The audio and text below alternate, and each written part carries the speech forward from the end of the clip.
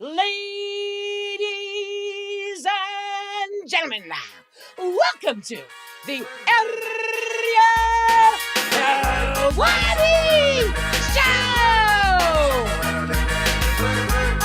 Back in your life on this Wednesday, August 13th, 2025. Hello again, everyone. I sure hope you're doing well. It's great to be here on another lovely summer Wednesday in New York City. Oh, what a stretch we have had. Tremendous stretch of programs. An incredible amount of riveting, fascinating, interesting guests. And we keep that train rolling along on this here Wednesday. So excited about today's program. I have been giddy. It's been hard to go to sleep for the last couple of days because I have been so damn excited about this here program. Now, first, let me just say, yesterday was a fantastic day. Loved the shows. We did too. Our regular show, the Zone show. Had the opportunity to be on the Bill Simmons podcast. What a pleasure, what an honor, what a privilege. That is one of the biggest sports podcasts on the planet. Also, the Impulsive interview came out. Some thoughts on that to come. But I would say, for the team, for the brand, for us, it was a great day. I think it was a great day to be had. Looking forward to more great things, more great vibes on this August 13th. Very excited. And shall I tell you who is on today's program? Yes, I shall. Back end of the show, we're going to be joined by Paul Hughes. You know him, the pride of dairy. More on him in a second. Prior to that, David Feldman, not to be confused with our good friend Andrew Feldman on social media, prolific. David Feldman, founder of BKFC, bare-knuckle Fighting Championship. He's going to join us at about 3:45 to share some pretty big breaking news. Stay tuned for that. David Feldman, 3:45. 3:15, we're going to be joined by Shayna Baszler, the Queen of Spades. You know Shayna. If you're an MMA fan, Invicta fan, Elite XC fan, Strikeforce fan, UFC fan, Ultimate Fighter fan, you know Shayna Baszler. If you're a WWE fan, you know Shayna Baszler. The last chapter, the most recent chapter of her career has been in the world of pro wrestling, in WWE to be exact. She was released 3 months ago. This will be her first interview since parting ways with WWE. Where does she go from here? Does she continue in pro wrestling? Does she go to another organization, another promotion? Does she go back to MMA? Who knows? Shayna Baszler, we've been talking to her for a very long time. She will join us at about 3:15. And then, my friends, at 2 o'clock, perhaps the most talked about man in pro wrestling today. We had him in studio after WrestleMania. In that interview, he talked about his rise. He talked about the groundswell of support that he has received. He talked about his book that was coming out, which I have right here. I've enjoyed it immensely. Life is Fighting, out right now. In fact, according to our sources, the #1 sports biography book on Amazon as of right this moment. Shout out. Most talked about man in pro wrestling today, Karrion Kross, a.k.a. Killer Kross, who on Sunday, via his YouTube channel, announced to the world that his WWE contract has expired and announced to the world that he has not re-signed with WWE. Now, the big question, since this all came out, certainly in light of the Seth Rollins injury angle, has been, is this a work or a shoot? I sit here today, hand on my heart, on my life, I have no idea. And it's been very funny to see some people say that his appearance on today's show is validation that it's a work. Trust me, you guys think you know a lot, you don't know a lot. No chance it's any kind of validation. I don't know if it's a work, it's a shoot. I have no part in any of it. I'm going to ask him these questions. In addition to that, talk about his future. In addition to that, talk about what's happened over the last few months and talk about this book. A lot of gems, a lot of great things in here. I urge you all to check out. Great summer read. It's a great life story, and he's very excited about it. So that's today's program. That's today's lineup. Oh, daddy-o, I cannot wait for today's show. Today's show is going to be a great one. Also on Wednesdays, you know we like to shoot on the nose. Coming up in a matter of moments, questions obviously can be submitted. Same place as usual, arielhelwani.substack.com. Do want to get to some breaking news off the top. Some breaking news off the top. We woke up this morning. We got ourselves a gun. Get it? Anyone? Woke up this morning. Who, me? Got myself a gun. Yeah.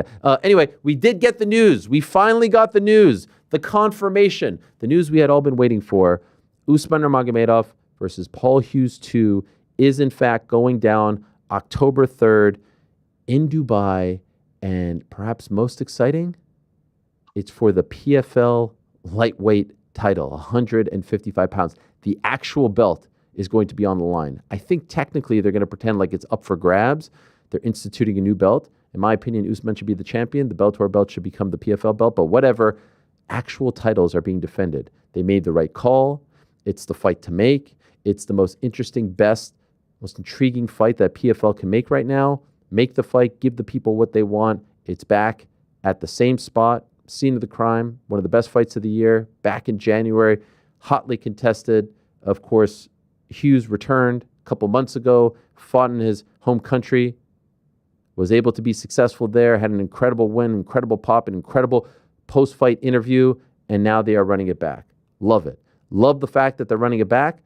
Love the fact that the PFL lightweight title is on the line. Also on this card, also officially announced today, is that the PFL light heavyweight title is going to be on the line as Corey Anderson is going up against Dovlet Yagshumiradov. Now, Dovlet won the PFL light heavyweight tournament in November. This makes all the sense in the world. They're actually crowning champions. By October 4th, we'll have a PFL lightweight champion, a middleweight champion, a light heavyweight champion, barring any draws, of course. And we're also getting word that they're going to do a big welterweight fight in November. This is good. This is progress. This is how a normal promotion should act. And these are all great fights that I'm very much looking forward to. Also in the release, by the way, Artem Lobov versus Zubair Tahugov was officially announced as well. So we knew that already. Artem was on the show last week, but good to get the confirmation. Moments ago, the manager for one Usman Nurmagomedov tweeting to Paul Hughes, this is from Ali Abdelaziz. It's embarrassing that you've built your name off of losing to other men. I didn't even think you deserved a rematch, but Usman made the call.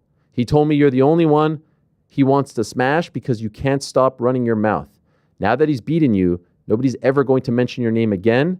You brought this on yourself. Imagine a manager writing this to another fighter. It's unbelievable. He also does manage Archie Colgan, who was in the running to fight Usman, so I can understand why he would prefer to have both of his fighters fighting for the belt. But yes, he sent that to Paul moments ago. Gotta love him. God bless him. Always does a great job of backing his guys. We'll ask Paul about that later in the program as well. When I saw this news, I was reminded of a clip, an exchange back on August 1st, less than that, 12 days ago, where our good friend Shady, who does a great job, Shayna Baszler, I hope I'm pronouncing his name correctly, was at the PFL post-fight press conference asking PFL broadcaster and I suppose spokesperson / mouthpiece / figurehead, not quite sure what he is. We've never quite seen a situation like this where a broadcaster is serving as the promoter / decision maker. Our friend Shady asked Jonathan Coachman about running this fight back, Paul Hughes versus Usman Nurmagomedov, and also running back the Costello-Vanstinas versus Johnny Eblen fight. This is 12 days ago. My understanding is Hughes versus Usman was already done by the time this exchange happened. In any event, please watch this exchange and share some thoughts. This is me speaking to the crew. Obviously, you watching this at home can't exactly share your thoughts. You get the point. Take a look. Question is, what happens in the instance of extremely close fights where the entire world is saying this rematch is being handed to you on a silver platter? I'm talking specifically Johnny Eblen and Vanstinas, and then Hughes and Usman too. Those are two fights that maybe don't fit this new format, but those rematches are in high demand. Are those instances where you guys would say, okay, we got to make those happen? I think the general fan base would want to see those rematches. Really? Well, it seemed like Stinas, some would say he may have gotten lucky, or I mean, Johnny Eblen certainly thinks so. Sure. And the Hughes and Usman fight, I think, were were very close or controversial among the fans? Sure. Do you disagree with both of those statements? No, I don't. But what I disagree with is that we have to make those fights next, right? Okay. There's got to be some patience in the game. Okay. And we could do something. Let's just throw hypotheticals out there for a second. Sure. We could have Usman over here. You got a Paul Hughes over here. What if they fought on the same card, on the same night, against two different people? Wouldn't that be exciting? And they say, hey, man, if they finish tonight, then maybe they can fight again. Doing the automatic rematch all the time is not necessarily the thing that you have to do. And Johnny Eblen, love Johnny Eblen. But you know what he could have done to be facing the welterweight champion? I don't know. Thank you. The middleweight champion? He could have not been submitted in the last 10 seconds of that fight. I suppose. You feel me? You're right. So now we're not saying he's not going to get that opportunity. Right. But Costello earned it. Okay. And so we've said whoever wins this will face that. Now, could we change our mind? Absolutely. We're not going to be locked into anything, but that's our plan. We've got a lot of new good people in our fighter ops department, matchmaking, and we're going to figure that out. But I'm telling you right now, you're going to see the fights that make the most sense, and then eventually we're going to give the fans what they want. Absolutely. But it may not be that it's going to be the next one. It was a ludicrous clip when I saw it on August 1st. It's a hilarious clip now because the fight was already done. When he has that sort of look on his face like, really? People want to see that? All you're telling the audience is, oh, actually, the fights that you all think are the most anticipated and most wanted fights in PFL, actually, they're not really those. You're wrong on that. Not so fast, Ariel. Yeah. Let me throw out a hypothetical for you. Let me throw out a hypothetical. Usman? Yeah. Paul? Same night?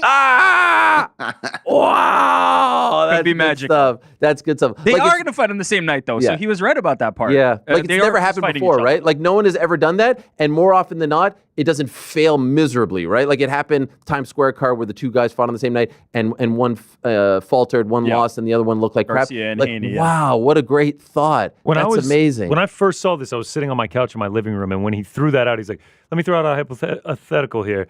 Here's my idea. They fight on the same card against different people. Wouldn't that be a great idea? Wouldn't that be exciting? And I verbally said out loud to myself, I was just like, that would be the worst idea I've ever heard, John. Yes. You have to stop this. This is a terrible idea. PT, and then please also, jump in. goading like Johnny Eblen, like, oh, you actually want to fight for the middleweight belt? Like, don't get submitted in the last 10 That seconds, to me bro. blew me away. Like, come on, man. The fucking Stop with audacity. And look, we've had our issues with Coach. We kissed and made up. He came up to me when we did the Misfits card. It's all good. He's probably going to use this as fodder. And I'm not trying to start a thing. I really am not. But it was crazy to hear him say that on August 12th, on the 1st, and now 12 days later to see that they actually officially announced it. Of course, this was the fight to make. Any insinuation otherwise, I mean, that would have truly been, to quote our old friend Luke Thomas, promotional malpractice. It would have been absolutely asinine to do anything otherwise. But the smugness in which to suggest that the people don't want this fight, and then the smugness in which to suggest to Johnny Eblen, hey, but you know what, bud? Maybe next time don't lose. Hey, man, here's a bit of advice. Don't get submitted in the last 10 seconds. Johnny Eblen. Thank you. Okay, Thank you for the idea. What a clown show, man. It's not only this, the smugness with which this was delivered and saying, we're not going to make those fights. Fans don't want those fights, man. Yeah. We don't have to do that next. But then also back in June, wow. That's right. Getting too hyped up there, punching my own microphone. Also back in June, the PFL account tweeting that the winner of Colgan-Barnau would be fighting Usman Nurmagomedov, to the point where Paul Hughes is responding to that, being like, yo, stop with the rage bait. It's got to be me next. So it's like the promotion is like denying this massive rematch you have, and then in the end makes it anyway. They can't get out of their own way. This speaks to what we said every time that the coach post-fight press conferences thing has come up, which is he is not making this decision, right? He is being trotted out there as a spokesperson for it, and to have to be in this position. But as you said, the beginnings of this were already in the works. It may have already been done by the time this is happening. Yes. Why even throw out the idea of, oh, you know what? Maybe not next. They might fight on the same card. It just makes it all look goofy because he can't speak to what is actually happening. Because when you're a mark for your own gimmick and you want to stand up there and act like a figurehead, a guy who makes decisions, you throw things like that out and kind of hope that no one calls you out on it after the fact. Most importantly, offending and disrespecting one of your best fighters. Like, could you imagine if another promoter said, hey, maybe next time don't get submitted in the last 10 seconds? By the way, a fight that Johnny Eblen, according to everyone, was winning, was 10 seconds away from winning. It wasn't like he shat the bed, he just got caught. Usman wants a rematch with Leon? How about he doesn't get head kicked in the last minute? Imagine if Dana White had said that. Point. Oh, Usman wants a rematch? It's crazy to me. Let's not focus too much on this. PT, they got it right. You spoke to Paul. His sentiments, did he always feel like they were going to get it right? No, I mean, everything we're talking about here, the June 20th tweet, Barnwee v. Colgan. And let's not forget, the coach also spoke after that one and was like, he was asked about, like, why is this a number one contender fight? And he was like, is it though?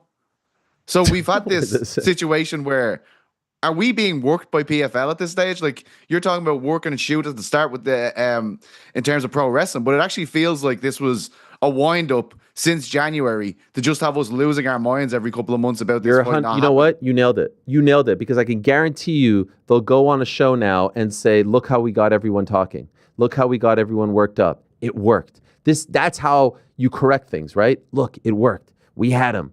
I guarantee you this is the approach. We knew this all along, but we just wanted we wanted to drum up interest. We wanted to get people talking. We wanted people to demand that they want to see this fight. We're already interested. Yeah. This is the fight. You know when we were interested? January 20th, whenever the fuck that first fight happened. We were like, yes, give it to us tomorrow. We didn't even need the Miranda fight. Yeah, 100%. By the way, this is kind of a first step. The true sign that we will understand all of this is whether Costello and Johnny Eblen fight. You know what's my prediction? Yeah. My prediction is they won't fight. My Why? prediction is they'll go with Fabian and Dalton, in large part because I think they think that if Fabian wins in particular, that he's a name. I think they want to stay true. They want to pick their spots.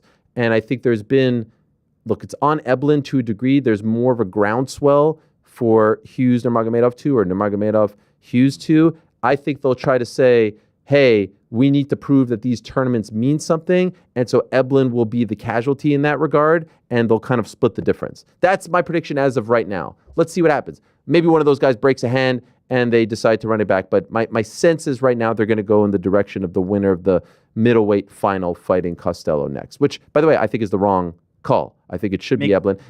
Because if nothing else, he has earned it. He has been a fighting champion. He's been their best and most reliable champion who hasn't, flown the coop. I think that's the way to go. Well, then your prediction of them saying like, we had this plan all along kind of falls on deaf ears to a certain extent, because you're about to fuck up the second version of this where you just do Costello versus Johnny Eblen. Like, do it.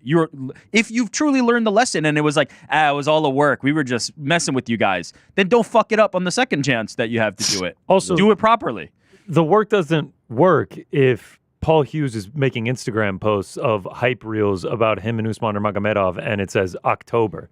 Like, it was essentially him foreshadowing that this was going to get announced. He had been mentioning on his YouTube channel, big news is coming, guys. Don't worry, the announcement's coming. So it's just like, both people are saying different things, and it turns out what Paul Hughes was saying was correct. Well, we'll speak Has to the coach Paul. Confirmed this though? Because I Check can't his wait. Twitter. Check his We'll get his thoughts. Okay, important to say though, I feel like the tone could be misinterpreted here. PFL 100, 1,000, 1,000,000% got it correct. Got it correct. And this is the fight. Oh, by the way, the biggest fight they can make. Not only did they get it correct, they got the Corey fight correct, and they got the fact that both fights are for actual world titles correct. Yes. Like, they deserve all the credit in the world. Progress. This is us just kind of, having a laugh. Again, Coach, we come in peace and love, peace and love. But, you want to stand there at the dais, you're going to be subjected to some criticism. I enjoyed my time working with him and Todd Grisham at that event, but like it was kind of a ludicrous statement to make 12 days ago, and now looks a little silly. We'll talk to Paul at 4:10. The other breaking news, if you will, since the last time we spoke, was that Contender Series, the first installment of this new season, has come and gone. Not much to write home about. Dana's post-event interview with Laura Sanko actually made me laugh out loud, like how ridiculous the whole thing was, how upset he was with the whole thing. It was very, very funny. Go out there and find it. It's been posted everywhere. Like, he was just the shot of him shitting on guys and like literally crushing their dreams. The two shot with the other guy just sitting there like a kid who has been sent to the principal's office and is told that he's being expelled, and now we're going to call your parents, is just an all-timer. Like, and they're like trying to hold it together. Yes. Like, they're sitting there staring at the camera, and they're like, "Oh shit! Like, I am not getting this contract." And I'm getting like browbeaten here. Well, then the production accidentally showed the Hunter, the dude that he loved so much. Yeah. They showed him, and he was like, "No, skip him, Yeah. skip him." I was like, "Oh, is he going to shit on him too?" He had the best performance by far. So and good. then, of course, it's the glowing review. It's the B. Joe Pfeiffer moment. Yes. But obviously, it doesn't roll off the tongue quite as well. The big news, though, is post-event press conference. He finally gets to meet the MMA media. He's been doing the rounds. He's been on all the shows, all the programs, a lot of softball stuff. No hate. I don't expect hard-hitting questions when he's on CBS This Morning or any of the other shows. Like he's celebrating the big news, the big deal, the Paramount deal, which we've been talking about for the past 2 days. That's all well and good. But credit, I think, to the MMA media in attendance in that room because I think they asked him some good questions, some pertinent questions. Did he give us all the answers that we had been pondering? No, but we did get some clarity on some hot topics. Number one, he was asked about fighter pay and whether or not, as a result of the rights fee here in the United States going from about $550 a year from ESPN to $1.1 billion a year, $7.7 billion over 7 years, does that mean fighter pay is going to go up as well? One would think, right? Here's what he had to say. Okay. And then the fighter pay stuff, obviously that's going to go up and the fighters are going to get money. Do you guys look at that as a case-by-case contractual basis with each fighter? Or do What's the question? I'm getting there. Do you look at it case-by-case with each fighter, or do you go, right, we're going to up... What was the first part of the question? Fighter pay. Fighter pay. Yeah. So do you look at it as like case-by-case on each fighter, or do you go, right, we're just going to up the base pay and maybe up the bonuses? How do you sort of figure out the fighter pay rising? Yeah. These are. Listen, I'm not going to have any comments on that yet because we still got to get together and figure this stuff out. It's August. We have till January to figure all that stuff. But the low-hanging fruit that's easy to answer, bonuses are obviously going up. So, that'll be big. And just forget about the tide rising with all the other fighters. I mean, just the number that the bonuses bring to a fighter is, that's millions of dollars. Okay, so credit to Oscar Willis of the Mac Life. Great question.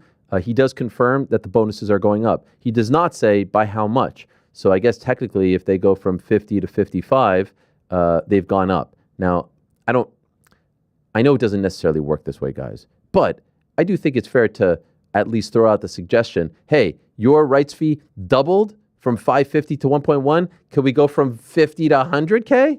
What do we think this is? Do we think it's 75? Do we think it's 60, 55, 100K? What are we thinking? I don't know what it is, but the good news is that we'll find out because they make it public. So like come 2026, we'll know, Sure. 100K. 100K sounds pretty nice. Nice rounded number. We've been doing 50K for however long. It was 60K at one point, right? And then back down to 50K. Yeah. Put it at 100K. Nice round number. Sounds good.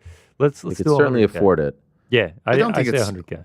I don't think that's good enough. Like, honestly, if it's just like bonuses, they're going to get extra money in the bonus. And look, he did say this is going to be worked out and stuff like that. But the entry level pay, I feel, is the most glaring problem people have with the UFC contracts. And you'd love to see that going up. Like I think it's 12 and 12 now. Most guys are coming in on that. So I think that's got to raise. Like, you got to remember, for the most part, I know recently it's changed with Contender Series. Prospects are getting rushed into those situations a lot quicker than they used to. But up until about 5 years ago, people were spending 10 years trying to get to the UFC, at least probably. And then they'd get there, and then your first check is usually 12 and 12.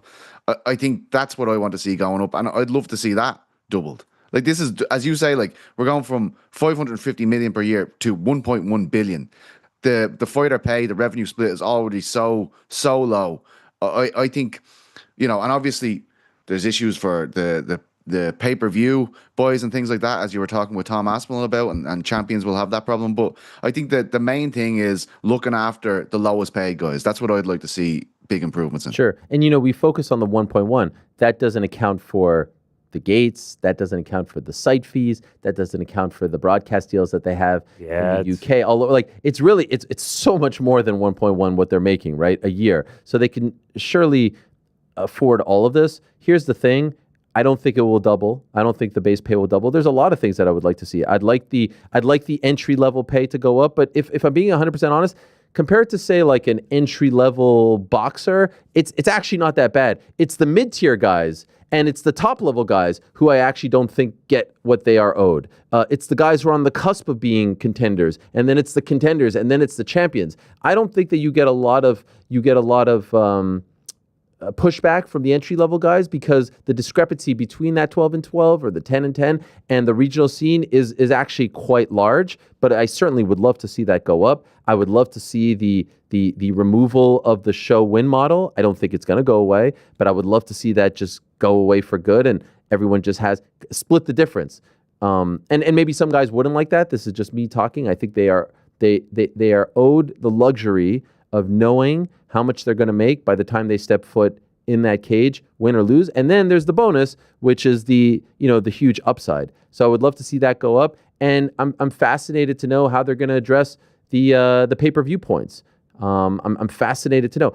In a lot of these interviews, he was also on Part of My Take. He's talking about how this is going to be great for the fighters. He has yet to give us concrete details, and I'm not demanding it right now. I don't expect, if their story is true, guys, if their story is true, this deal got done 5 days ago. If their story is true, the deal to put together, the whole kit and caboodle to Paramount, as opposed to just 30 shows and the 13 pay-per-views elsewhere, came together in the span of Thursday to Saturday.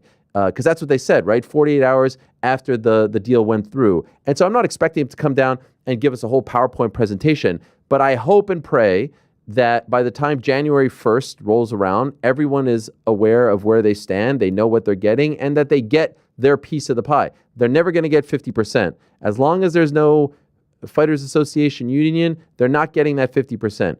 But I do hope, as he said, rising tide, I hope that they're going to get some greater piece of the pie as a result of this deal. Now, he was asked further questions about the deal, including pay-per-view, the future of pay-per-view. He continues to talk about this as well. Here's what Dana had to say.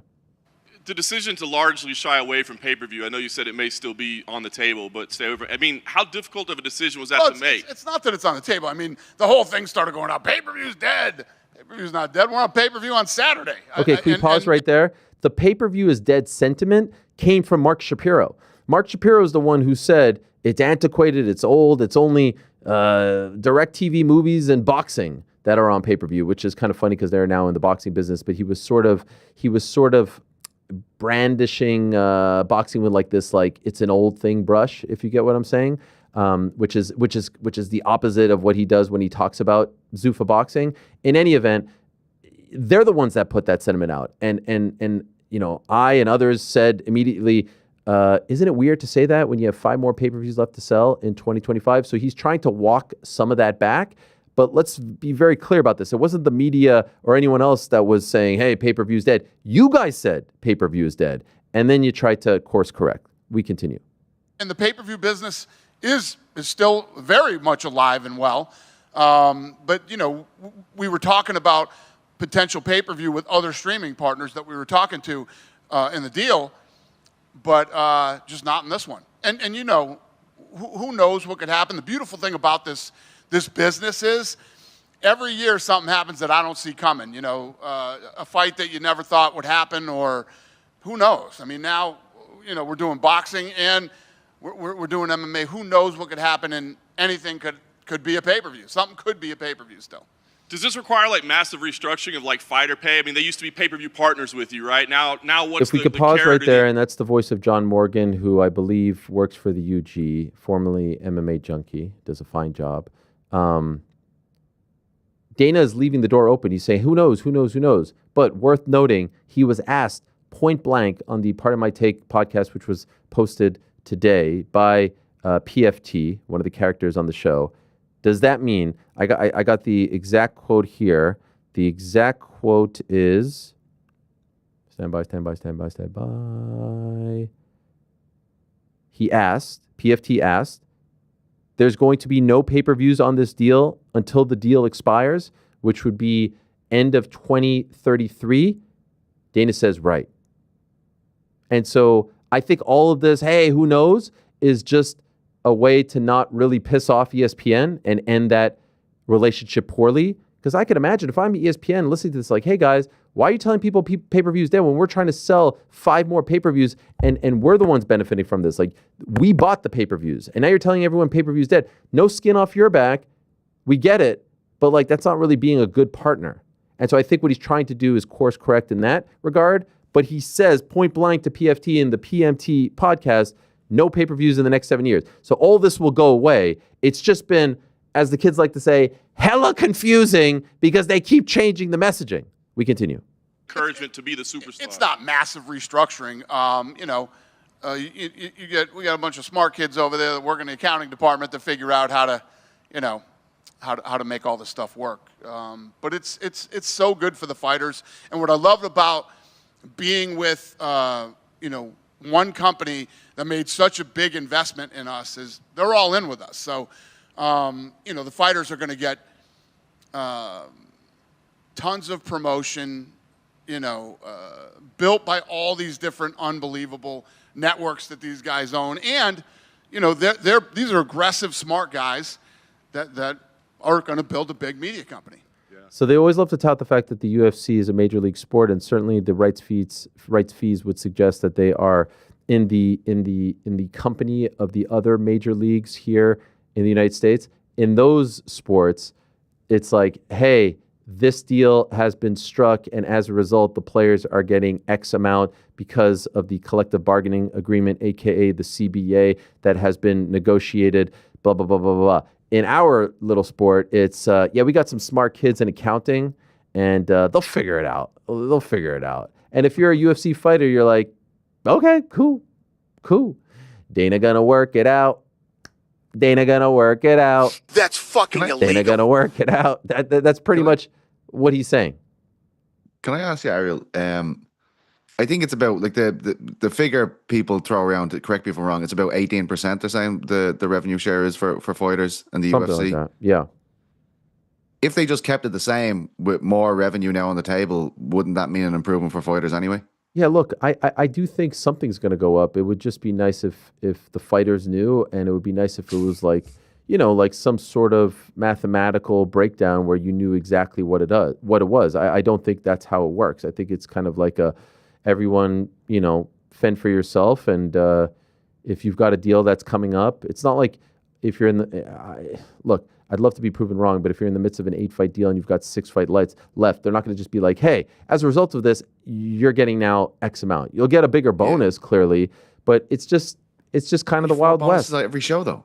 You know what I mean? Like, there's a lot of people that misses. Like, it's not really covering everyone if you're throwing out 4 performance bonuses and there's 24 fighters on the card. You know what I mean? The pay-per-view thing is going to be fascinating. It really is, because if I'm a top star, if I'm an Islam, a Drickus, a Tom, one of those names, and I know there's no like super duper star, even if Conor comes back and he fights on CBS, how do they offset that? It's going to be fascinating to see how that all plays out. Also, he talks about how like his competition is obviously the NFL, the NBA, like being in these sports ranges. Yeah. We all want the fighters to get paid because there is nothing without the fighters. You want them to be taken care of. But also, if you pay the fighters better, this becomes a more desirable sport to kids, to people up and coming. And so it just makes the talent pool that much deeper down the line. It just feels like it would benefit everyone to just pay them better. One last thought on all of this.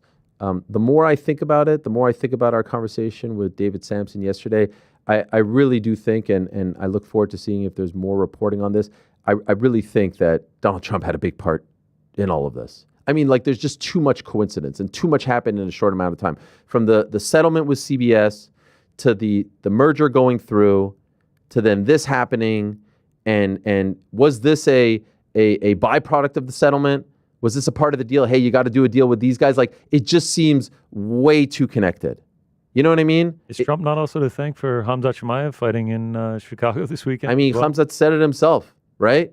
Essentially. Like, so it wouldn't be shocking if he had something to do with it. It's a wild thought, man. It's a wild thought. Dana's sitting up there talking about the White House shit. Like, it's wild. He's flying up to meet with Trump and his daughter, I believe, at the end of the month. Yes. It's crazy.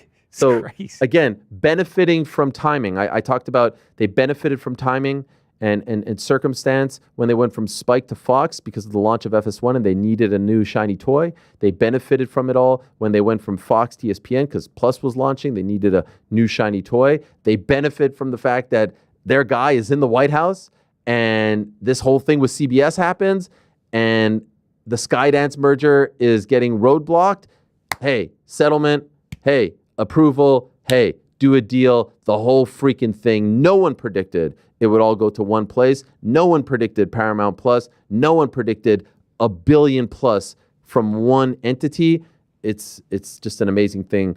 The rich guys get richer. All right, time now for everyone's favorite segment of the week. It is time. It's time for all the notes. Look at that nose. It's a nice nose. You're talking about mine? No, the graphic. Oh. Triple double up first. Hey, Ariel, what was your honest take on your impulsive appearance? Do you think it was unprofessional? The guy was scrolling, or Logan was eating, or was it all fun and games? Why did you decide to do their show before your own?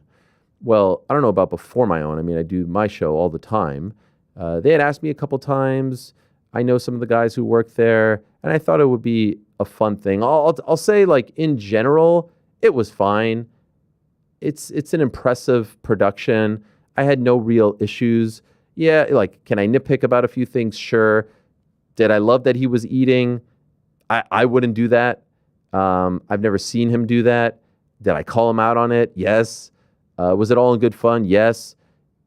My style of interviewing someone is like, you're here, like when Kross is going to be here at 2:00, I'm going to stare him in the face for X amount of time and I will not look anywhere else. I don't love when, I've talked about this a million times, when someone's sitting there with a sheet, and I don't love when someone's looking at a phone while you're talking. But I get it. Not everyone's me. I don't necessarily view that as disrespectful. It's just not my style. And the reason why I do that is because when someone's here, I want to connect with them, right? And I want to give them my full attention. If you're not really paying attention and you look at someone looking down, you're like, what is this guy doing? There was a moment where like the producer was in the back and like his phone went off, like, and he was looking at Instagram. I don't know if they kept that in there, but like music from an Instagram reel popped up. I'm like, you guys are scrolling in the middle of my, like, am I boring you that much? So, you know, the t-shirt thing is fine. You're trying to like dunk it, all fine. I really could, like, it's all a laugh. I'm down to play. Like, we keep playing the D1 Glazer thing, so I can't be offended about that. D1 Yeah, Glazer, bro. we're playing it up. The one part that I did not like, I will be 100% honest about that, is the part where he accused me of leaking, misreporting, breaking trust when it came to the story of him fighting Conor McGregor back in December. I even went back and rewatched the whole segment yesterday just to make sure I was right. What he said on the show was actually 100% wrong. The complete opposite happened. What he said was that I reached out to him and asked him if that story was true, because that morning Conor was tweeting things that they had a deal with this billionaire family in India, the Ambani family, and I asked him if it was true, and he said no, and I went on the show and said it's not true. What actually happened was, since we're now talking about it, I reached out to him, he said yes, I said, meaning yes, there is validity to it. I came on, I said to him, hey, thank you, we never spoke, because it's always off the record with me. I came on the show, and after speaking to other people and connecting the TKO dots, I said, no, there is actually some credence to this. There is a possibility of this happening. Now, it never happened, but I actually never poo-pooed it. I actually did the exact opposite and rewatched the whole segment and never even uttered the possibility of us talking to each other. I never said I reached out to him and he didn't even reply. I never even went down that path. So he was completely wrong. And it's all content, and I'm fine with Logan, but like, this is my life. I don't joke around when it comes to journalism. I don't joke around when it comes to trust. As I said to him, I could not be sitting here. I would have been gone long ago if I sat here and broke people's trust. All those years, people telling me things. And that's why I get so fired up about the bullshit Brock Lesnar story, because for two reasons. A, every time I go on these podcasts, and it's why I don't go on a lot of them, they always bring it up and they always get it wrong. If you're going to bring it up, get it right. The ban lasts 48 hours. I was back at UFC 200 and then 201 and then 202 and then 203 and on it goes. So stop saying that I've been banned since 2016. Stop getting it wrong. Stop calling it leaking. I did not leak. I got it right. I reported it via sources outside of the company. No one told me internally. Leaking would suggest that I was internal, getting it from someone internally, and then broke trust by putting it out there. That never happened. So stop getting it wrong. That annoys me. But it annoys me even further when you suggest that I broke trust, that I DM'd you, that I reached out to you, and that you told me not to say something and I did it, because that never happened. Not here, not there, not any time in my career. I take that shit seriously. That may mean nothing to you. Content creators, YouTubers, that may mean nothing, and I get it and I respect it, and we all have our own lanes. To me, that shit matters. That shit fucking matters more than anything. There's not a single human being on the planet that could ever say that I broke their trust. You could call me a lot of things, but that's why I got pissed off at Brendan when he said I was a bad teammate, because that would suggest that I break people's trust, that I don't play well with others. That's not true. One step further, when it comes to journalism, I don't fucking break trust. If it's off the record, it's off the fucking record for life. You don't think there have been times where I was like, man, if I just told the UFC where I got this from, maybe all this would go away. Maybe the heat would be on them. Fuck no. I would never do that. I would never throw those people under the bus. People, multiple people. I would never fucking do that to anyone. Because if you told me something in confidence, it stays that way till I die. Till I fucking die. So this may be a cool thing, and they put out the clip of me talking about it with him and him accusing me of it and getting the story completely wrong, and they didn't even put it at the back end where we clear it up. So we kind of cleared it up in the moment. But don't put that shit out there. Don't put that shit out there, because that shit means something to me for life. Like, I am nowhere. I am nothing. I am dead. I'm dead in the water. I don't exist in this game anymore if I don't have the trust of the people that I talk to, that I deal with, from the managers to the coaches to the fighters to their wives to their husbands to their agents to their best friends to anyone associated with them. You tell me something, it is going in the fucking vault for life, unless you want it out there. So that's why I get annoyed when people say leak. That's why I get annoyed when people suggest that I broke someone's trust with the Brock thing. Not true. That's why I got annoyed when he said that I broke his trust. That's the only thing. So to answer your question, Triple Double, I enjoyed it. It's a very impressive production. I have no problem doing it again. I have no problem with Logan for the most part, other than this little exchange. I love the fact that my nephews thought it was cool that I was on there, and other people will reach out. Like, it's a big time podcast. I get it. Like, they are a behemoth. Much love. Thank you. I'm honored that you'd want to talk to me. No issues. No issues with Jake as well. But it's just that I'm going to push back. I'm always going to fucking push back. When you insinuate that I did something wrong journalistically, again, you could say I suck at this, I suck at that, fine. But when you say that I broke trust journalistically, I will push back and I will defend myself. And I did that yesterday. I'm not going to post a DM. It's not worth it. But I posted the clip. You can watch it for yourself. I never, ever, ever did even a single thing that he said in that clip. So in short, fine. Go check it out. Impulsive. Love you guys. Shout out. Appreciate the Prime, the Lunchly. Just fucking don't get shit wrong next time. All right, let's move on. Steak with Gorge. Ariel, did you think Dana didn't give out contracts because he wants to set the tone and have brawls/finishes? Or did the DWCS fights really suck last night? I thought he was a bit harsh on the last guy who fought terrible. Wasn't that bad before he got egregiously headbutted? I don't know. I think, look, honestly, like, do we love when it's harsh? No. But I will say, I prefer them not signing everyone. I think it means more when they just sign one person, like the previous, like the early days. Obviously, the Brendan Loughnane thing was very, very, very like egregious. But you know, I don't think it's necessarily bad to just sign one as opposed to 4 or 5. So I don't hate that. But you know, it is awkward seeing people's lives get crushed in front of them. Blake, greetings from parts unknown. From where you sit, do you think TKO's current run of deals is intentionally closing the oxygen supply for any true challenger brands in combat sports? It feels less like isolated transactions and more like a coordinated play to lock up venues, media pipelines, and crossover talent before anyone else can get traction. Look, it's a ruthless game. It's the fight business. Everyone's fighting. Everyone's playing games. Everyone's jockeying for position. That's just the thing. And yes, it's no longer like it used to be like one big bad entity in MMA that was doing it. Now they're a freaking Goliath. I will say this. From what I heard, Glass-Steagall's report, Front Office Sports, saying that Zuffa Boxing headed to Paramount. I've heard the same. And I think it's very interesting that Dana White said on Monday that the deal for Zuffa Boxing was done already and that they just hadn't announced it yet. I think they're spacing them out intentionally to make them seem like two separate entities. My understanding is very much a package deal. You're taking this, you're taking that. I don't know if there was great. How could there be a ton of demand for something that doesn't exist?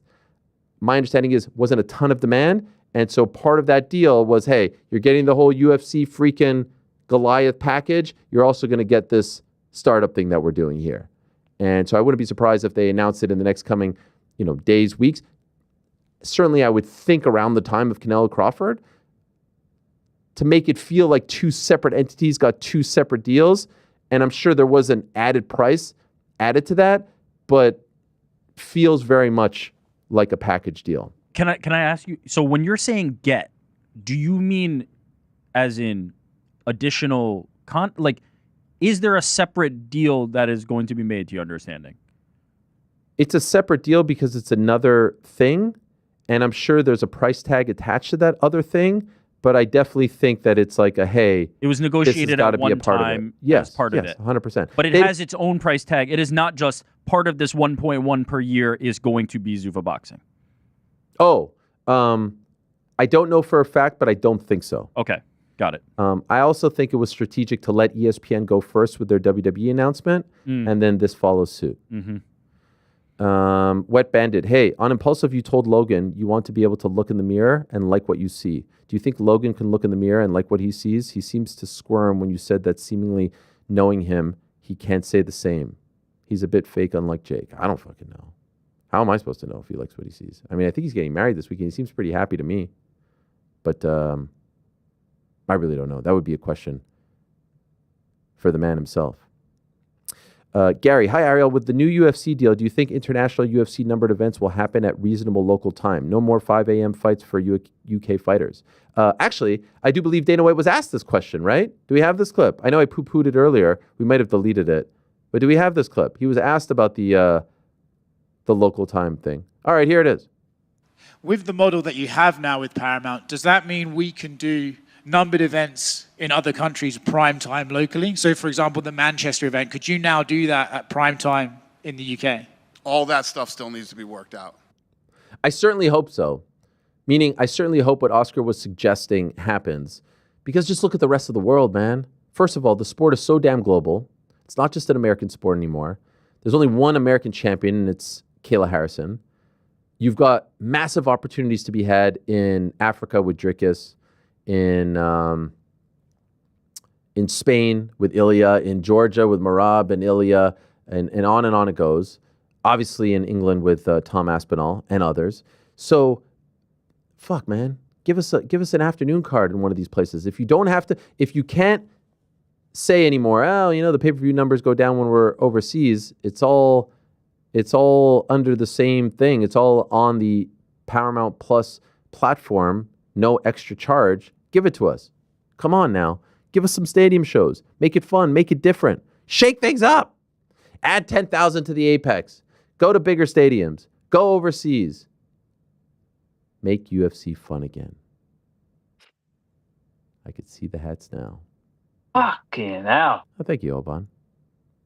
Hey guys, this guy TJ is asking me to rate the UFC commentators from 1 to 8. Rogan, Cormier, Felder, Cruz, Fitzgerald, Anik, Sanko, Bisping, and which would make a great addition to the team. I think Aljo or Dustin Poirier would make a good fit. I ain't doing that because I don't want to piss off anyone. Does anyone want to do that? Anyone want to volunteer? No? Not particularly. PT, why don't you go ahead?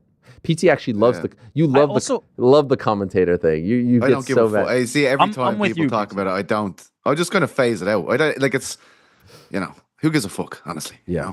I'm kind of with you, PT. It's just like if they're talking, I'm okay. Like I'm most of the time not even listening to what the fuck they're saying. Exactly. Yeah. Exactly. They're all great. And Dana did say that nothing's going to change on that front. I was actually thinking about someone recently. Who would be good? Yes. Was it someone on the show? Aspinall was really good on his TNT debut. Remember that? Yeah, but he said he's too in his prime right now. There was someone who was coming to the end. Oh, I was thinking of Chandler. I feel like Chandler would be good. Yeah. Right? I'd enjoy Chandler. I turned on the Spanish broadcast and Moreno was on there.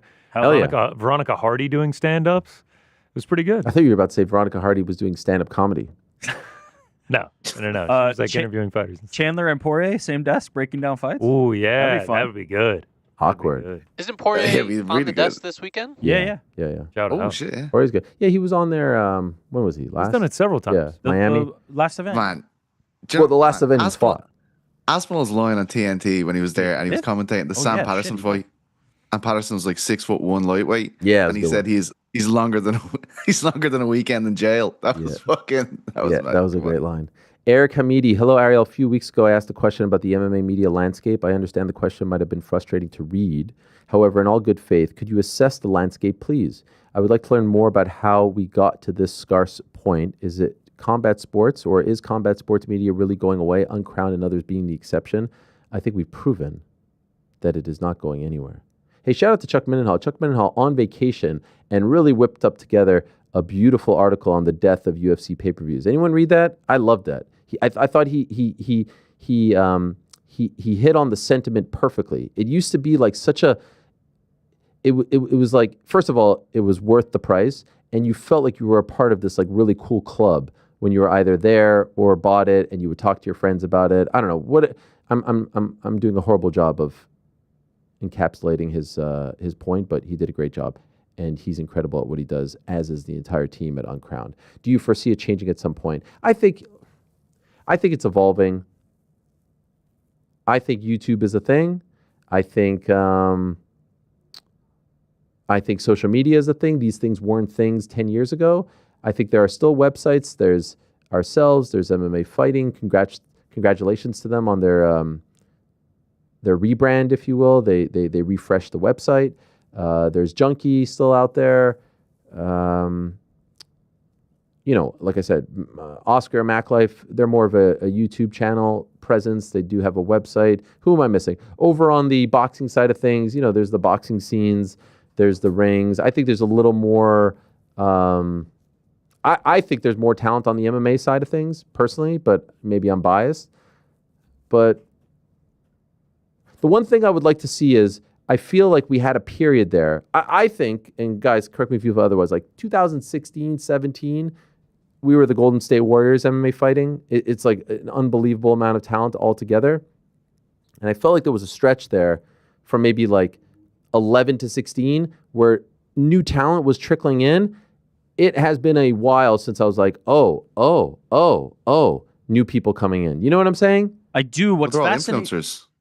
Well, what's fascinating about that to me was at the time, it was because the sport was growing and reaching its apex, and the Conor McGregor and Ronda Rouseys of the world were kind of pushing it to this next level. And there was investment in MMA and combat sports in general. And then the money that followed produced more people wanting to do this and having opportunities to do this. The UFC has now just signed this massive deal. The industry, is, from a business perspective, is as strong as it's ever been, and yet there are not really like sports outlets and other outlets investing in MMA and combat sports and trying to kind of sustain coverage around it. It's either remained the same or dwindled. So I'm not sure why at that time. I guess there was just probably more excitement, but from a business standpoint, like it'd probably be a good idea to like try to get in while the UFC is as hot as it is. But I don't know. I mean, I just don't know what was different then. I guess there's just so many different things, and it's harder to grab that attention, and why we see more of the influencer style than opposed to the traditional media members. PT, you want to say something? Yeah, there's lots of people on the social media space that have broke through. Yeah. And I think that's like, say 2011 to 2016, the people are the main thing people are watching is your show. They're watching you, they're watching Luke, Chuck, all those kind of guys. And then they come through and they try to emulate you. They try to be like that. I think a lot of kids are spending a lot more time on YouTube and things like that. They watch influencers coverage rather than that. So that's what they're going to gravitate towards, I think. That's just ultimately it. Like, there's loads of new, like even the last event I was at Manchester, the amount of, and even in New Jersey when I was there with you, Rick, I was looking around and there was so many people just not involved in traditional media at all among the media. Like that's a real thing now, and I think that's why most of the new faces are probably coming up to the social media world rather than media and journalism classically. You know what I was also just thinking? There's so many more athlete-led things now than there were back then. And if you are going to choose, right, from a media member or somebody who you may not know and is trying to get their break versus, hey, I'm Michael Bisping, I'm Daniel Cormier, I'm this person, hearing that kind of level of expert analysis, I'm Demetrius Johnson, you're probably going to lean that direction anyway. So I feel like that has also kind of curtailed the industry to a certain degree. Now rank your favorite media members, Ariel. Yes. Okay. At number one. Yep. No, what's obviously the most glaring thing is that there are just less people who want to be writers, right? Yeah. Yeah. Shaheen and I definitely, saw this when we were putting together the roster. But man, there's some great ones out there, and in particular on the boxing side of things. I'll say this: I think Or there are even more reporting. Well, I think yes, absolutely. Reporting, wanting to like get your hands dirty, Yeah. like an old school Mark Ramundi type, those are hard to find. But we found our Darshan on the boxing side of things. We found some great wrestling writers as well. Elliot Wursel, when it comes to boxing and all combat sports, is akin, in my opinion, to a Folks and a Chuck Mindenhall. Like, man, I freaking love the team that we have. I really freaking love the team that we have, and I think that everyone brings different things to the table. Alan Dawson has done a tremendous job, dabbling with MMA, but mainly on the boxing side as well. Lewis Watson, Drake Riggs has been outstanding for us. I mean, like a freaking revelation, a jack of all trades, really. So, like, there are guys out there. And I would put Drake in that category of like youngsters who have come up. We've had Anthony, who has been killing it for us on the wrestling side of things. I'm afraid that I'm going to miss a name and someone's going to get offended. Raj has been great on the wrestling side of things. Trust me on this. James Tahuno? I sit there, Frankie, as you joke and mock as I'm trying to give props to everyone on the team. I sit there and sometimes just look at Uncrowned, and I'm so proud of it. I really am. Uncrowned.com, #1 unbiased site on the planet. Just a couple of questions. We're going to be joined by Karrion Kross, aka Killer Kross, in 4 minutes' time. So let me get my things in order here. Scott from Portland. Ariel, does a small part of your soul die every time an interviewer asks you how you are surviving after being banned by the UFC? Not necessarily that question, but it's like, why'd you leak it? Or what's it like being banned since 2016? Blah, blah, blah, blah, blah, blah, blah. I just think it's been 9 years, almost 10. Surely there's other good things that we could talk about. And when someone comes on the show, I try not to ask them the same questions. Obviously, sometimes you have to. Obviously, sometimes like there's no getting around it. But even like I was thinking about this when Anthony Joshua was on our show for the first time. It was January of 2024. Think of the career that AJ had up until that point, right? He had the Olympics in 2012, 12 years prior, 11 and a half. And I wasn't like, so tell me about the night you got knocked out by Andy Ruiz. That happened in 2019. He had talked about it a million times. You got to find new things to talk about.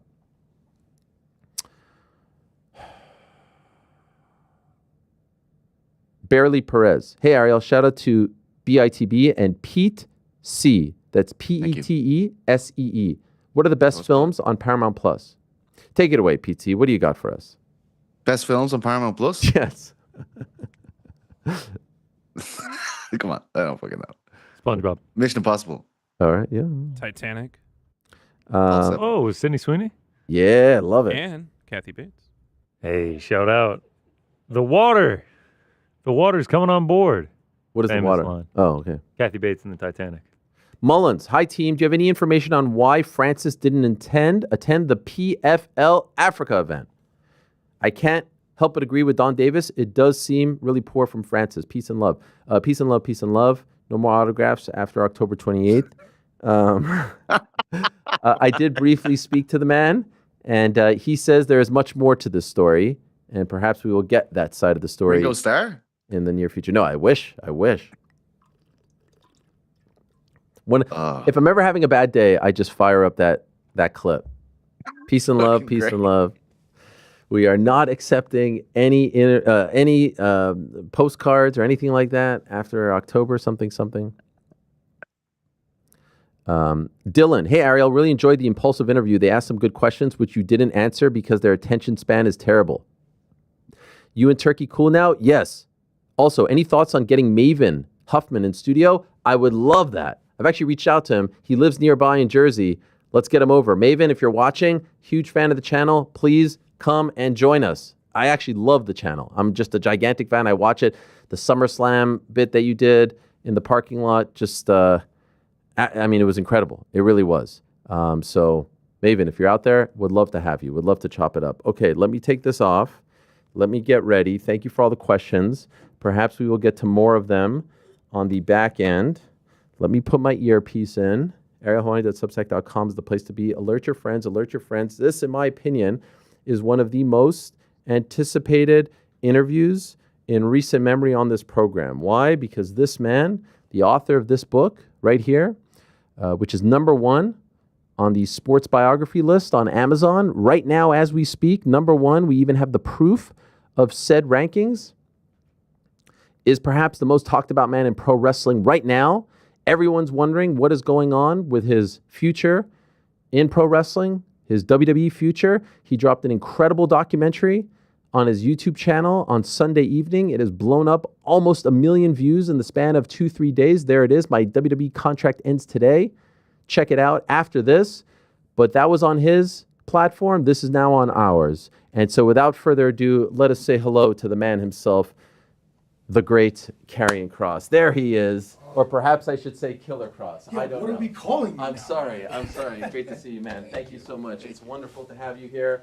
Wow, this is exciting. I said it. I just said, I don't know if you heard, this might be one of the most anticipated live interviews in the history of our program. Oh, boy. Yes. No pressure or anything. Yeah, you're notorious for that, though. We try to give the people what they want. There it is. Oh, yeah. And you have done so with this book, which I want to plug once again. I was just holding it up. #1 currently on the Amazon sports biography list. Surreal? Of course. I never thought I was going to be an author. There it is. Look at that, man. Holy cow. That's a big freaking deal. Yeah, it is. It's scary getting to that point here now for so many different reasons. Like you have, okay, I'm putting my story out there. How is this going to be received? You know what I mean? Yeah, of course. I have no idea. I think it's like a safe thing to do to always check your own self-awareness. You know, you don't ever really want to be too sure about, I don't know, how you're being perceived by people to a degree where you offend people or you hurt their feelings. You kind of want to be aware. I didn't know how that was going to be and what people should be thinking when they read that. It's not exactly a Brady Bunch style book. So I loved it. I loved it. It's a great read. It's an easy read. It's not just, hey, this happened and this happened and this happened in my life. There's life lessons there. There's words of wisdom. There's like little detours, which I enjoyed very much. And there's several things I want to ask you about the book. What's perhaps like most interesting from an overarching standpoint is the book ends with you coming back. Like the book was done, I do believe, like 3 or so years ago. Yeah. Why did it take so long for it to come out? That's hard for me to say. So it went through like an internal processing period in the company where several people had to review it and basically green light it all. When you say the company, do you mean WWE? Yes. Okay, got it. Yeah. So that's how long it took in order to get it to publishing and then get it put on the shelves, which was a little frustrating. I can imagine. I would have preferred to release the second book right now, but I don't know. Maybe it'll all work out serendipitously, you know? Well, honestly, we don't really have the benefit of hindsight. I feel like it's working out. Like imagine a book coming out on this week. Yeah. You know, you killed it on the YouTube, the documentary, which we'll get to in a second, but it kind of actually worked out brilliantly, and you didn't plan it to be this way. No, I'll just say it. I mean, I've been really mad that it actually took this long to get the book out because I was all the way here. I was very nervous. Yeah. You know, like I just kind of wanted to get it out there and stop thinking about it and then it be done. I couldn't settle into how it was going to be received. I didn't know. So, but now that it's been received really well, I'm happy. As long as people are happy reading it, I'm happy. So. As they should be, and as you should be. I've been interviewing pro wrestlers. I was on a Montreal local radio show in 2000 before I went to Syracuse University. It was called In the Ring on CFMB 1280 AM, midnights on Fridays.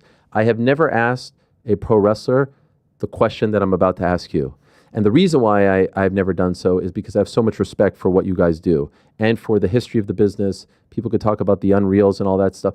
I think there are certain questions that you shouldn't ask out of respect for what you do and what it's all about. I appreciate that. But I do feel like I need to ask you a certain amount of questions, and I need to be as sort of pointed as possible, okay? Sure, of course. Are you working us right now? No. I'm not answering questions today as a character. This is legit. Yeah. This is Kevin. Yep. Okay. What you put out on your YouTube channel on Sunday evening, a riveting documentary that I urge everyone to see. You almost have about 800,000 views as of right now in 3 days. That's incredible.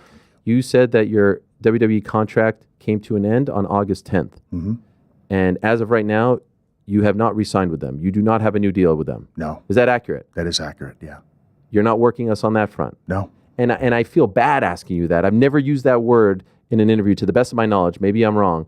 but I don't think so, because the reason why I feel the need to ask it is because of the Seth Rollins thing that just happened, right? You understand why. Of course. And I'm sure you've seen people say this is a work. In fact, people have said your appearance on today's show is validation that it's a work. They think that because you're coming here, that means this has to be a work. No, I mean, I was planning on doing a book tour and doing media. I've been doing a lot of media. ECW Publishing, the publisher of the book, has been helping me with that. Being able to be on your platform, all the people we reach, like there was no anticipation that this was going to happen on the way to do the book tour. So that kind of, this is just what's happening. So how did we get here? How is this possible? Well, I mean, truth of the matter is, you've already stated, my contract was up last week. I never actually received a contract, like an offer, until last week. So, do you remember what day? So your contract expired August 10th, which I do believe was Sunday. Yeah, I think it was Tuesday off the top of my head. Okay. I got the offer. I wanted to know how they came to the valuation of that offer. Just wanted, some information, some metrics, some analytics that's supporting to, hey, this is how we got here. When I inquired about that, they were unwilling to provide that information and told me I had 24 hours to agree to the offer or they were rescinding it. So, the next day we talk. I ask if they have the information. They don't. And I said, I can't make an informed decision without the information. And I'd like to keep the dialogue open. And they rescinded the offer. And that's actually where we're at. Wow. So, and it's not meant, this isn't like, I know how a lot of people feel when they make an exit, right? I can empathize with everybody's experience. Every experience exiting the company is different, right?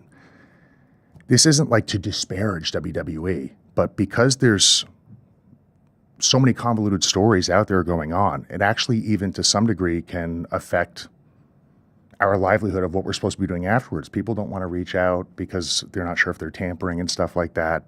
The goal has always been to be with WWE. My wife and I still want to be with WWE. I'm still at I'm at the table for conversations. I did not step out of the conversation. You know what I mean? So, we still want to be there. We still want to work it out.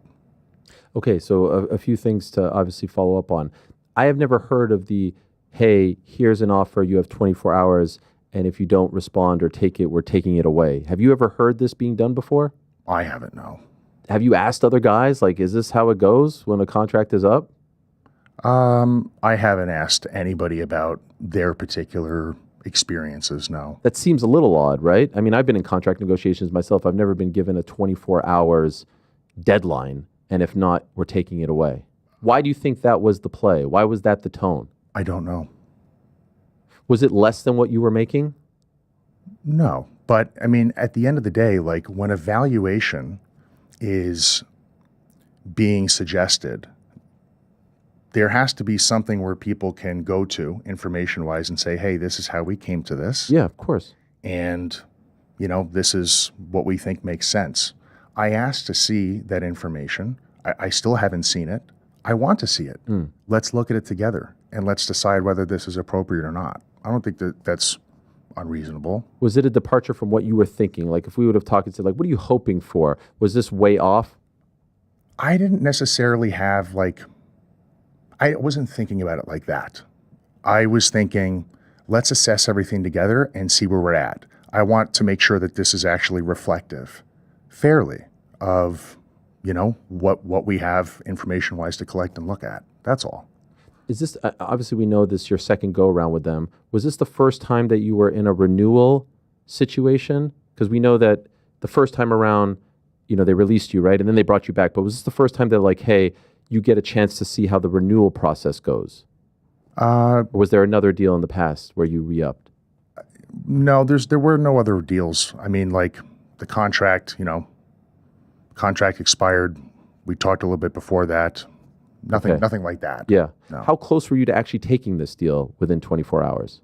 Impossible. Okay. Because you can't, I had explained to them, I had said, there's no opportunity here to make an informed decision without looking at the information together. So you can't do that. Your whole livelihood is based on this idea with no information to support it. I just wanted to get there. I wanted to keep the dialogue open. So, and I still do, like. And just curious, are you speaking through an agent, a manager, or is it direct, you to them? Me, for sure. Okay. I came to the table to talk. And specifically, if you don't mind me asking, who are you speaking to when you're going through this? It's a rep that the company appointed to have a conversation with. I would have loved to have spoke to either of my bosses, but this Would that be Paul Levesque? Sure. Okay. Yeah. Like when my wife and I came back, Hunter had called us, and we did our deals over the phone together. So I was just under the assumption that we were going to do that again. We did them at the same time, and yeah, like typically I would not put somebody in front of me to talk to Hunter. I feel comfortable to talk to him, in person. We've always talked that way. So, but yeah. Yeah, I believe I read in here. I believe you said, "Are you ready to come home?" Right? Yes. The first time. Yeah. You did not get that, and it is worth noting. There's another human being involved in this. Your wife. Yeah. Who means the world to you. Mm-hmm. She's in the same boat, right? Her deal was up August 10th, and she has not been re-signed. Yeah. When they made that offer, was it for the two of you? Nothing. She had nothing. There was no offer to her. Nothing. No. I was told at one point, because I did inquire, of course. Yeah. After we deal with you, we'll deal with her. Like. Do you think that they were going to get to her? Like once they were probably hoping you'd say yes, do you think they were going to get to her? Or do you think there was a chance that she was not going to be brought back regardless? I don't know. Wow. But I don't see why we just could not have done things the way we did them before, where we do the deals together. So that's how it's always been. It was like that the last time. Okay. In NXT, she was signed first, maybe at the end of 2019, and I came in 2020. Okay. So. And so in the process of you not, accepting and then rescinding, does anyone reach out to you between, say, Wednesday, Thursday, and Sunday when you put out that video? Does anyone say, hey, let's figure this out, man? Like, okay, we're at an impasse. Do you get another call? Do you get another email, a text? Does anyone reach out to you in that period? No. Wow. No. Did that surprise you?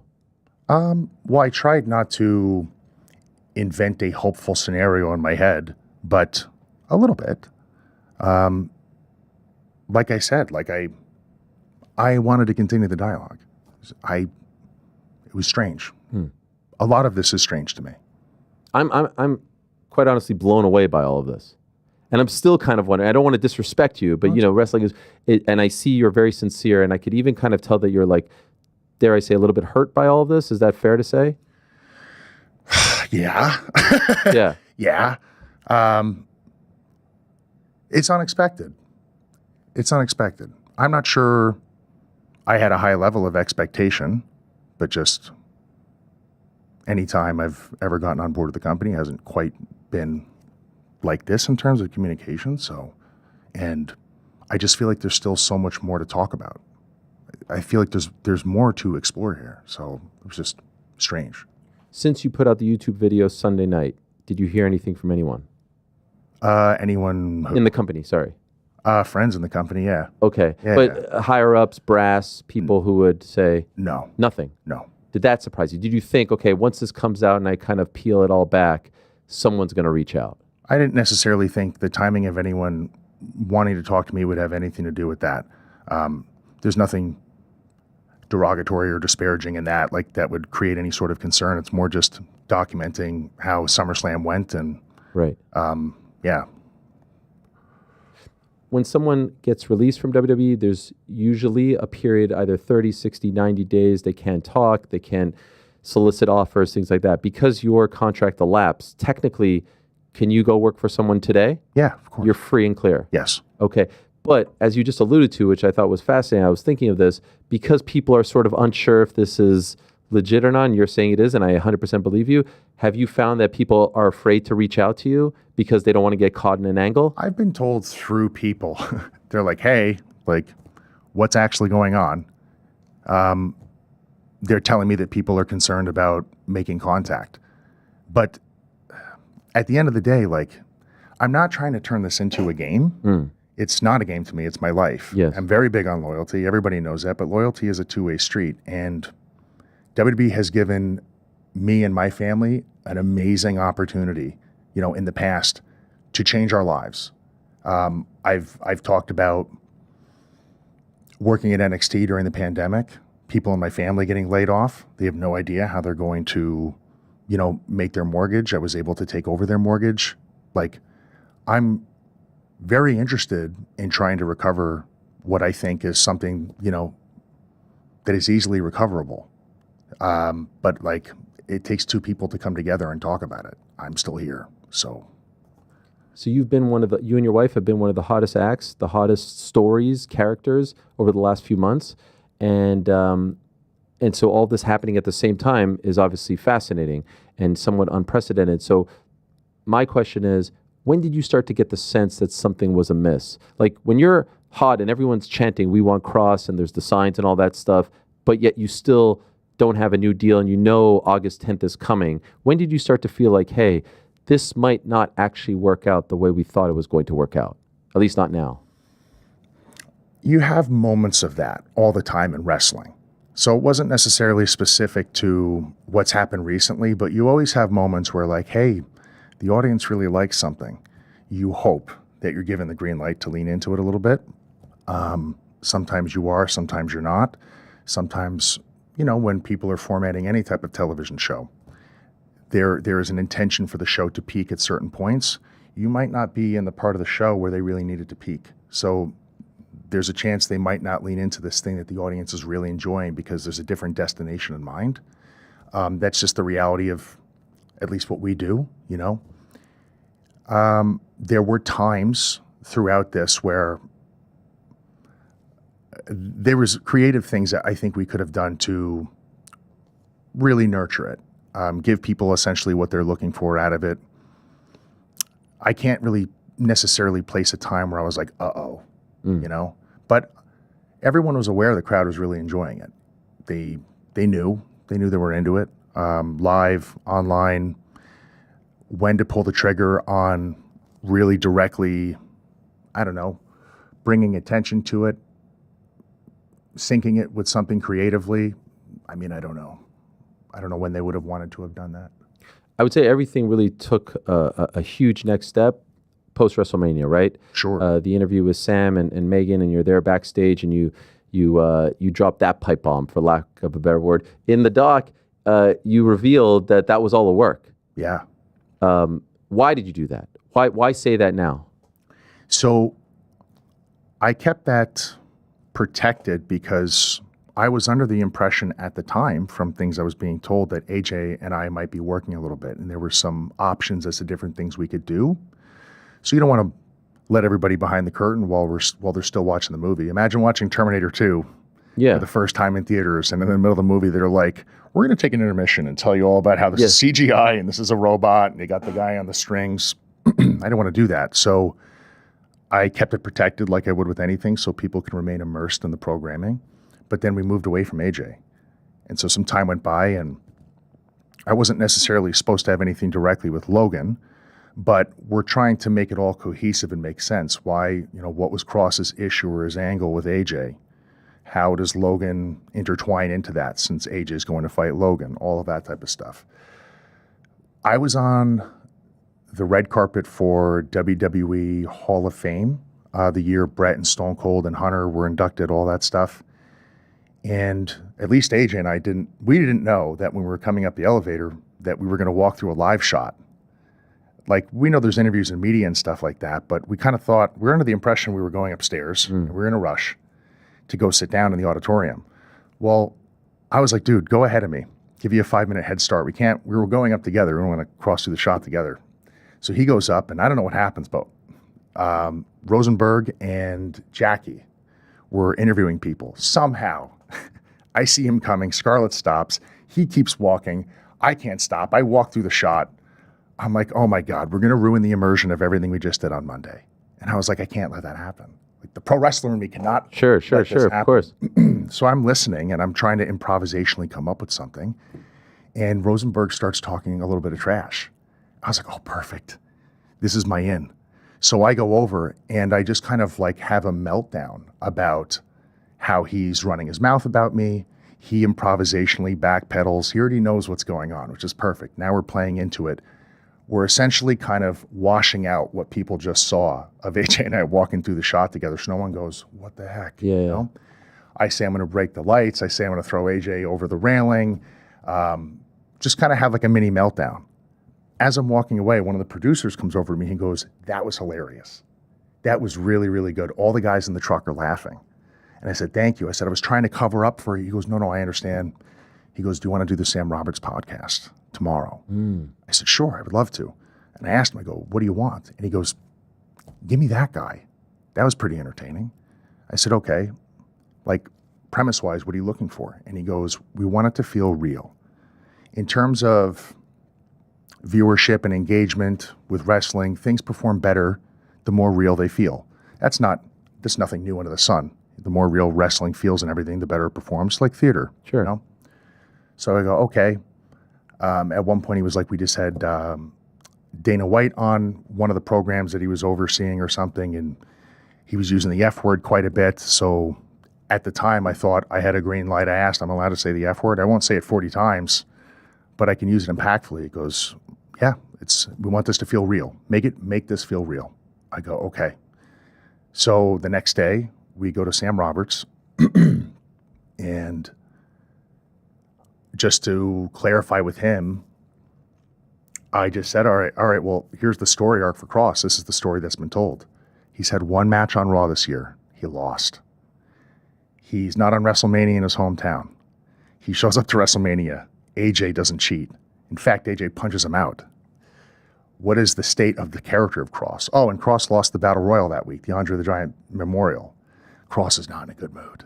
He would be irate. And I've got, an improvisational moment. I wasn't on WrestleMania. Why are people watching this? They got central nervous system fatigue watching one of the greatest shows on earth, WrestleMania. People are probably burned out. They want to take a minute. I got to do something captivating, something good. Here's my moment. I wasn't on the show. But if you're going to give me a little bit of time, you're going to let me see, people see me. It's got to be good, right? So I sit down. I said what I said. I walked out of the shot. They turned the camera off, walked back into the room. Thank you very much, everybody. Shook everybody's hands. Everybody was cool with it. They were like, holy cow. They said another word we're not going to say, but yeah, everyone was really blown away. And I let everybody know, let's make sure this is somewhat protected from the audience, but let everyone know internally that this is a work, because not every department is constantly in lockstep communication with one another. So I told everybody that. Sure enough, not everybody knew that was a work. You think it backfired? Well, I can't say that it backfired, but people were very upset with it because they thought it was real. When you say people, specifically like higher ups, I'll say higher ups. They were offended, or did they feel like you were too aggressive? Like, what could they have been upset? How would a wrestling lifer see that and be like, yeah, that's too far, or you crossed the line, or is this real or not? I don't want to speak on behalf of them, but this is what I will say about it. So a lot of everything that you see goes through the creative process. It goes through a team. I was under the impression that we were doing something improvisationally and it was okay. But like I said, sometimes the communication is not in lockstep with each other. So no one told them that this was a work. No one said, I shook everybody's hands. I gave Megan a hug before I left. So they're under the impression, like a week goes by, that, I flipped out. So one day I waited for Hunter outside the production meeting once it was actually brought to my attention that he was not okay with it, and I explained everything to him. No one told him anything. So as far as I know, at that point we were good, but everyone was under the impression, a lot of people, like I just lost my mind. I was just trying to do my job. My job that day was to make people believe, like any other day. And yeah. Do you think it's possible that they thought that you were going into business for yourself, or maybe trying to take away from WrestleMania because you weren't a part of the show? Here you are trying to take the spotlight. Do you think that's possible? It's possible that they felt that way, but at the end of the day, it actually drove engagement. Oh, hell yeah. It generated them money. Not only that promo was not done on my phone or on Twitter. It was done on their YouTube channel. Yeah. We were intending, It was the post show, right? Yeah, I'll say I was intending for them to be able to make money off of that, to have something that we can use. We're never pigeonholed with this character that I was playing on TV. There's a million different ways you can take it. I'm always thinking, how can I arm my creative team and everyone I'm working with a million different things to do with Kross so you don't disappear off TV? Here's a great one. And yeah, it was good for business. So anyone of the opinion that I went into business for myself that day, they're really not thinking it through. It generated quite a bit of money, so and interest. And then also people were like, hey, can we have more of that? Yeah. The people liked it. Do you think if you don't do that, if that never happens, you don't show up on the post show, you don't say a word, you're still in WWE today? I don't know. Is that a possibility in your mind? Have you thought of that? Hey, if this great thing actually didn't happen, things would have worked out I differently? don't think doing that or not doing that has any sort of bearing or result on the phone call conversation that I had. And maybe I'm wrong, but I don't want to think that it does, because again, it was very good for business. It was good for business. If business is about generating money and engagement and fan interest, then it was good for business. It was good. It was a good thing. You said in the documentary on your YouTube channel that at some point you had a conversation with someone about your future, and you were left feeling very upset afterwards, because to you this is your life, this is everything. You're a wrestling lifer, and maybe they're not, and they don't really understand how to speak to someone in your shoes. Sure. You know what I'm talking about, right? Yeah, am I summing that up correctly? Fairly, sure. Could you tell me like what you meant by that? And that's not the phone call that you're referring to from last week, right? No. So that's someone reaching out to you or talking to you face to face and saying, hey, we need to talk about your contract coming up? It was an explorative phone call, and I was happy. Oh, it was a phone call. Yeah, Okay. I was happy to finally get it. And how long ago was that? It was either a week or 2 weeks before that. There was quite a bit of time between those phone calls, but I was just disappointed because I had expressed interest to remain with the company in January. In what context? Where are you? I said, hey, I spoke with a higher up. Okay. And I said, I'm interested in remaining on board. What is it that you need to see out of me in order to make that happen? They gave me some directives. I expressed where I'd like to land in all things. And then I was told at one point the reps would get in touch with me. So all that time, I was waiting for that phone call the whole time. And then to get that particular phone call that I got, and there was still so much uncertainty after the phone call, I was like, man, like what's going on here? Was it dismissive, the call? What upset you about it? Because it was just, I wanted to lock in, I was interested in locking in remaining with the company because I had expressed that I wanted to stay. So that was what was disappointing about it. Just not the phone call I was hoping it was going to be in that regard. What's interesting is you keep saying how much you wanted to stay, and I believe you, and you said that multiple times in the YouTube doc, and you also said the notion that you didn't want to stay is so ludicrous to you, right? Because has been your dream. You want to be Roddy Piper, Bret Hart, etc. Of course. Do you think there are people in the company who actually believed you were disgruntled and didn't want to stay? No. That you want? You don't? No. There were numerous articles that went out online in all directions. Some were saying I had resigned. Some were saying that I quit WWE. Like there was just different things, 12 different stories online about what was going on. And there was just over a time period, I'm looking at this, I'm reading all this, and I'm just like, I don't know where all that comes from. I don't know how that gets drummed up. Maybe it's just people putting stuff out there to see on, who will click it, but it was odd. Like it's a crazy notion to me that I would just willingly walk away. No way. This is the only thing I've ever wanted to do since I was a little kid, specifically working for WWE. I was a kid in the crowd once upon a time in New York. So I've had my mind made up about being a part of the company and being a part of the greatest show on earth since I was a little kid. So a lot was made of the fact that the fans at the SummerSlam post show were chanting "We want Kross" when Paul Levesque was up there, Triple H, and he responded, "Yeah, you want Brock, you got him." Do you think he just misheard, or do you think that was on purpose? I don't know. I don't want to frame that situation. But when I did see it, I laughed because he could have misheard it, and then he has like a very dry sense of humor, and I thought there was a chance maybe he could have just been joking around. I'm the same way. I have a very dry sense of humor, and I'm very sarcastic. So is everybody in my family. It's like a East Coast New England thing. I didn't know, but I saw it and I looked at it and I just laughed. And then on the back end of that, I was very flattered that after the show, it's a show that I'm not even on, everyone is chanting that. Yeah. That was awesome. And then the night before the show's over, they were doing it on both nights. And I thought that was really, really cool, man. And I've had conversations with people that have been in the business for over 30 years. And they've said really, really, really solid wrestlers, like Dynamite Kid level solid people have gone their whole careers and never gotten an ovation like that. Never mind once.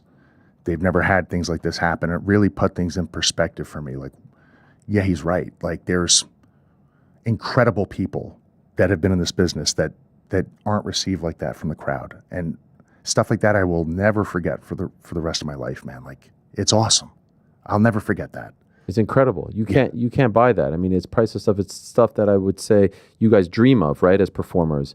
And the pops that you were getting on Main Event or anytime you showed up was incredible. And I was wondering, so you're on back-to-back PLEs, Night of Champions and SummerSlam. You don't get the W, but you're still being featured, right? So are you taking that in the midst of all of this as a sign like, hey, they're putting me on these shows. I'm having singles matches. I'm not just thrown into like a 6-man or a battle royal. Like surely this is a sign that they're behind me and this will get sorted out. Did you view that as a sign, or would that be a false thing to do?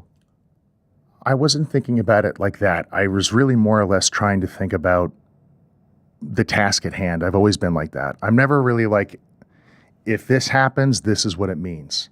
Because that's not what you can't equate things like that in wrestling. You could be on top of the world for an extended period of time, and then there could be a decision that's made or something happens where you just fall right off. Working at NXT, being NXT champion, no one would have ever thought that I would have went to Monday Night Raw, get a weird helmet, suspenders, and then be gone. Like people, even then people privately asked me if that was a work back then. I think because of the Rollins stuff and Ron's situation, truth, people don't know now, right? They're calling it new kayfabe. Brian Pillman invented new kayfabe. It's nothing new. That's just my opinion. I'm a huge Brian Pillman mark. What can I say? But yeah, I didn't equate any of that. Okay. Speaking of Ron Killings, you also mentioned that you had a conversation, I think, on the way home from Saudi. Yeah. Could you tell us about that? I really only kind of want to say what I said in the documentary, which was essentially Ron had pulled me aside and talked to me, and he basically, he knows what's going on with me. He's been in my corner. He's always been in my corner. I've always been in his. Ron's somebody I've always gotten along with. We have mutual friends. Shout out to Conan. Yeah, I love that dude. I had a Night of Champions was a little rough because one of my relatives, my Uncle Chris, had passed away a little bit before Night of Champions, and the process of developing a service for him was taking a little bit. So right around the time that my family had announced we were going to do a service for him, I got a call to ask me to go to Night of Champions. So I told the person over the phone, let me call you back. Let me see how like my family feels about this, because I don't want to agree to anything over the phone. I'm thinking I'm going to the service. So that Night of Champions match didn't happen. I spoke to some of my relatives and they said, your Uncle Chris would want you to go do this match. You can grieve anytime you want. This is something that's coming around right now and it's important that you go. So I had their support. I spoke to quite a few of them and that was kind of the consensus. So I went, and it's just, you're in the moment and you're enjoying it. No regrets about it. But then there's also that. And you're in this weird seesaw all day and the whole trip. Like almost feels sometimes like guilty that you're having a good time. Yeah. With this on your mind. And I just kept thinking about him all day and talking to him under my breath. I talked to Ron a little bit about that on the plane, and that's kind of how the conversation began. Okay, I'm sorry about your uncle, and you did talk about that. It actually now makes a lot more sense, at least to me, because you had said that people kept coming up to you and saying like, we're going to do this the right way, right? Like, we're not going to make yourself into the good guy here and get the crowd. You're the bad guy, right? And you said, I was just thinking about my uncle on that day. I wasn't trying to do anything. I was trying to do exactly what you guys wanted. Yeah. Why did you think that they were so nervous? And because you sort of implied that they kept coming up to you. People kept coming up to you saying, like, this is going to go according to the plan, right? Yeah. Had that ever happened before where you went off script, so to speak? No. So why do you think there was this fear? I don't know. Everyone knows the crowd has been coming with the character for a while now, right? But that happens, right? It's happened a million times over time, over the history of pro wrestling. There's a million different instances. It's not as if I was going to run like a Hogan comeback on him, like, forcibly. Yeah. We're changing the finish, brother. Yeah. I would have never done that. At no point did I ever think that the crowd was going to boo Sammy. That's insane. I think they were concerned that they were going to boo the finish. But I never saw that. How could you do anything about that anyway? Like, how could they say to you, like, hey, you got to make sure they boo the finish, they boo the finish. That's not necessarily on you, right? That's more that's their what I way thought too. Yeah. That's what I thought too. This was never, ever going to be a reality in my mind that would happen. It was never going to be a reality. I was like, there's no way that's going to happen. This is not a real concern. Him and I are going to go out there. We're going to kill it. I had a blast working with him. It's one of the best ever, my opinion. So it was just, that was odd. And not their fault. Like, I didn't tell very many people. Only a couple people knew in the company ahead of time that my Uncle Chris had passed. So I didn't bring that to work with me. I kept it to myself. But just while that's on my mind, and the directive for the day, and then these strange concerns about this thing that I knew was not going to happen, I was like, what's going on? What's happening here? So, how did you feel about the SummerSlam match? Very grateful to be there. Very happy to be working with Sammy. If I could have done it differently, I would have wanted to have blown it off bigger. So, story format-wise, the heel is terrorizing the babyface for an extended period of time. Babyface has to get his comeuppance, right? At some point. I know a lot of people wanted to see Kross win the match. If we're following basic psychology here, babyface wins, okay? No problem. I would have liked to have gotten nuked in that match, though. Something real big. Something really, like, I don't know, just something crazier. Something like a spectacle moment. We had a moment on the end of it when he's got the pipe. It was that Luke Skywalker moment. Is he going to go to the dark side, I would have liked to have gone bigger. Maybe I would have had him, I don't know, maybe we chase up somewhere really high and maybe I slip, so we protect his integrity as a good guy. I slip and fall off something really high. I don't know. I would have liked to have gone bigger. So maybe a scaffold with lava and alligators with top hats. You were open to killing Karrion Kross. Sure, why not? If that was going to be the end. Sure. These people paid good money for those tickets at SummerSlam. Why not give them something really like, oh my God, do you remember that? Right. It was a crazy card. Lots of stipulations, lots of different match types, belts. I would have liked to have done the match in a bigger fashion if I was allowed to. But at the end of the day, you have your directives. You go out there. You have your marching orders. Everybody does. So, when that was over and you were leaving the ring and walking to the back, was there any thought in the back of your mind, this could be the last time I compete in this ring, at least for now? I had a gut feeling. Really? I couldn't tell you why, but I had a gut feeling. My gut's never wrong. So you felt in that moment this is the last time? Yeah, I felt it all day. Why? Subtle things that I couldn't even tell you. Subtle things happening that I could not even convey in words. Body language, energy, stuff like that. I felt it. I even had a friend of mine tell me, maybe do something for the live crowd when you're leaving to say goodbye or something. I was like, I don't want to be an unprofessional. This moment, clearly by design, is for the babyface to get everything back that we took away from him. I don't need to make this about myself right now. It's about him. I've been taking from him for weeks. So let's do the right thing. Let's be accountable. Let's not go into business for ourselves. Right. Let's not upset the audience by doing some sort of, whatever in the middle of the show. Just go out there and do the job that they're asking you to do. as I have always done. Sure, sure. And when you get to the back, what happens after the match? Does someone say something to you? Do you get a chat, a hug, a thank you? Like, what is that vibe like when you walk back to Gorilla and back to the locker room? Thank yous, making sure everybody was okay, and handshakes, and that was pretty much it. I thought it was cool. This is the only time I've ever known for this to happen. But Taker was in Gorilla, and Sammy and I went to Taker after the match to get his thoughts on it, and it was all good. Wow. So that was cool. Like, the Undertaker watched. That's incredible. One of our matches, which is cool. I grew up watching him ever since I was a little kid. So he's actually giving you pointers? He just talked about what he liked about the match, and we asked him if there was anything that jumped out or stood out that we would do anything differently with, and he said he really enjoyed it. So incredible. Yeah, that was cool for me. When you leave the arena that night, were you at night two? Yes, I came in for media. Okay. Yeah. When you leave on Sunday, what are you feeling?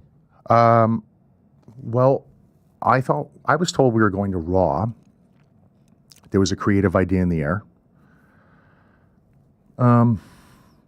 Sunday we get a message saying we're going, we're going to be flown home. So now we're not going to be at Raw. Wow. That didn't feel very good. No. Was there a reason? No. Damn. Yeah. The two of you and your wife. Mm-hmm. Do you watch Raw that night? Of course. When you hear people chanting your name, when you see the signs, what does that feel like? Really good. Never in my life, man, have I ever felt more supported, like ever. It's so much support I don't even know what to do with it, but it is motivating. I've been one of those people most of my life. I've had a weird disassociation thing with people that I've had to overcome. I talk about it a lot in the book. I feel like putting this book out and getting feedback from people, like they're not talking to the character, they're talking to me for once, I'm getting over those things, and to feel so much support from my peers, from strangers, from fans. It's really wonderful. Like, even as undesirable as this situation is, I still have hope that we can recover it, work it out, and the support that I get from people on a daily basis everywhere is unbelievable. Does it ever feel like, hey, why me? Do you ever think to yourself, like, do I deserve this? No. You don't have that imposter syndrome? No. Okay, that's good. I think about it like every single time you're tested in life, it's an opportunity to self-discover something. Everybody can tell themselves a story about what they're like and what they do and how they are. It doesn't become real until you go through it. It doesn't, like, you tell yourself, I don't know, fighting, you cover a lot of MMA. Every single person on the planet will, think that they will excel at cage fighting until they actually do it, right? People who watch it, who like it. Oh, I could knock that guy out. I could fight this guy. Until you go in there and do it, you don't know, right? And I just look at a lot of challenges like that in life. This situation is forging me into the next person I'm going to become. And I feel really good about it. There's no fear. I'm going to embrace it and take whatever's coming on the chin and see who I am at the end of it. How is your wife handling it? Really good. Okay. Same type of attitude? Oh, yeah. Yeah. Even more so. Even more so. What does that mean? We're all about preserving integrity. We're not kids anymore. When you're a teenager and you're in your early 20s, anybody, life is about making choices and finding out sometimes if it was the right one or the wrong one. Everybody makes mistakes, right? Our conscience is clear. We don't live with any sort of self-resentment. The only way you can let self-resentment in is to make choices and decisions that you're going to regret. And I'm not going to do that. I want to proceed forward with integrity in all things. And she supports that. So there hasn't been a moment in all this time where you've thought, like, man, maybe I should have done this differently, and maybe I should have said that or talked to this person. Do you find yourself sort of going over these moments, relitigating everything, or you're not that type of guy? No. I mean, it's always case by case in life. But where we are right now, let's do things honestly. Let's observe things together. Let's make decisions together. It doesn't have to be this the way it is right now. Did you see Paul Heyman on the show last week, or at least what he said? I did. What did you think when he was talking about you? His answer? Dude. I've had a relationship with Paul Heyman for a very long time that I've never talked about publicly. I consider him a veteran. I consider him a great source for advice and information. I do consider him a friend. And I've never name dropped him once. I've never, ever wanted him. Look, I know who he is to this business. I've never, ever wanted him to feel like if I go talk to this guy, he's going to go on media and start telling me about, telling everybody how I put him over to use that as like a chip to cash of people. I've literally never reiterated a single conversation I have ever had with Paul in my life on media ever. It's different when somebody compliments you privately. It's a whole nother level when they do that publicly. And that'll be one of those things I'll never forget for the rest of my life too, man. I'm really honored that he said that. And I don't want to say it. I just said I wouldn't. We've had conversations about what he said before. I'll leave it at that. Maybe previously? Yes. Okay. We've had conversations about that before. There was one thing that he told me a long time ago, and I don't think he'd mind that I'm saying this. A long time ago, in this last term that I had, there was a time where I was off TV for over 3 months. I'd have to ask my wife. She has a much better memory than I do, maybe 4 or 5 months. I was backstage at TV every week, hoping this is going to be the day we're going to get back on TV. He calls me over. We sit down in Gorilla, just check in, shoot the breeze. We get to this conversation. He goes, I want to ask you a question. I go, what? And he says, say they pull you off TV for another 2 months, 3 months. Do you think if you were given the opportunity to go out there and perform at your best, you could get over with that audience, you could entertain them? I said, of course. And he goes, good. I do too. Never forget that. How about 5 months? Could you do it? Of course I could. Good. How about 6 months? How about a year? Could you go out there? If you had no handcuffs, no restrictions, could you go engage that audience? Could you get over it? Could you do what you're supposed to do with this job? I said, yes. And he said, good. Don't ever let the time you're spending off TV rattle you because you know what you're doing. I can verbatim repeat that because that was a conversation that has lived in my head to now. It solidified my confidence in what I was doing like I had never ever had it before. Once you know what you're doing and you're certain you know what you're doing and you've demonstrated that you know what you're doing, there's your relationship that you can have with your people. You just can't doubt it. You can't let things get between those ideas. And fast forward, maybe that was a year and a half ago. Fast forward to now, here we are. He was right, man. He's a guy who's seen a lot. He's a guy, when he was a young man, he had an idea about professional wrestling that all the old timers were like, you don't know what you're talking about, you're wrong. This what's this kid know? He goes off, Eastern Championship Wrestling, becomes ECW. Turns out he was right. Changes the entire commercial landscape of professional wrestling. They copied everything he did. We all know it. To get a compliment from him, to be able to know him, be able to talk to him as a human being, wouldn't trade it for anything. It's amazing because when you were reciting that, I can hear him saying that. The 4 months, the 5 months. I can see this conversation, and it's great because I noticed that you gave him a shout out at the very end of the book, and I never really heard you talk about him or he talk about you. So I was like, and I know there are people that have come up to him. We spoke about that in the interview last week with him as well. So I thought, this makes a lot of sense. Silly me, shame on me.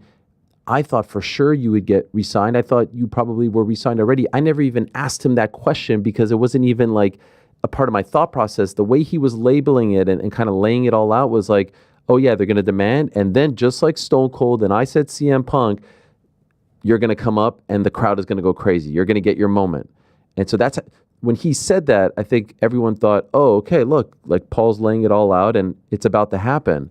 And so that's why it's still so hard for me to believe that we're here talking about this. Mm-hmm. When you heard him say that, did it give you hope that this would get fixed between then and now? No, because he, to my knowledge at least, because I hadn't really talked to him about anything, he didn't know what was going on. Mm-hmm. I didn't think we were going to get here. I didn't think it was going to get to here. So I kind of just, figured this conversation that's taking place right now today, I didn't think was ever going to take place. Right. We're just going to work through this, and this will be like it never even happened. So he did not know about any of that, as far as I know. I'm assuming you probably heard from a lot of people within the company, friends, peers, colleagues, right? Yeah. Anyone reach out with advice that really meant something to you that really stood out? I'm sure friends checking in, like these are your buds, right? You see them more than your own family. Obviously, you're lucky that you're with your wife, but any vet, any OG, any pal? A lot. Okay. A lot of them. I don't like name dropping people. I get it. Because then sometimes they may feel a particular way about it, but a lot of people. And anything in particular that they said, you don't have to tell us the source, but some advice about how to navigate through this. Because I can understand this is probably not fun for you and not very easy, right? I feel for you right now. This is your life. To us, it's like, oh, it's a great interview. Let's see how it all goes. Another it's a entertainer. fun story. This is amazing. Let's see if he pops up. This is your freaking life, man. You built this explains it. This explains everything from the fighting to your relationship with your father. Like this, look at the title. I mean, could you have not planned this? I mean, it's unbelievable. So I'm just wondering if there was advice on how to navigate all of this, because I can't imagine what's going through your mind. I was told to do the right thing and, don't make any decisions that you're going to regret. Think everything through. Be logical. Stand your ground. And that was essentially, to paraphrase across the board, that was the advice that I was given. Okay. Since Sunday, have other promotions reached out to you? Yeah, of course. Big ones? Yes. Can I ask specifically? You can ask, but I won't tell you, brother. Has AEW reached out? No. No? No. Are you surprised? No. Why? A lot of people think it's a work. They were the ones I was thinking of when you said, hey, people don't know whether or not to reach out. Because the theory that I've heard is, if Kross shows up on TNA, this is all a work because they're in cahoots, right? Right. If he shows up on AEW, obviously this isn't a work. Yeah. Do you agree with that sentiment? Yeah, that's what everyone is thinking. I've read it. I've seen it. Yeah. I've seen it. Everyone's thinking I'm just going to pop up under some other company that's in the WWE umbrella. They're hoping I do because this seems so nonsensical to people. People are following the course of events that have happened to get to here, and they're going, how did this happen? This must not be real because this makes no sense. And believe me, I also think that this makes no sense either. Yeah. This is baffling to me too. And it drives me nuts that I actually even have to admit that. It is baffling. It is. So it would be an all-time story if you go up and show up on the indies and then come back. That's what people are concocting this. Mm-hmm. But you have said repeatedly this is not the case. And so are you open to even talking to others at the moment, or are you still holding out hope that things will get sorted with WWE? I've talked to many people across the boards about doing a lot of different things. I have things that we're lining up. My wife, both and I, we both have things that we're lining up. We just haven't announced dates, but nothing so far that we have taken on would necessarily interfere with coming back home to WWE. It's like I said it before. Like I'm not trying to turn this into a game. I know that could be advantageous for a lot of people. I don't like to proceed like that. I don't like it. I will resent myself for proceeding that way, even if it's monetarily beneficial to do that. I don't want to do that. So I'm still waiting, man. I'm waiting at the table to finish discussing, things that we never got a chance to discuss. I think that there's still a lot to talk about. Sure. So. And when you say that, you mean like from a character perspective, right? There's so much more work. No, I mean like from attempting to recover the issue with WWE. Okay. Like that's why I'm not fishing for any major television wrestling companies to call me. I have been contacted by several, but I'm not looking for that. That's not actually what I'm looking for. I would like to explore the conversation more with WWE. Do you think if you called them today and said, you know what, on second thought, I'll take that offer, do you think it's on the table or is it really gone? Well, the offers are rescinded. You think so? Well, that's what they said. That's what they said. That's what they said. You believe that? I mean, because that's business too, right? That's negotiation. Well, I mean, I want to believe what they are telling me. That's how communication has to work, unless they say something that is untrue. But in life, no one is going to make a decision without information that's going to impact their entire life. You need to have information. You can't make a decision like that without being informed. All I ever asked for was to integrate information that we could assess together into the conversation. They were unwilling to do it. I'd still like to see that information. I never even saw it. I never saw it. I'd like to see it. Where's the basis for everything that we were talking about? Where is it? You know? Do you speak to your peers about, like, do you know what market value is? Of course. Okay, so you know what Karrion Kross right now should probably be making. Certainly. And was it far off from that? Was it a slap in the face? I'd prefer not to say. Okay. And the reason being is because let's look at the information together. Okay. That's the fair thing to say. Let's look at it all together and let's see what's appropriate. You know what I mean? Imagine, I don't know, trying to buy a car. Somebody's trying to sell you a car, you need a car, but you have absolutely no information about the vehicle whatsoever. You know what I mean? Like Sure. What year is it? You know, what make, what engine, what model? I'm curious if you thought of this. I'll just insert myself in it for a moment. When I was about to leave ESPN, they made me an offer, and it was for the exact same amount of money that I was making. I was very disappointed by that. I thought I deserved more. And there were some people who were telling me they don't want you to accept this. They're only offering this to you so that they can say they offered it to you, but they are hoping you say no because it's for the exact same amount. I was like, no. Times are tough, pandemic. They want me to stick around. Maybe I'm wrong. Maybe I'm foolish. Do you think they were hoping that you either didn't take that offer or didn't accept it or didn't answer in 24 hours just so that they could say, hey, we offered him something. He just didn't accept it? I really don't know what was the intention with all of this. I really don't know. I don't want to be unfair and speculate and put that on them. Like, again, it's not. I'm not trying to make anybody feel targeted by this. I just think that the wrong people were in the conversation. Got it. You know what I mean? Yeah. Certainly things like what you said go through your mind, though. I can't deny that. You know, you wonder what is going on here. It's not following a logical course of discussion. I really tried to get it on track with that. So I read in your fantastic autobiography, which is out right now, by the way, #1 on Amazon as far as sports biographies are concerned. Can't recommend it enough. A fantastic summer read. I read in this book that at one point, when you left WWE for the first time, I did not know this, you had bandied about the idea of going to BKFC. You had spoken to David Feldman, who, as fate would have it, is actually on the show today to break some news. I saw. Weirdly enough. Yes. I had no idea. How close was that to becoming a thing? Really, really, really close. This is when you left the first time. Yeah. Wow. Yeah. He reached out or you reached out? I was in the audience. I would see him all the time. Okay. You'd go to shows where? In Florida? Florida. Okay. I was at the shows almost every single time he was there for a very long time. We got to know each other. Turns out he knows my father as well. Ah, yes. We spoke about the first time you were on, yes. Yeah. So he kept asking me, he was going, when are you going to fight for me? When are you going to fight for me? And I was thinking to myself, oh God, do I want to invite this energy back into my life? And at the time I was thinking, yes, I did.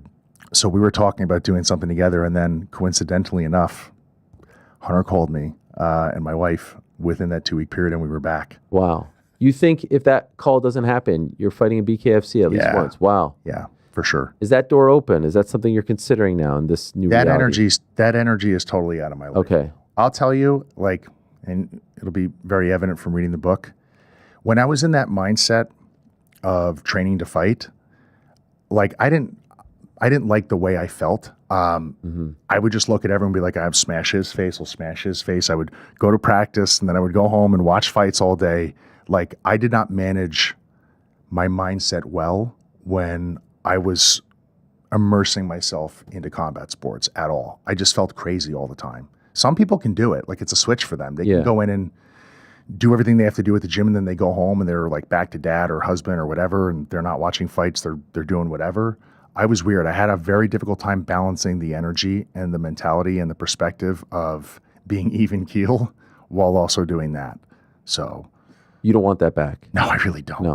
So the idea of you going down the shoot fighting route at this point in your life, not a possibility. No, and I'm glad that's out of my system. I don't want to feel like that anymore. I felt crazy.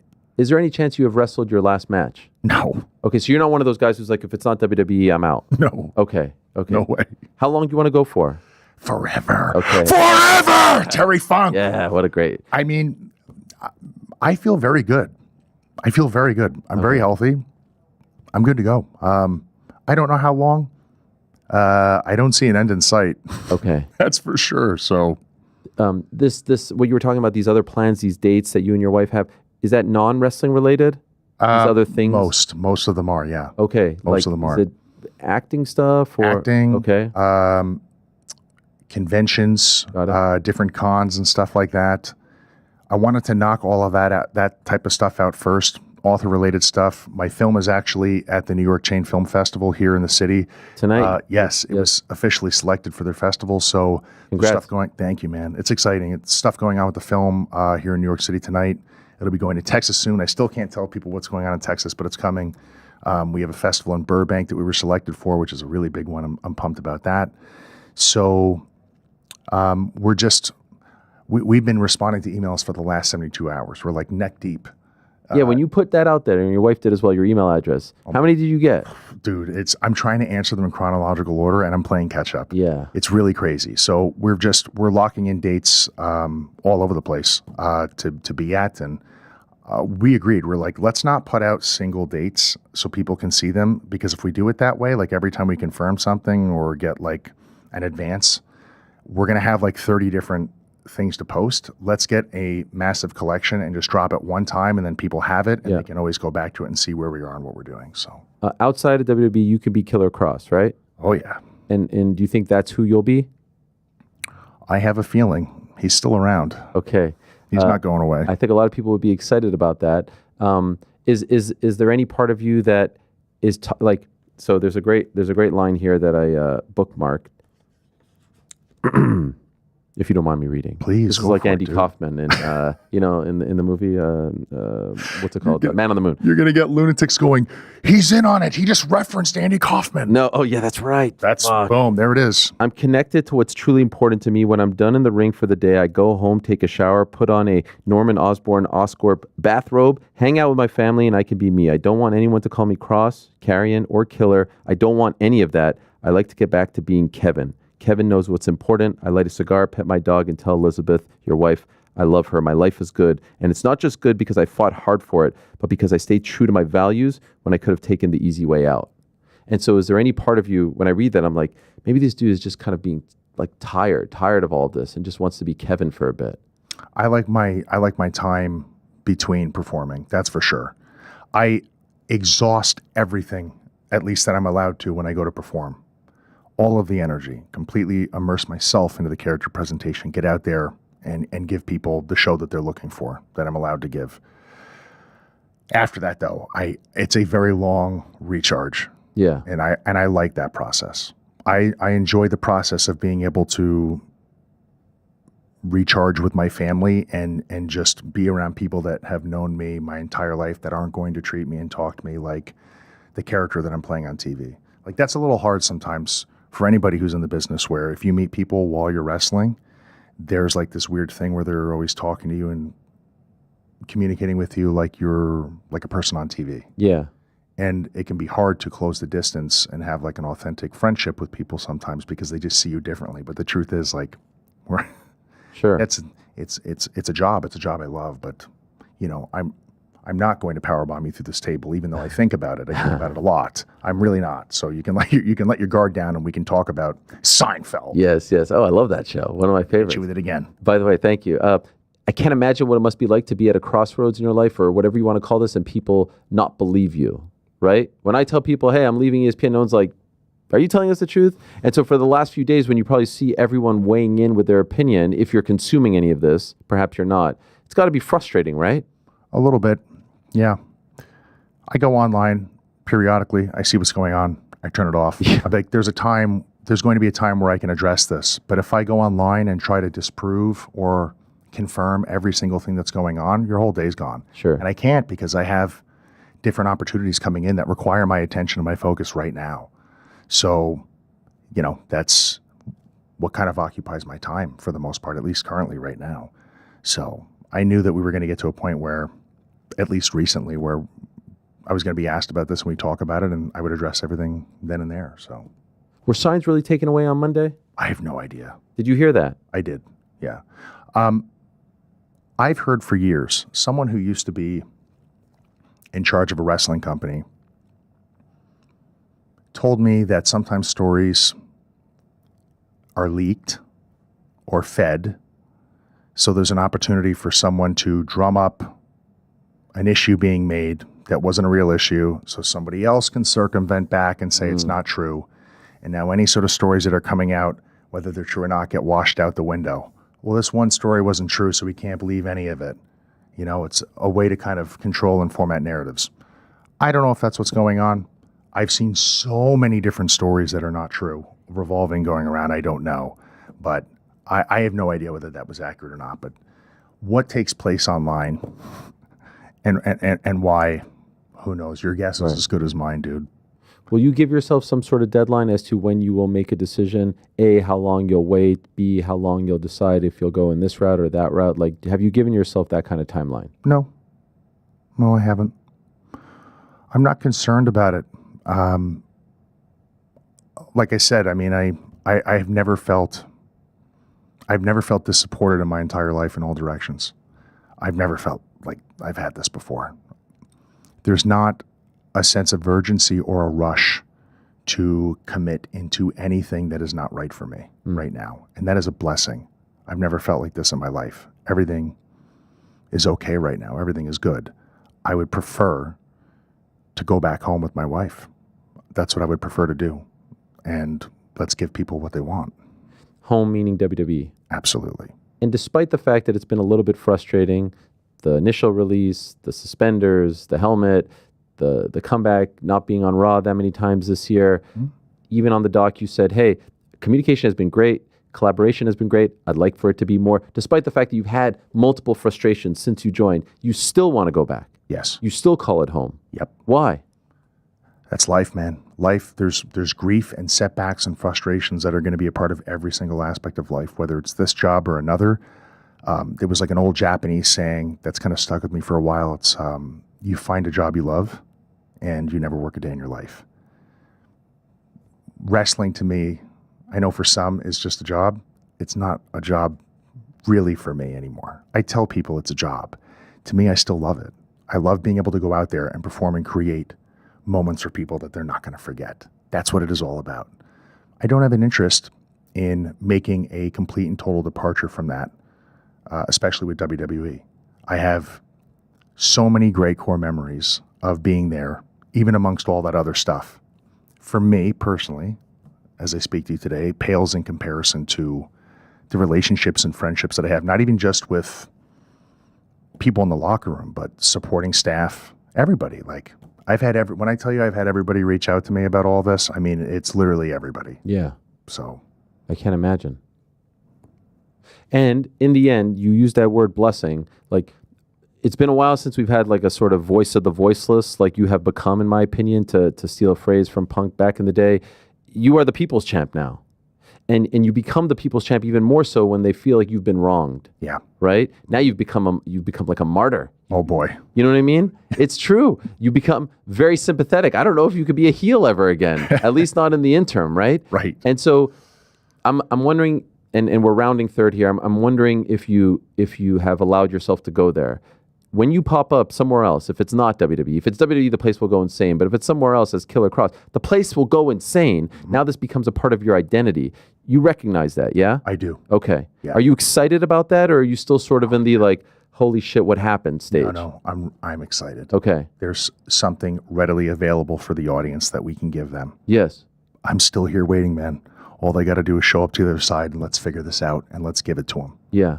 And are you cool with leaning into this? Oh, yeah. Okay. We should always be giving the people what they want. Always. If you want to starve them for a little bit with a payoff on the back end, that's okay. That's not what is happening right now. It should be what's happening. And I think it's not too late to go there. Have you reached out to Paul personally? No. Why not? I had a conversation with him earlier in the year about all of this. They took a point man and they put him between us to communicate. So now the point man is responsible for all of the dialogue. You can't circumvent that guy. You have a personal relationship, a history with Paul. He knows that I want to talk. Yeah. And he knows what I want to do. He knows. Are you tempted to send him a text? I don't know what I would send him because that guy who they put in front of them to talk to me is telling me that everything is coming from them. Got it. I've made it very, very clear that I want to keep the lanes of communication and dialogue open. It's a very weird situation. Yeah. It's weird, dude. I get it. So I've conveyed everything. Like, there's really like, this is the way forward. Everyone just needs to stop being weird. In life, I would say it's a good life lesson. Yeah. There's a t-shirt. What about the people in conclusion? And feel free to speak to them. These people have your back, man. The We Want Cross, hashtag, all this stuff, the t-shirt sales. Yeah. They're flooding our chat before the show started. Very excited that you'll be on. What do you want to say to the people who have had your back throughout all of this and then some? Absolutely cannot thank you enough. There were different periods of my life where I thought for sure, sincerely, maybe I wouldn't have like made it to even this age. I was pretty troubled. And to find myself waking up with this sort of level of support in all directions from friends, peers, vets, total strangers, it's unbelievable. And I just want people to know that I'm not playing a game with them. This is real. And I'm here to fight. I'm going to fight to do the right thing. I'm going to fight to show up. And I'll see you again soon. Incredible. Thank you. Anything we didn't touch on that you want to get out while we're live right now? We never talked about how Newman did not get his own TV show. He should have had a spinoff. He lost all that weight. It got a little bit weird. Yeah. Probably what Michael Richards did in the comedy club screwed things up. Probably didn't help. Yeah. Still. Duckman never got released on DVD. Wow. You're really going deep here into the archives. They're going to go, what's he talking about? Yeah, no, Duckman was great. Wow. What about Rochelle? Do you remember that? Yes, I do. What a film that was. Oh, my God. Incredible stuff. It is called Life is Fighting. Holy shit. What a time to come out with a book. And it's fascinating reading it with like today's knowledge in the back of your mind. You know what I mean? Yes. How all this sort of juxtaposes is really kind of weird. You know what I'm saying? It's really weird. Yeah. I was not expecting to be in this situation at the end of the book where I'm going back to WWE and now I'm sitting here and I'm not in WWE as the book comes out. My closing thought was, holy shit, the second book is going to be fantastic. The second book is going to be very off the rails. Yes. I'll tell you that right now. If you want to support this man, buy this book right now. You could buy it on Amazon, anywhere you get your books. Also, prowrestlingtees.com. You've got your shirts out there. Your wife has her shirts out there as well. Scarlett, there it is. Look at these. I'm a 5, I'm a 10. That's some great stuff. And then, of course, Roberts as well. So go check them out. Go support them. I can't thank you enough. Honestly, thank you for coming. I'm sure you could have gone on a million different shows today while you're here in New York. We appreciate it more than you know. Good luck with the showing tonight and everything that you're doing. And keep us posted and keep doing your thing. Keep being you. Keep standing up for what you believe in. It's very, very inspiring and admirable to watch from afar. I appreciate it so much, man. Sincerely, I do. Kevin Robert Kesar. Kesar. It's Kesar in Croatian, but I'm not going to make people roll their R's. It's just not going to happen in the United States. Kesar. Yes. All right, close enough. Kesar. All right, I wanted to get it the authentic way. There he is, Kevin Robert Kesar, a.k.a. Killer Kross, formerly known as Karrion Kross, at least for now. Incredible stuff. We're going to be back in a couple of minutes with Shayna Baszler, another person who is sort of moving on from WWE, at least for now. And David Feldman still to come, Paul Hughes as well. Don't go anywhere. DDP has the gift of gab like no other. He man. really does, and it was one of those things that he's always kind of had, but nobody really was paying too much attention to it. Now that he has the title and the spotlight, it has really shown through. I think the first time where it really clicked, I was like, this guy can talk, was when Izzy went into the cage and he's right in his grill and he's like, talking about African, and he's just like, oh, I'm African, but you're no brother of mine. Yeah. I was like, damn, this dude was just in a war. Called him his African brother, and he's like, no. Oh, I'm African, but you're no brother of mine. And I was like, this guy was just in a war out here, and he's dropping bars. He had a lot to say.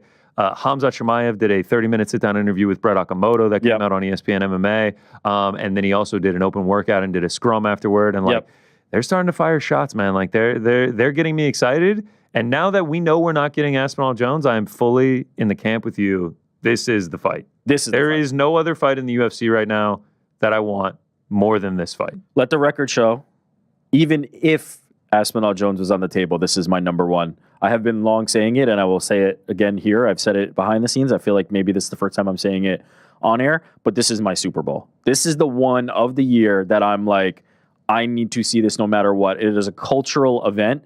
These two getting into the cage together means everything to me, and it is the fight that I've been wanting and anticipating. I've just been dying to see, can Khamzat Chimaev be a champion? That was a storyline that I've been following from the beginning, where I just felt like this guy has the combination of skills, tenacity, ruthlessness to kind of be this superstar for the UFC. But it's been these like starts and stops. The fact that he is finally going to have a title shot is its own story for me. But then combine that with the fact that he's fighting DDP, who is an absolute savage, and what DDP is able to do to this point resume-wise, it is a perfect fight. It's fantastic. It's two guys that are going to rise to the occasion. I can't be more excited for it. I think they're also going to build the fight really well next week. I think the press conference is going to be awesome. I think the media days are going to be awesome. Then the fight itself, I just don't see it not being awesome. How could it be bad? Khamzat Chimaev is a guy that just goes pedal to the metal from the jump, and then DDP is just the king of chaos. It's just like, I was talking to someone earlier today, and they were like, man, Khamzat's going to roll through DDP. I was like, he could. He could, or like something's gonna happen. And they were like, well, like if DDP wins, like I'm just really curious as to how it's gonna happen. I was like, I don't know, like it'll just happen. Like I love the memes going around right now where it's just like DDP by accident, like DDP by like cartoonish hammer, like all these just like DDP just like finds ways. He hits to win the secret box in Super Smash Brothers and gets a weapon. I saw one where it was like DDP by answering the phone mid-fight and saying it's for Khamzat, and Khamzat taking the phone, and then a comically large boxing glove comes out. The Looney Tunes? Yeah, like the Looney Tunes. It's just like a fight that, like, in my mind, I'm just like, yeah, what we've seen from Khamzat Chimaev, I think he's going to roll. But then in the back of my head, it's just like, but I've thought that with many DDP fights. Like, there is obviously a world where DDP wins this fight. He's an unbelievable fighter, undefeated in the UFC so far. And we'll get into the We'll get into the X's and O's and the technical breakdown next week. What is so exciting about this fight to me is, what happens if somebody blitzes Khamzat? What happens if somebody is as fast a starter and an absolute bull in a china shop as him? And I don't think that's out of the question. Like, a lot of the conversation is going to be, can DDP survive the first 5 minutes of Khamzat? But fuck, can you survive the first 5 minutes of DDP? Because some people can't. And if you're not ready for that, I don't know if it's just going to be this one-way traffic type thing.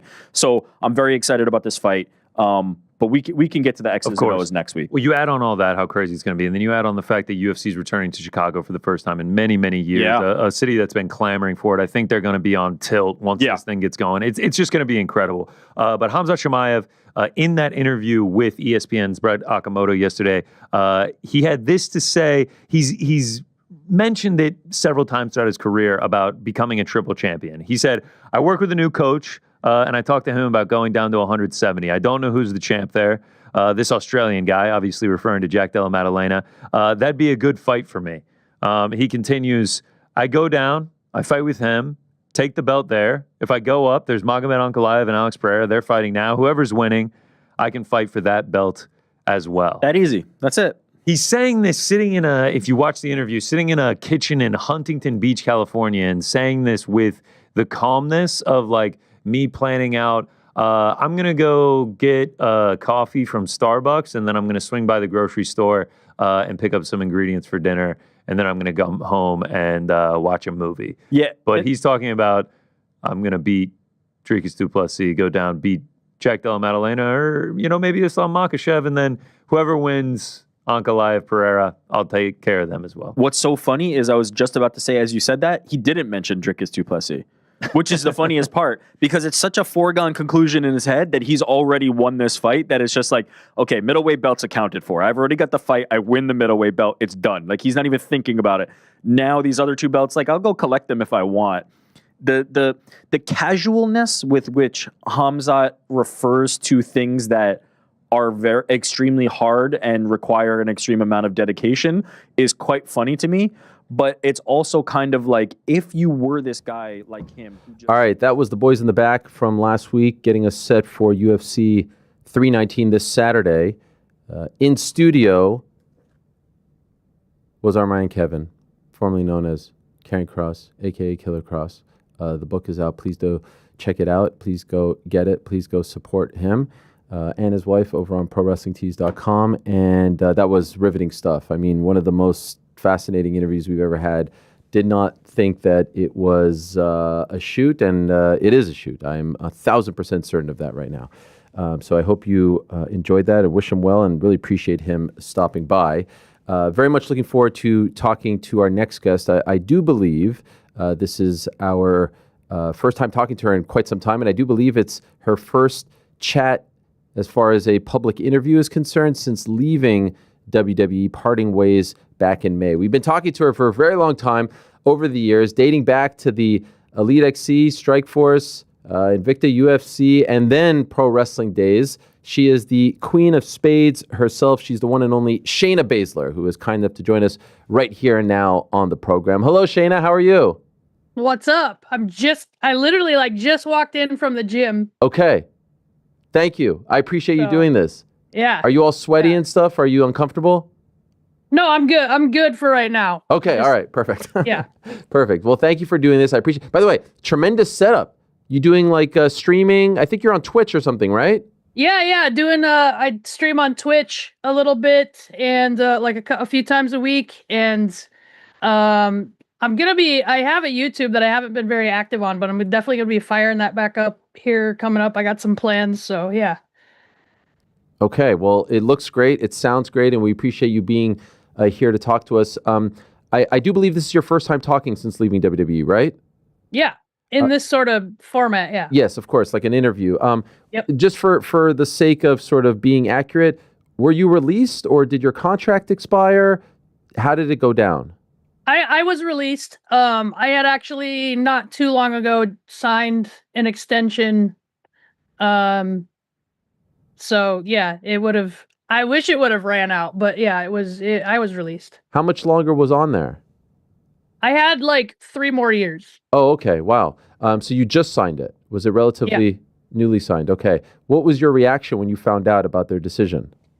It's kind of funny because I wouldn't say it's it's obviously never a good feeling, I don't think, in rare cases. But it was not unexpected. We hadn't, as far as Zoe and I, and with Sonya being released, and then since Sonya they didn't renew her contract, and then from that time, we just weren't on TV, me and Zoe, and so you kind of get this feeling like we were, trying to pitch stories and ideas and do our own stuff on social media and that kind of thing. And just nothing was really hitting with creative. So, I mean, as much as it's a bummer in that moment, it's kind of yeah, I kind of knew this was where we were at. So how did you find out? They called me. Okay. They called me. I was fortunate to be one of those that did not find out through social media. But Sure. And when they do this, when they call you, do they give you a reason? Do they say, hey, we just don't have anything, or we want to go? Is there any sort of reason, or it's no, we're parting ways? Yeah, it's kind of just straightforward. We always hate doing this. We want to wish you the best. All the normal kind of cliche stuff. Nothing, nothing dramatic. No real reason why. And I'm not a person that's gonna sit in that moment and be like, but why? Right. Me. So I believe you were signed by WWE in 2017, right? Yep. So it's been, a good 8 or so years with them. When you hang up that phone and allow the news to digest, what are you feeling in that moment? Well, so, obviously we all are you become pretty good friends with people over the years. So there's people that were on that same release list that I'm friends with, Dakota Kai, there's, and you have this conversation, and I think about, at least for me, my height was that black and gold NXT era. And I don't say that. I guess it's easy for me to say that because I was like champion at the time, and I'm very proud of that run that I had. But even just being in that era of wrestling, and I'm grateful that I had that. There's some people that I feel like never really found their footing, whether that was they weren't given the chance or they just didn't, for whatever the reason is, they never really got the same sort of like satisfied run that I had.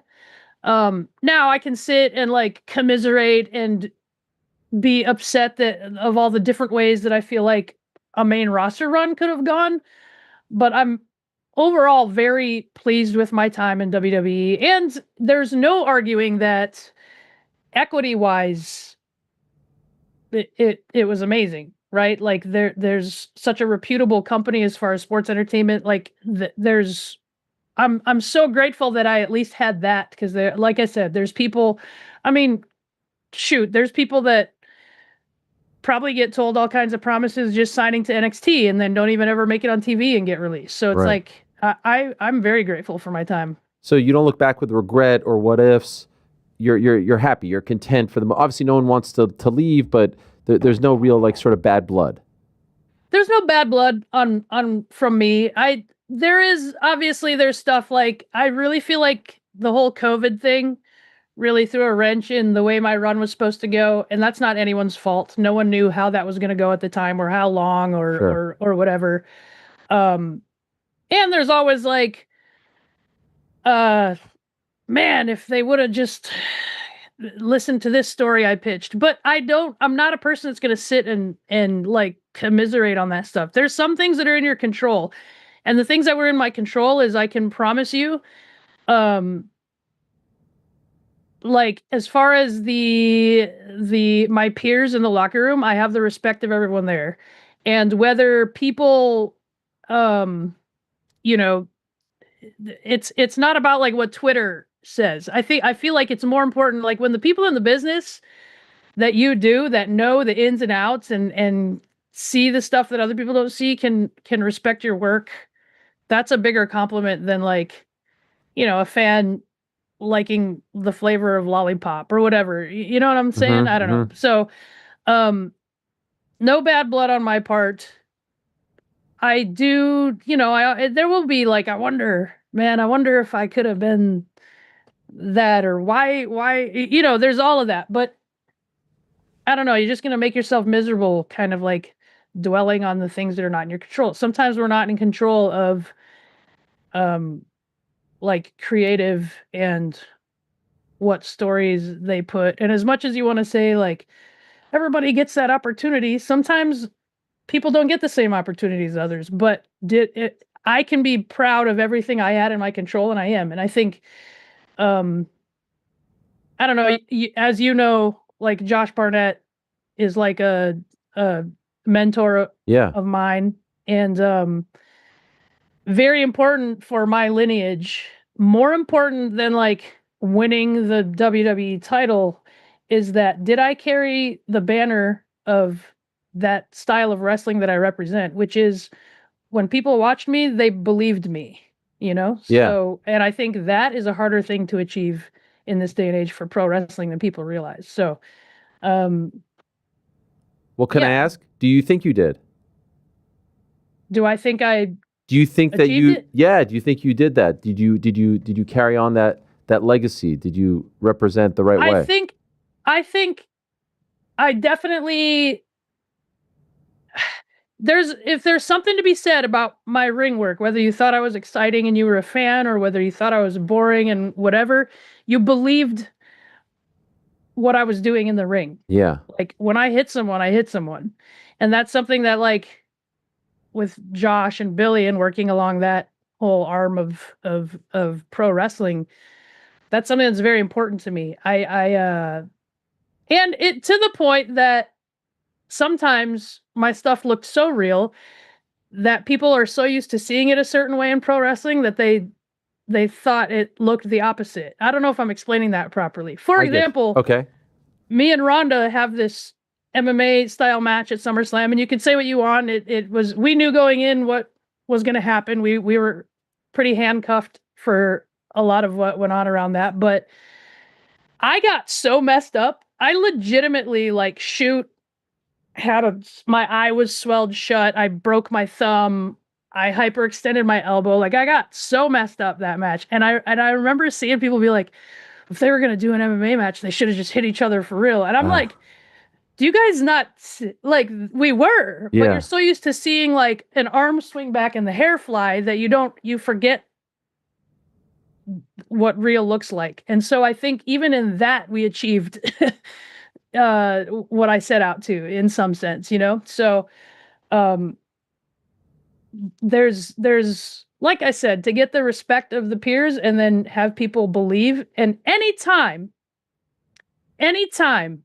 there was ever a whiff of a rumor of me shooting on someone in the back or in the ring, everyone believed it. So I think that says... Yeah, you're legit. No, you're a shooter. You're a legit fighter.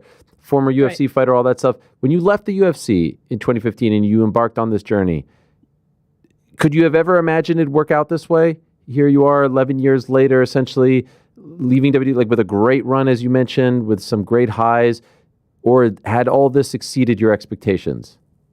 This is... it's strange because it's a little bit of both, right? Like, I always thought, man, I'm going to take this as far as I can. Like, there was that moment. But at the same time, I think I was getting into pro wrestling right as the changeover for what women's wrestling and how it was presented was happening, right? That was right around the time NXT was taking off, and you had, like, their NXT horsewomen were, like, really changing things, and... it was right at that time that I started crossing over. So it wasn't quite a tangible reality for, I already had this long MMA career. So I'm on the older end of combat sports. And so I don't know. I think, I don't know if people even realize this, but my WWE debut was on Total Divas. And I was helping coach Nikki Bella's return. Natty had brought me in. And, I remember thinking, sweet, since I'm older, maybe they'll see I can coach like this. You know what I mean? Like, and that was kind of a thing. And then when I got a tryout and they were talking about, doing this Mae Young Classic and all this, then it started kind of being like, if they're being serious, I can take this pretty far. So.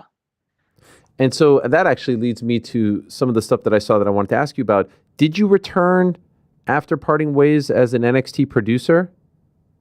So it's really funny. This whole thing kind of blew up bigger than it was. So I have a really good relationship with WWE still, I'd like to think, especially with NXT, with the time I put in and the coaches there. So I had just happened to, I'm not going to like name any names, but I happened to be in to help some friends of mine work on some submission transition stuff. And they like, is it cool and whatever? And it happened to be on a Tuesday. And the truth is, years ago, when Daniel Bryan was, it was during the COVID era, but so like, people might not know this, but in Gorilla, you can, if you have the opportunity to like sit on a headset and hear all the communications going on with the truck and the production and all of that stuff. However, generally speaking, just for the top guys, like I wasn't in a position to sit and do that on main roster, but I remember Daniel Bryan telling me, if you ever get a chance to do that, it completely changed his understanding of how wrestling works. Right. So he understood like, oh, they want me to do this because of this camera and it takes this long to switch to this angle. So that's why I have to hold this. There's just certain, you see wrestling differently for TV. And I always remembered that. And so anytime I was around NXT after that, I would just jump on a headset and listen to the calls. And so I happened to be there that Tuesday, jumped on a headset and listened to the calls. So it wasn't like, I wasn't like on a microphone like. So what happens then? Someone then tells someone else and be like, Shayna's a producer now at NXT? Because that's how it kind of came across. Kind of telephone game, I suppose. I mean, and I haven't been gone for a million years. I know many of the talent there. So there was maybe, if anything could be said, it was like, oh, I have an idea. Why don't you do this and this and this? But I wasn't like standing there putting this match together, writing down the notes and like on a mic to the truck being like, all right, we're going to need a floor camera. Yeah. It wasn't any of that. But I mean, we have that kind of open relationship where, is it a possibility someday? Sure. I would like to think so.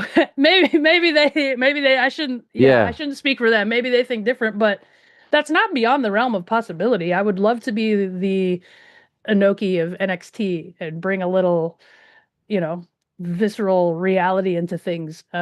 But I also am not sure I'm ready to be done in the ring. But I also am not sure I'm one of those people that would ever feel like I'm ready to be done. So there's a lot to like juggle around. You know what I mean? So Was it just that one time? it's been a few times. I mean,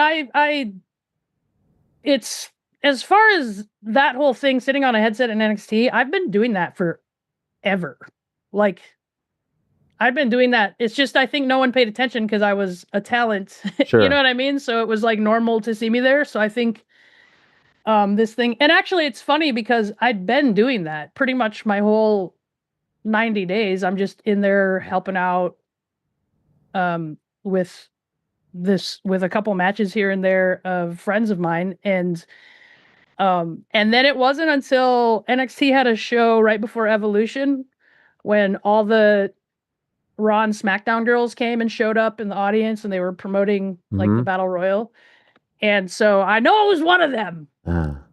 It had to have been because I'd been there. No, but in all seriousness, I think it was just like a game of telephone. Like somehow it got out that I was on a headset and it translated into me producing, But you know how it is. Not any Joe Schmo off the street could be on a headset back there. And so yeah, for sure. There's a level of trust, I would imagine. And I wonder if you want to do it. Like if they called you up and said, you want to do this full time. Do you even live in Orlando? I do. Okay. So like, would you say yes? Would you be open to something like that? I'd be open to discussing something like that. A conversation would need to be had about, the normal things, the money of course. and and then also, as I said, I'd have to really sit and kind of like figure out what in ring looks like. But I'm very aware of like where I'm at in the world as far as like I'm in my 40s. This is not like a young person's you know what I mean? This is not and all that to say there are people in their 40s at the height of it. So could I? Like this would all be stuff I'd have to navigate. I do not take lightly that they allow me to even especially it's not often. I think the anomaly of it is like I think any talent could go to NXT and be like, "Can I just sit on a headset?" Like I think anybody could do that. I think the anomaly is that I was released and they still allowed me to do that. I always think, I wrestled when I was a kid. I was in MMA.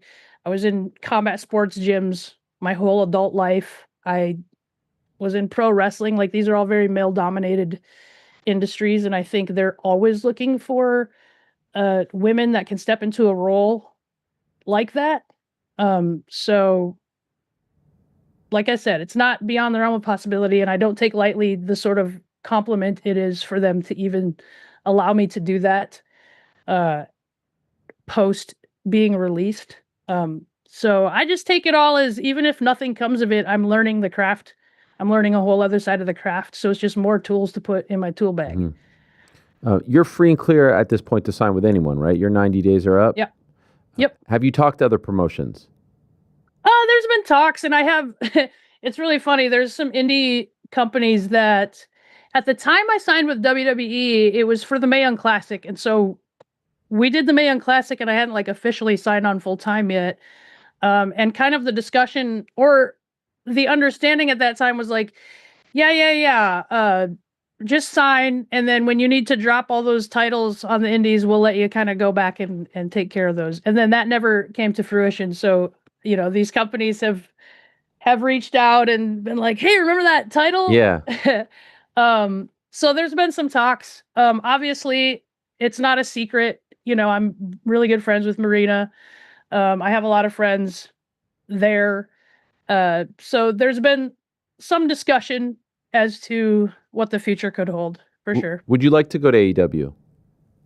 I would like to. I've said this. I said almost exactly this statement when people were talking about UFC to WWE transition. I don't care as much the letters behind it. I just want to practice my craft, and if I can do that alongside my friends, that's always a great place to be. So I'm not going to say a hard no to any of that. An Invicta promo aired during a TNA show, I believe Slammiversary, and so everyone thought like, oh, this is a sign that she's going to show up there. Did you see that? I caught wind of some fans and some social media buzz about an MMA return. Yes. MMA, or meaning that you'll show up on TNA, like this is sort of like a way to introduce you to the TNA audience. Yep.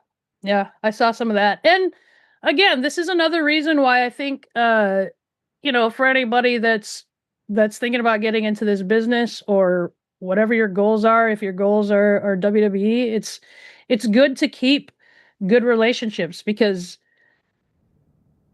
if that worked out, I'm glad that if the possibility of a TNA thing were to come to fruition, I am in a position that I haven't burned that bridge. They work very closely with WWE, right? So if I were to get out and do all these podcasts talking about how creative did me dirty and this and that, like there's like a lot of doors that close for me, So the TNA, god dang, their women's division is so good right now too. But it's the same as it's always been, man. Wherever there's bodies that people want to see me move in ways that look disgusting and they want to see that, I'm down to do it. We just got to iron out the details. By the way, you did mention MMA. Is that a possibility? Oh man, I tell you what,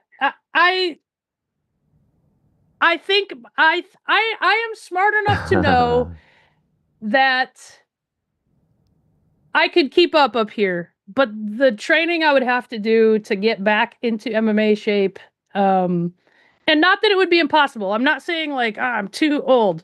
Just the work that it would take for me to get back into that sort of shape to be competing at the level that I would be satisfied competing at. I don't know if I have that in me anymore. You know what I mean? That's a grind, man. And I did that grind, and I don't know. It's I think I could see myself in a more of a coaching capacity than actually competing in MMA. But I mean, hey, who knows? They're gonna open some old timey legends division or something. Who knows? Do you still keep up with it? Do you still watch it? Yeah, I do. And obviously now a lot more, just time constraint wise, I would watch kind of the bigger cards, the bigger UFC cards or whatever. I have a lot more time now, especially because if people have paid attention to my YouTube channel, I kind of have this like, here's pro wrestling in MMA and grappling. So I'll show like a Daniel Bryan yes lock, but here's how you can use it in like a jiu-jitsu match or something. And so I like now that I'm trying to get that fired back up and rolling again, I like being relevant. Like I don't just want to throw random stuff on the channel. I want to be relevant. So if I see, someone hit something crazy, some crazy submission that people are like, holy smokes, and then I could show the pro wrestling history behind that or whatever. I like keeping up on that stuff.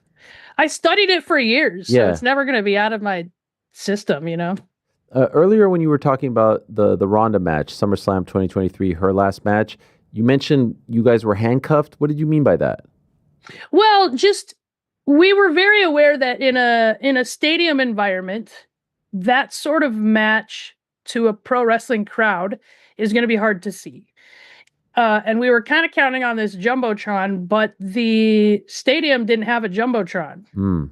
So we knew like it'd be hard for people to see. And on top of that, because we were in a stadium, so a lot of people were talking about like, why wasn't it a cage match? Like they didn't have the structure in a stadium rather than a like a bigger arena to lower a cage or a fight pit. And just I think it would have been different if okay, I'm not saying this in a way that's like this isn't like a jab or anything, but if we had been like the men's title picture, I think, and it was the last match of the night, and they could have like brought that stuff out and built the cage around it or something along those lines. We could have done something like that, but because we were not the last match, there was no way to quickly like cart the pieces of structure out, build it, and then also take it back down and cart it back out for the next match to take place. So we tried to get creative, and it was just tough. The venue made it tough. I do think like Ronda having a sort of hard out date kind of handcuffed us in that we had to rush, like we had to like do the story now. I think it would have been better served to have that sort of match as like a blow off after a longer feud. Right. But yeah, I did. The handcuffs were not like, you're not allowed to do this. It was more just the circumstances of the event, the time, and the venue that we were at. Obviously, the era is completely different now, but I had read a while ago that initially, and correct me if I've got this wrong, Vince didn't really sort of like understand your style or didn't get your style and was like kind of slow to get on board with it. Am I wrong with this? No, it wasn't that he didn't get my style. He very much understood my style. I think, and this isn't just a Vince thing. I think this is a thing in modern pro wrestling as far as training, is that I have to dance this dance between this sort of UWFI blood sportish type of style with the way modern wrestling is presented today. And people know it when they see it. So if we're talking about Vince, for example, Vince knew that he wanted it when he saw it. He didn't exactly know how to communicate what it was he wanted to see out of me. Does that make sense? So you're talking about a guy that knows the ins and outs of pro wrestling, like unbelievably, obviously, right? So he knew like that could work. But he also knew like, because I know your background, it looks weird when you do a drop kick. So try to think of something else there. Okay. He didn't necessarily know to tell me this is the move you should do, but he knew like, that's not right. I need you to do something different. So, and that's, you used Vince as the specifics, but that's kind of like most pro wrestling today is that way. And that's where I think, the possibility of like coaching, producing someday, I would be a great like niche fit in for someone, because I could look at someone like I see these, it's a big thing now, right? Everybody studies some sort of jiu-jitsu or MMA. I could see someone coming in and then they learn how to do a drop down leapfrog hip toss, but it looks weird because it's like you wrestled D1, you know how to do a hip toss. Why are you doing it like that? You know what I mean? So I think just having a translator is where I could have maybe gotten in a little bit faster. I had to kind of navigate that myself, but yeah, it wasn't that he didn't understand. It was that he didn't know how to communicate to me what he wanted to see to fit into today's modern wrestling. Kind of had to figure that out on my own. You briefly mentioned Bloodsport. They just had another great show, SummerSlam week, in New Jersey. Your guy, Josh Barnett, I love what they're doing. And I know you competed for them in April in Vegas. You seem to be a fit. Like if there ever was a person, especially on the women's side of things, that would be perfect for Bloodsport, it would be you. Safe to say, more appearances to come there? Yeah, I imagine. I'm very, very close with Josh. If people don't know, he's like, I don't want to say he's like a father because he's not. He's more like your uncle that let you swear and have a beer with him. A mentor is a good way to describe him too, right? He's very much a mentor. Man, I owe him my life. He changed my life. I was just this kid from the Midwest. He brought me out and started helping me in MMA, and he helps me understand the other side, the entertainment side, right? And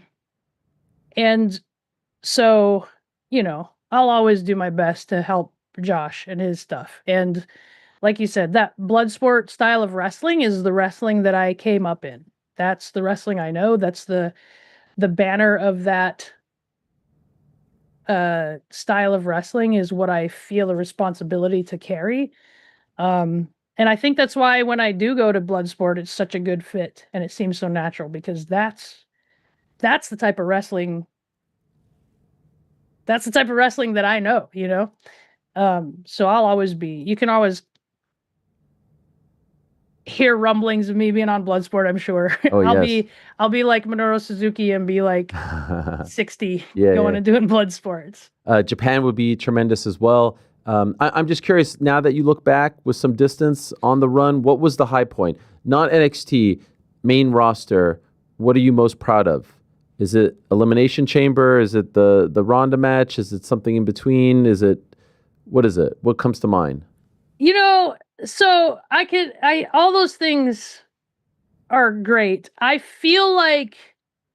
really feel like people are going to be surprised to hear this, but I really feel like me and Naya's tag team run during the COVID era, Yeah. that would have been on TV, would have been like, I thought for two people that weren't really friends, like we just met, we didn't hang out ever, the chemistry we had on screen, and then just like the run we had, I think people forget because we were heels, but we were running all three brands during that era too. Everyone talks about like Sasha Bailey doing all three brands and carrying the COVID era, but we were on all three shows carrying that tag division. We were on every show. And I really wish, if there is like one huge regret, I really wish that would have been in front of fans, or we could have gone back to that and see how they would have reacted. And then obviously just for my personal thing, the Ronda match, I know it's maybe not what people, I don't know, expected or wanted. I'm very proud of that match because we stuck true to what we knew that style should be, and we wanted to give that at the time, and we said it before the match that I think 10 years from now people are going to look back and see it with different eyes than they did in that sort of environment that it was in. So I'm glad that we pulled that off. The promos, the stuff leading up to it, I'm so proud of. Yeah, I think probably those two things. That's fair. That's fair, and I appreciate that. By the way, I know you're into like the war game, Warhammer. Yeah. I don't know anything about this stuff, and we were watching some of it. There's actually a guy on our show, our audio extraordinaire, Mysterious Frank, who's dying to ask you a question. Frank, take it away. Ask Shayna a question about this wacky world. Hey, Shane, I'm a avid 40K hobbyist, less Nice. than a player, but I was just curious, what army are you fielding now? Like, if you could just speak to that or what you've done in the past. So I have no idea what he just said, by the way. I have this tattoo right here. Oh, wow. Oh, that's sick. So I'm a huge Iron Warriors fan. I can't even put my finger on why. It's just like his story, and I'm like, yeah, he is. He does do all the hard work, the unglorious work. This guy deserves more, I don't know. Maybe I identified with it a little bit, but my whole gym I call my gym, my home gym, the Iron Cage, and I have you can get like custom like signage for your squat rack, and it says Iron Within, Iron Without. So I'm super into Horus Heresy at the moment, as far as like the miniatures and stuff. So Frank, you don't know what she's talking about. Stop pretending, Absolutely, Frank. 30K. I know exactly what she's talking okay. about. All right. But based on like the Sidious statues and stuff behind you, are you like way into like the dark side of things, like the heels, so to speak, when it comes to your geekdom? Yeah, I think I do lean more heel. I think I like I guess heels when, and people that do character study on storytelling and stuff will tell you, like, if the best heels are the ones that are justified. And I think I love when a story can be like, oh, this totally makes sense. Like, I really like Darth Vader's story, because not because, you know, he's cool, like everyone thinks he's cool and people, it's cool to like the bad guy. But honestly, if you got a vision, if you knew you had powers and you got a vision from the future that the love of your life was going to die, and someone said, listen, follow me, I can give you the power to keep her alive. Every one of us would have done what he did. And I think, like, people, I don't know, people get so stuck on like liking bad guys because they're cool. I like bad guys because I'm like, wait, I totally would have fallen into that bad guy stuff because that makes sense to me. Okay, you lost me there for the last couple of minutes, but I'm so happy, Frank. He's been dying to ask you this question, and he's so happy. He's. I think he popped really hard for just on my Twitch. Okay. I'm adding one night a week where I'm doing an IRL stream, and it's just me painting and talking to the chat. Wow, Frank, get on that. Yeah, there it consider is. me there. I appreciate it. There it is. I want to ask you one last thing before I let you go. When you left, when the word got out, you tweeted, "No one can offer what I have to offer. Reality. Let the galaxy burn." What are you trying to tell us there? You're legit. You're a shooter. This isn't play fighting to you. There's no one in all of pro wrestling that can offer. It's exactly what I said. P.S. Let the galaxy burn is a Warhammer reference also. Oh, but, damn. I just know, I know what I have to offer. And I'm not saying this in a way like, I know my value. Like, that's not it. I know that I have something that especially amongst women, nobody has. If I could tell you, not to get into this, and I'm not going to use names, but if I could tell you the people that come to me to ask for a way out of this or that hold, or a transition, or do you have a submission, or like, my fingerprints are forever on this business, and I know that. Whether people know that or not, that's a whole other thing. But that's not. I just want to keep the flag waving for catch wrestling and for the roots of what pro wrestling was, which is you believe these people, and I offer that. And there's very few people that can offer that today.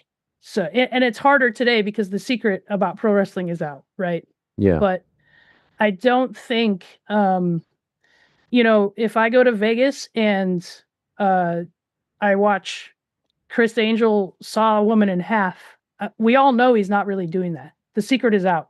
But if he does his job right, we come away and we're like, I saw everything. He had to have cut that woman in half. I have no idea. And so if I, as a pro wrestler with my background, am doing my job right, people will come away going, that was for real. Like, she must have been mad at her, or she botched. I love that too. Boy, she botched that. Like, if I did that, then I'm doing my job, because if I can fool you in today's day where the secret is out, then I've done my job. And I think I can do that in a way that very, very, very few people can do that in wrestling today. Well, I have to say, I from afar took immense pride in seeing you succeed on this level, and knowing you from the MMA world, and then see, like, you're one of us. It was so great because you had been talking about it, and then to see you manifest it and succeed. I remember seeing you on that indie show in Cleveland the weekend of UFC 203. Yeah. And I was like, wow, she's really doing it. It's unbelievable. And then to go as far as you did was unbelievable. So congratulations on an incredible last 10 years in this wild and wacky world, and looking forward to seeing you do from this point forward. So thank you so much, Shayna. Great to reconnect. Great to have you on. Again, congrats, and appreciate you coming on to talk to us after the dust has settled. Yeah, thank you very much. I wanted to get on right away, but I had that whole 90 days. I got didn't you. want to Yeah, mess no. up. But No, you don't. but I thank you so much for the support over the years. You've been there since the beginning. So, like, Invicta, even before that, like Bodog and all that Oh, stuff. yes. So, And we'll still it's be pretty here. crazy. It's We'll pretty crazy. So yes. yeah, there's more to come. So hopefully not the last time I'll be on here talking about that. Absolutely. Looking forward to that. For now, thank you. Congrats, and good luck in this next chapter. Thank you. There she is, Shayna Baszler, coming on to talk about life after WWE. Great stuff, and what a run. Don't know if a lot of people thought it would go quite that way when she left UFC in 2015. Some 10 years later, she's an 8-year WWE vet, had a great run early on the indies, and then an amazing run in NXT, and then a really great run in WWE as well. Some massive highs. So good on her. Well done. Congratulations on a great run, and appreciate her coming on. All right. By the way, fantastic job by Mr. Mysterious Frank. We'll get to that back end. There's still some business to take care of. Matter of seconds. Alert, alert, alert. Mr. David Feldman, the founder of BKFC, going to join us in a matter of seconds to break some news. A lot going on in the world of BKFC. We talked about that press conference a couple of weeks ago with all the big dogs, all the champions, all their stars, including Mr. Conor McGregor in attendance. They did announce a big show on October 4th across the river in New Jersey at the Prudential Center, their first time running that massive venue. Mr. David Feldman is here to break some news, perhaps pertaining to that show. Let us say hello to him right here now. Hello, David. How are you? Going on, Ariel? How are you? Good to talk to you as always. I know it's a very busy time, a lot going on as always, but don't want to beat around the bush. We were told you're coming bearing gifts, so let's hear him. I was hoping to drop this announcement with Connor. He was actually going to come on here, but he's actually, I've been talking to him a lot, and he's so focused and he's training a lot, and he just said he didn't want to miss his training session. It's really a different Connor than I've seen in a long time. It's the kind of Connor that I think that everybody's going to want to see back in the cage, and I think that they're going to see that, and I think they're going to get the best version of Connor. I just wanted to shoot that out there prior to making this announcement, because everybody associates obviously Connor with BKFC, and there's been some stuff in the news, and I'll just tell you, man, he's super focused right now. Okay, appreciate that. Would have been nice if he showed up with you, but this is great too. No problem. Appreciate you making that effort. What do you have in store for us? We're going to announce the main event for our monster October 4th card that we have. Happens to be my birthday at the Prudential Center in Newark, New Jersey. It'll be our first time in the state of New Jersey at one of the most sought after arenas in the Northeast United States, the Prudential Center. Phenomenal people to work with there. The main event will be the King of Violence. It'll be the King of Violence Championship. It will be Mike Perry taking on Jeremy Stevens. There it is. Thank you for that, Frank.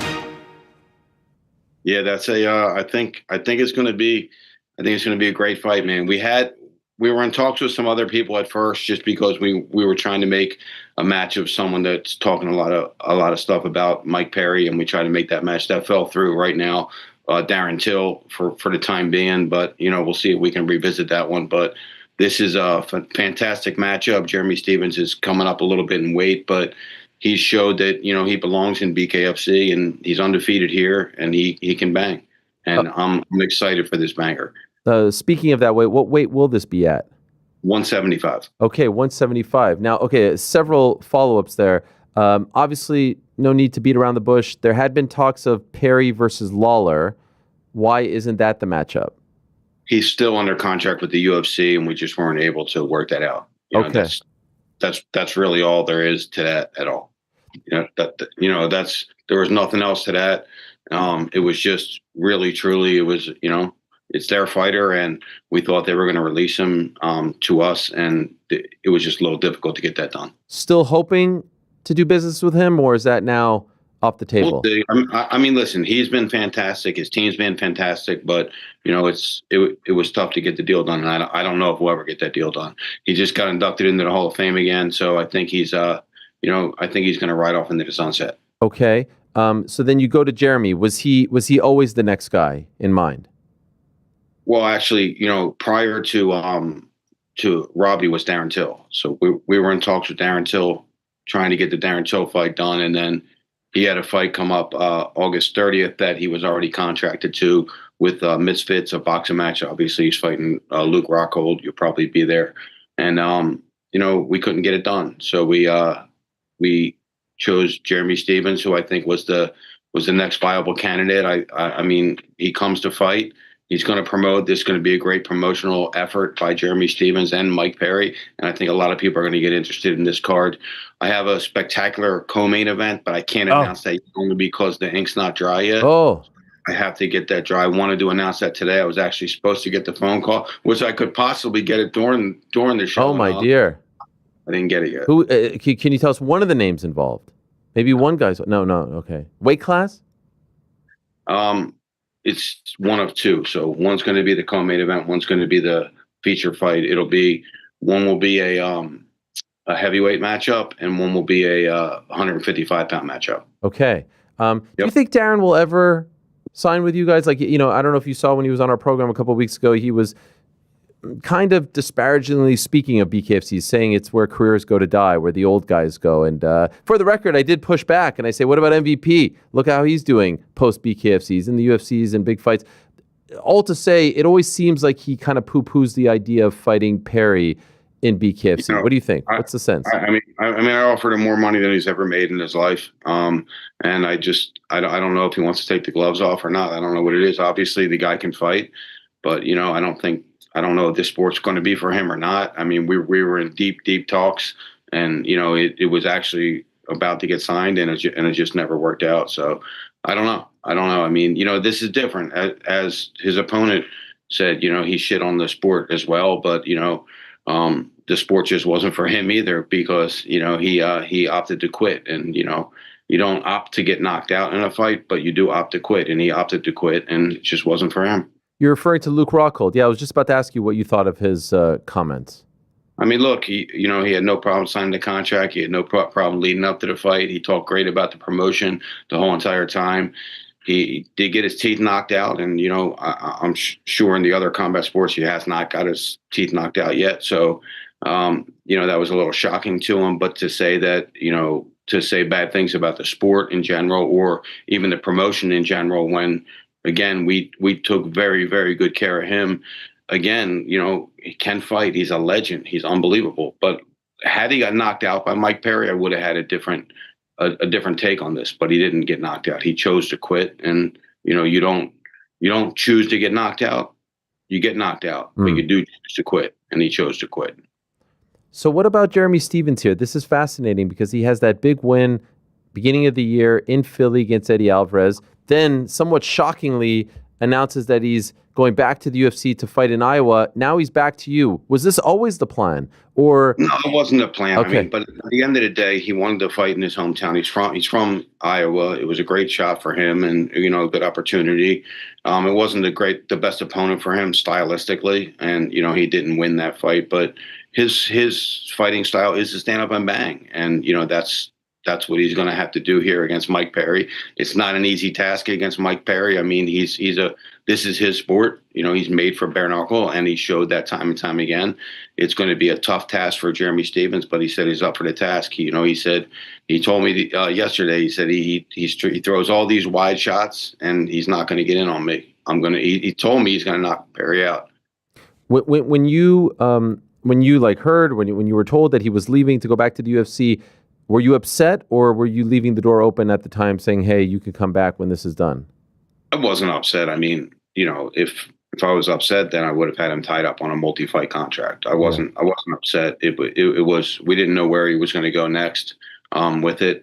And we had some other ideas for Perry, but here it is. And I think that if he does beat Mike Perry, he has got a good shot of having a long-standing relationship with our organization. And I think that's what he's trying to do. We're paying him very, very, very well. We're treating him very well. And he has an opportunity, I think, in combat sports to really, have a great resurgence here on October 4th. Is this a one-fight deal? It's a one-fight deal. Wow. We're probably going to add 2 more fights to that before this fight gets to happen. Okay, because, I mean, there's a bit of a risk, right? He goes in there and maybe is the first guy to beat Perry in BKFC and then goes off to somewhere else. Sure, we'll get. I mean, that's not going to happen because the money isn't somewhere else like it is here for him. Okay. And what about Mike? Because I do remember going back to last year when you were in studio, it did seem like you were a little bit upset that he went to, do the Jake Paul fight. There was the stuff with Conor. There was the stuff at the press conference. How did you get him back into the family, so to speak? I mean, he's always been there. You know, at the end of the day, I thought he hurt momentum, and that's what I voiced. I thought he hurt his momentum with the Jake fight, but you know, he's a bare knuckle fighter. He's back in the media a lot now. He's making a lot of noise with his podcast. He's doing a lot of different things to keep himself out there and promoting himself. And I think that I think it's going to be a great attendance here. I really think that we're going to sell at the Prudential Center, and I think it's going to be a great step forward for BKFC, for Mike Perry, and for Jeremy Stevens. Having a show at a place like that in New Jersey, one of the first states to adopt the unified rules of MMA, I feel like this is like a really massive deal for you guys to be in an arena like this. This feels like another milestone. It certainly is a milestone. I mean, it's New York without being in New York right now, and it's also great to have this event in New Jersey. The commission's been fantastic. Nick Lembo, Larry Hazard, they've both been great to work with for us, and they're very, very supportive. The Prudential Center, again, also very supportive of us, wants to really see us succeed. And you know, I'm happy about I'm happy, really, really happy about being there. It's close to home, and it's another event that I think that we are going to sell out and shock a lot of people. In that press conference that we talked about, when Conor is up there and he's getting fired up and he's going to your, arguably the face of the promotion in terms of fighting Perry, like dance for me, and all that stuff. What is David Feldman thinking internally? Because it feels like they're like that close away from throwing hands, to be honest. I was like, man, this is unbelievable. Conor is just unbelievable when he says something. Even Mike said to me, caught me in the casino afterwards. He's like, yo, this is the first time I didn't know what to say. And also on top of that, I was like, yo, they are going to throw down right here. Yes. Because there's no way that Mike Perry's going to let him say that and not throw down. But he kept himself poised. You know, he knew why he was there. And, I appreciate that part of it. But great promotion there. Obviously, Conor's the best in the business at this. And he was on that day. He was totally on. I know that wasn't that long ago, but at that presser, you did announce the baddest man tournament, 25 million, all that stuff. You also have a baddest bitch tournament as well, coming up in 26. Is there anything new since then? Anything more to add to the tournament? Not a lot yet. We're going to be doing the open tryouts here pretty soon to get into from the 100 and actually from this. We're going to get it down to 64 people, and then the 32 people are going to be inside the tournament. It's going to start in California. The first show will be in March. We're working on multiple venues right now, and then it's going to end up in the Middle East. A couple different partners we're talking to right now, and we'll have a commitment pretty soon, and I'll be able to announce that. But it's going to end up in the Middle East. It's going to take a year to run this whole tournament because of the spacing of it, but I think it's going to be fantastic. It's going to be an open weight class. It's going to be 185 pounds to 275 pounds. We'll kind of match the lighter guys first and the heavier guys first, and then when they get into the money rounds, you could see a Mike Perry fight a Ben Rothwell. Jeez Louise. And I guess if you're overseas, there's no commissions involved, so there won't be any issues having open weight fights, right? Yeah, but I mean, we do bring the ABC over there. We do bring Mike Mazzoli over there to govern our events. So they'd be okay with that. Yeah, no, he's okay with it. California's okay with it. A lot of other commissions that we already talked to are okay with it as well. I'm excited about it. I think it's going to be unbelievable. I mean, it's people just don't think it's going to happen. So when it happens, I think everybody's going to get very, very excited about it because. I don't know if we're going to find the world's baddest man because some of the people may not get in it, but I think they're going to, and I think we're just going to be fantastic to crown who will be the world's baddest man, right? I mean, everybody would want to know who's the baddest man in the world. If he's walking down the street and you point at him and go, that's the baddest man in the world, like you really want to know who he is. And I think that's what we're going to do here for the world's baddest man tournament. $25 million, $15 million grand prize to the winner, and then the rest of it gets sprinkled down through the rest of the contestants. We're excited about it. Are you having a hard time finding an opponent for Yoel Romero? No, I mean, yeah, we did it first because, it's Yoel Romero, right? I mean, he's a bad dude, but he's also 48 years old. But he also showed in the last couple fights that he's fighting like a 38-year-old, not a 48-year-old. So, we matched him appropriately. I think we matched him favorably, but I do think this guy is going to come out, and I think it's going to be a great fight as long as it lasts. And so maybe I missed his the announcement. Okay, I see it here. It's Theo Dukas, right? Theo Dukas, yeah. He's 2-2 as an MMA fighter. He's had some boxing experience, but again, he's a little younger, and Yoel's a little older, and it's going to be exciting just to see him take his gloves off and throw down in there. Any bare knuckle fight can be a very, very good fight. And we've seen it in the past, and I think we're going to see it again on September 12th. We'll see what Yoel has, and we'll see how we continue this relationship with him.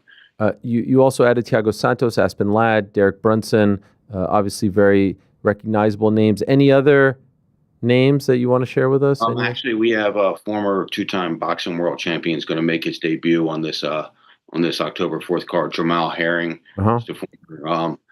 former 126 pound and 135 pound, 130 pound world champion out of Brooklyn, New York, and he's going to make his debut on this card as well. Okay. What about other signings? Anyone in the pipeline? Yeah, we actually just signed for that day, and we just matched him today. He's going to fight on September 27th in Manchester. Former two-time boxing world champion James DeGale. He'll take on Matt Floyd in our show in Manchester on September 27th. So we're very, very excited about that. Okay. Last week on the program, David, you may have seen we had Artem Lobov on the show, and he claims that he is still owed some money from his time at BKFC. Do you have a response to this? Yeah, I mean, it's not the case at all. I mean, I will tell you a little bit about the specifics. The guy, we did a little bit under 100,000 buys, and I know he claimed 200,000, but he claims we owe him 300,000, and he got $1 a pay-per-view buy. So it just nothing adds up there. No one has ever said we didn't pay them, ever. So he's the only one that came out, and he came out 6 years later.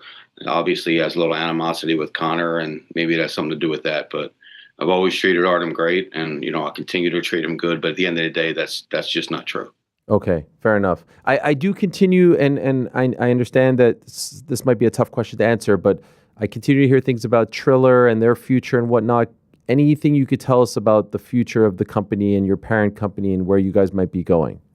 Yeah, I mean, we're making some moves now. We're having a new investment team come in. We were working on that for a while. Triller was good to us at the time, and then they just couldn't find their way to keep afloat and keep making noise and more importantly keep funding the company. So we had to make some moves, and we will be going away from them. I think Triller will still be involved as long as they're in business, but they'll be a minority partner, and they were a majority partner. They will be a minority partner now, and it gave us opportunity to bring in a couple big name investors that are going to be coming in, and I'll break that on here too, but that'll be in about 4 weeks from now. But it's Okay. It's some bigger names, and I think it's going to really, really help us. We have a group of professional athletes that are coming in, very well-known professional athletes that are coming in with this. I think that I don't think I've ever been more excited about BKFC than I am now for 2026. I think it's going to be the real, true breakout year. I think we're going to be seen by millions and millions of households all over the world. I think we're going to have some great stuff here in the United States, and I'm super excited about where this is going.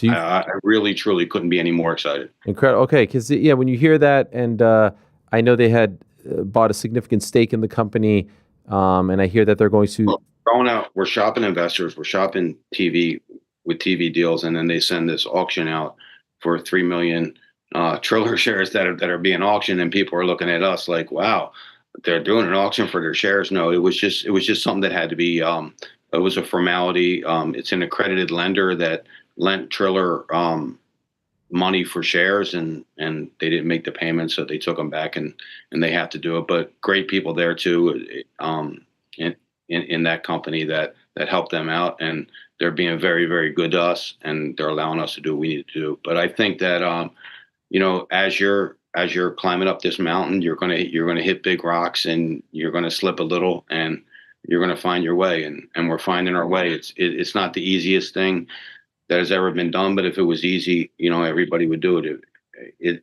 People don't want to do the stuff that's hard and that's challenging, and this is the hardest challenging thing that I ever could have dreamt of. Yeah. But at the end of the day, it's unbelievably rewarding. We're building something special. We created a sport. I mean, we didn't start a new MMA promotion. We didn't start a new boxing promotion.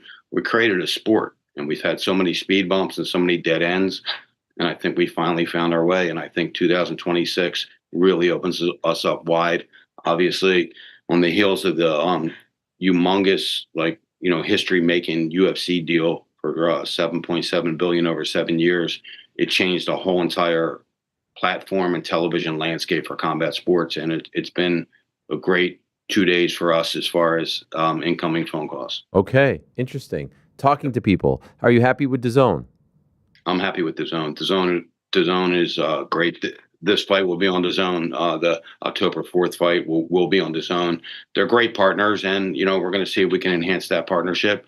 And if it doesn't work out that way, I mean, there's just so many options out there now, and very interested options because, hats off to Dana White. And I know a lot of people will talk bad about him, as you may too. And I'm only saying that because you don't like him, and that's okay. But what I'm saying, what he did here, and to set the tone for a $7.7 billion deal, it's truly unbelievable, and it opened the door for a lot of different combat sports promotions, including ours. Yes. Just to be clear, don't have any sort of dislike for him, but don't obviously agree. And I think it's fair to criticize professionally, and absolutely, you know what I mean. So I got nothing against what you say. I'm just he's the top dog, and so the top dog is going to receive great praise and criticism as well. He's paved the way. I mean, he truly has. His journey wasn't as tough as ours, meaning he had funding going, where he was going. But I mean, to do the things that he's done to turn this into really a true franchise, like similar to the NFL or the NBA or Major League Baseball, it's just incredible that he's in that kind of numbers, and it's mind blowing. But hats off to him again, because he really, truly just opened so many doors for combat sports promoters right now, especially ones that are, in the upper echelon of it right now. And we're excited about the future. Last one. How many states are we in as of right now, and any on the horizon? 42 states. We just opened up Arizona. We just opened up Tennessee. We're still working on Nevada and New York. And I think we're going to have some good news there, but we have a lot of good stuff coming up in California. So I'm not it's not detrimental if I don't get Nevada right now, but they're a great state. But I have California, I have Arizona, I have states over there that in the whole scheme of things are are power players for us. We had a great event in Texas. We're going back to Texas. We have Pennsylvania. We have Jersey now. We have all the states in the Northeast. So there's not really any state that we really need to be in right now that we're not in, or that we want to be in that we're not in, including countries. I was just writing this down. We are doing Montenegro, which I'm not sure if you know where that is, but that's right next to Serbia. We're doing that August 30th. Then we have Manchester. September 12th, September 27th, October 4th, right? Am I right about this? But September, I'm talking about the different countries. September 27th in the UK. Yeah.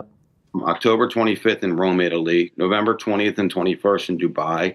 And then, we're going to open up a lot of new territories in 2026. I think we just, I know that you and a lot of the fans have heard that Australia pulled a permit from us, and we were able to get that fixed in another part of Australia, and we're going to announce that next week. We're going to be in Australia on November 29th. Okay.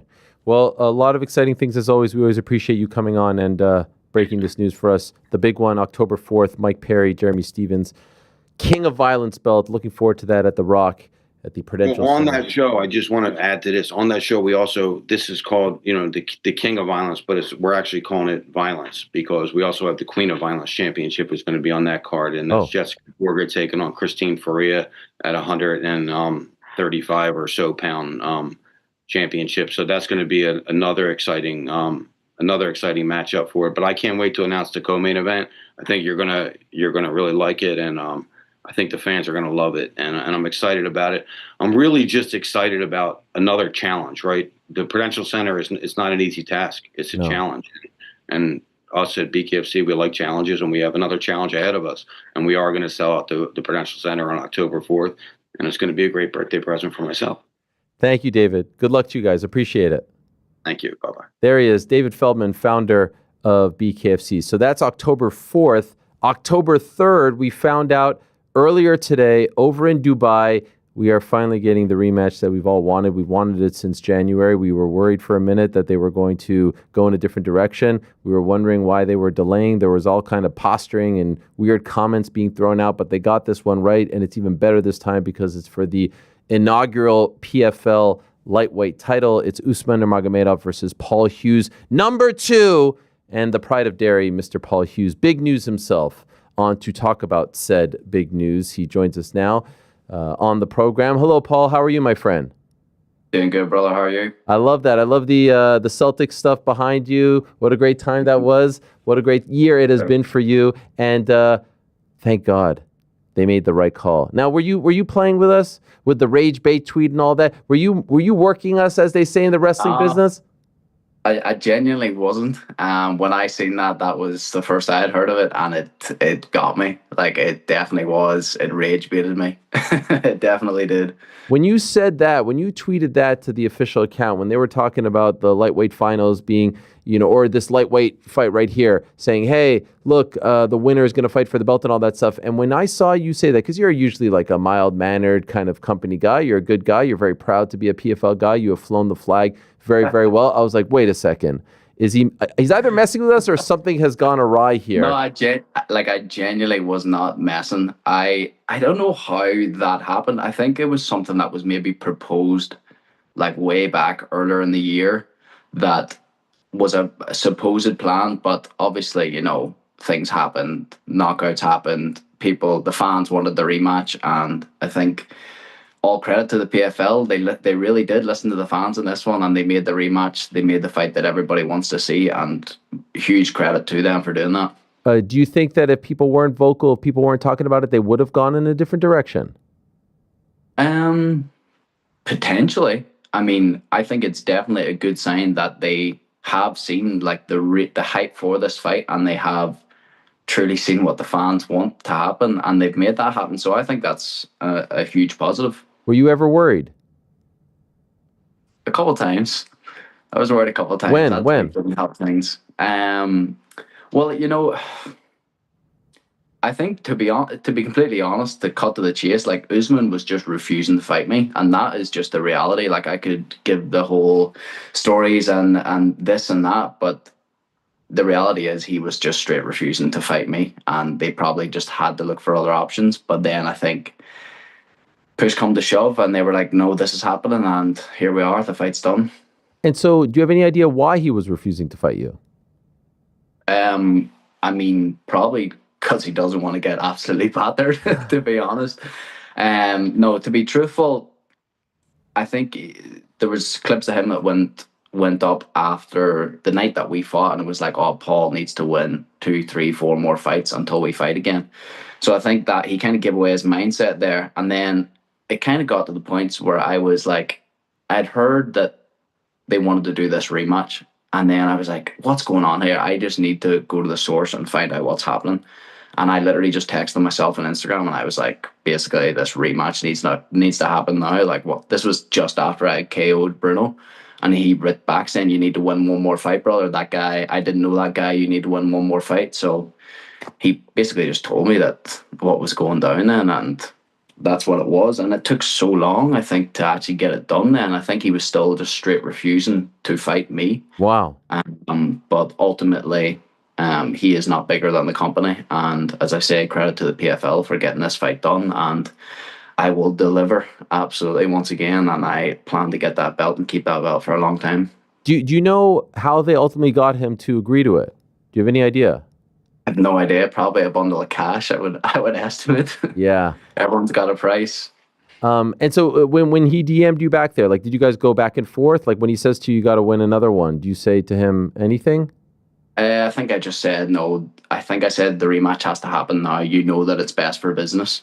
Okay. And then he didn't get back. But at the end of the day, what's best for business for him is not to fight me, because he's going to get smashed. And then whatever his plans are, whether he was, I don't know what his plans were. Maybe a lot of people were saying he was planning to go after the UFC now that Islam has moved up weight class. But I'm going to completely ruin that entire plan.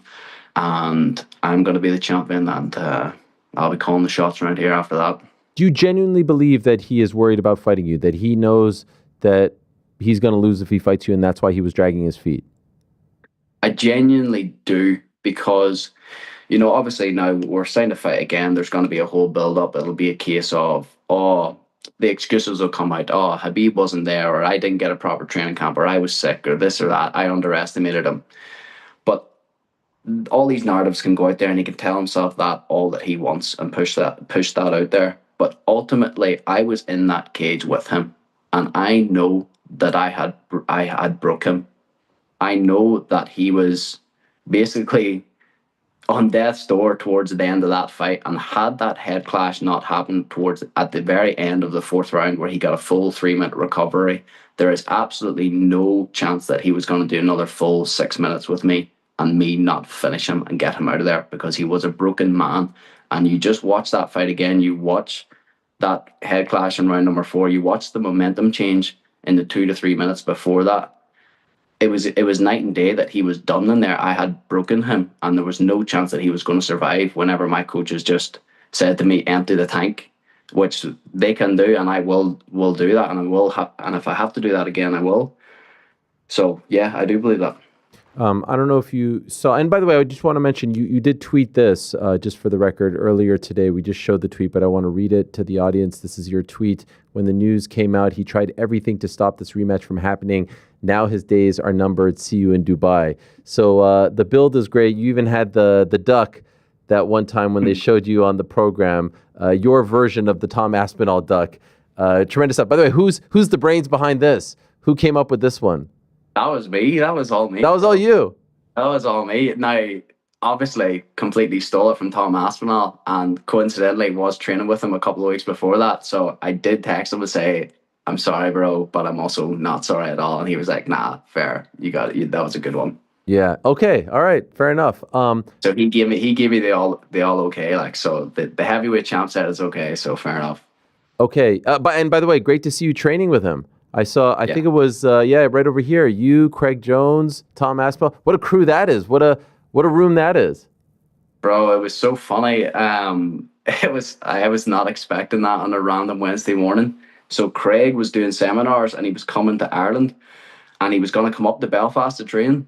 We have the same management, so I kind of know him through Tim and Dan. So he texted me saying, bro, I'm going to come up to Belfast, but I was going out of the country. I think I was going to New York. So I was out of the country, and I was like, tell me where you're going to be at in the next few days, and I'll come into town. So he was in Manchester. So I flew to Manchester, rocked up. It wasn't even in Manchester, it was outside of it, in a little small town, like 45 minutes outside of it. And I didn't know what I was getting myself in for. Walked into the gym, and there's Tom Aspinall training as well. So I was like, all right, lads, how's it going? Will you do more of that?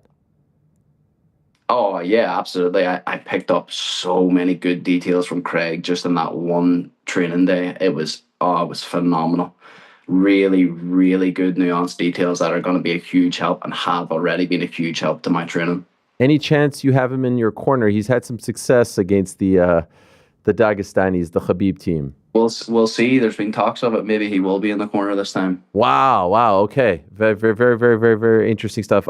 This morning, once this news came out, I do believe the manager for one, Usman Nurmagomedov, tweeted at you, Ali Abdelaziz. Did you happen to see his tweet?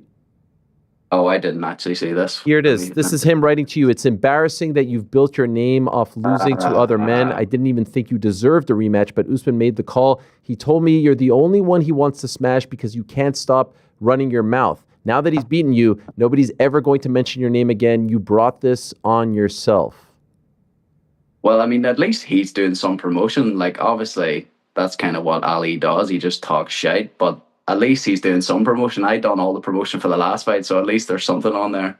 But here, look, that's all a load of bollocks. Like, I don't give a flying fuck what Ali Abdelaziz says. Not a single fuck, like. By the way, credit to him. Usually he sends those messages hiding behind his fighters' accounts, like he'll do it under their name. At least he's actually sending it from his own account. And maybe he meant to do it under Usman's name, but at least this time he's going straight from his own. I'll tell you what, wouldn't be the fucking first time, would it? Yeah, exactly. Wouldn't be the fucking first time. So there you go. So that's the response right there. Does it irk you when a manager writes to you like that?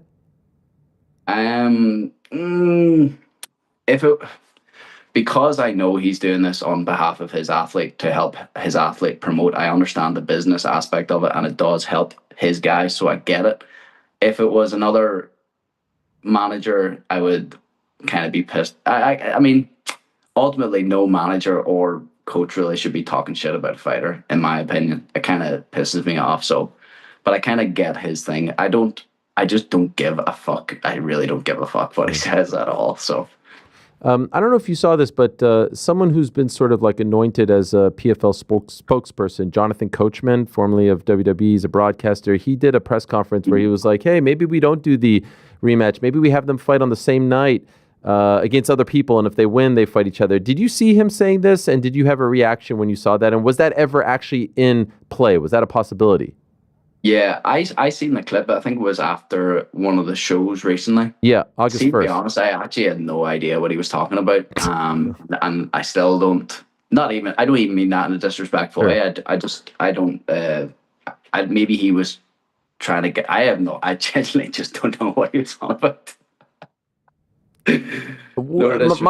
My understanding was the fight was kind of already done at that point. This is like 12 days ago. Oh, it was only 12 days ago. Yeah. Now, it probably wasn't signed at that point, but I think it was agreed. But then again, as I said, like, it only got signed recently because Usman was delaying at this time. Yeah. Like, I'm genuinely not just making that up. Like, that is the storyline of this fight. I mean, Ali's tweet, whatever it said, like, Usman says that you're the only guy who wants to fight. Like, I know that that's fucking bollocks. Like, I know that that is a lie. So that's why I don't care what he says. Fair enough. Could I ask, going back to Dubai, the scene of the last fight, do you have any issues with that? No, I have no issues with that because it's not going to be a decision this time. Okay. So there's no worry about any sort of judging or anything like that? No. Okay. We did have Artem Lobov on the show last week. He talked about being invited by you to do some training. Is that going to continue leading up to this? He's also on the card. Yeah, I seen he's on the card, and it would be great to have him up here. I mean, we've had John Mitchell join us there, who's another Irish fighter that is fighting on the same card. He actually lives in Dubai, but he's moving to do his camps here in Belfast. So we've got a hell of a team. We've built an unbelievable team here in Belfast. Honestly, Ariel, like, we're really, really doing something special here. We're in that phase where nobody really knows yet, but I think in the next couple of years, I think we'll have that blow up like SBG did back in the day in Dublin. That is certainly already happening here in Belfast, and we've just got a phenomenal team, and it's open door. You know, I would obviously be amazing to train with Artem. I think he's the man. Like, I really, really respect him. And anybody else that wants to come train, we're open doors. Like, we're working hard. We want to be the best. We're performing at the highest level now, and yeah, I welcome it. You know what I really love about this? Obviously, they got it right with the rematch, but I love the fact that the PFL lightweight title is on the line. I like that the light heavyweight title is in the co-main. I like that Costello is the middleweight champion. I like that they're doing a welterweight title fight. Finally, we're getting some sort of clarity as to who are the champs, and then the tournament winners can fight the champs. To the best of your understanding, this is a minor detail, but just curious, is Usman the champ, or is the champ vacant and you guys are fighting for the vacant title? I genuinely don't know. Okay. I mean, ultimately, you win the belt, no big deal. But I was just curious if he becomes the champ or if the belt is just kind of up for grabs. I'm not too sure about that, but I mean, certainly it would be great if the Bellator belt was on the line as well. I would definitely, coming home with 2 belts would be a lot nicer than coming home with 1. For sure. So ultimately, what is the prediction? What are you feeling? How does this play out? I definitely could. I could see myself clipping him early. I really could. I mean, you seen my last fight, my first punch that I threw, almost knocked him clean out, and I finished him right after that. I didn't get hit once. I can do that. I certainly can. That's always a possibility for me. But I would love to break him in there.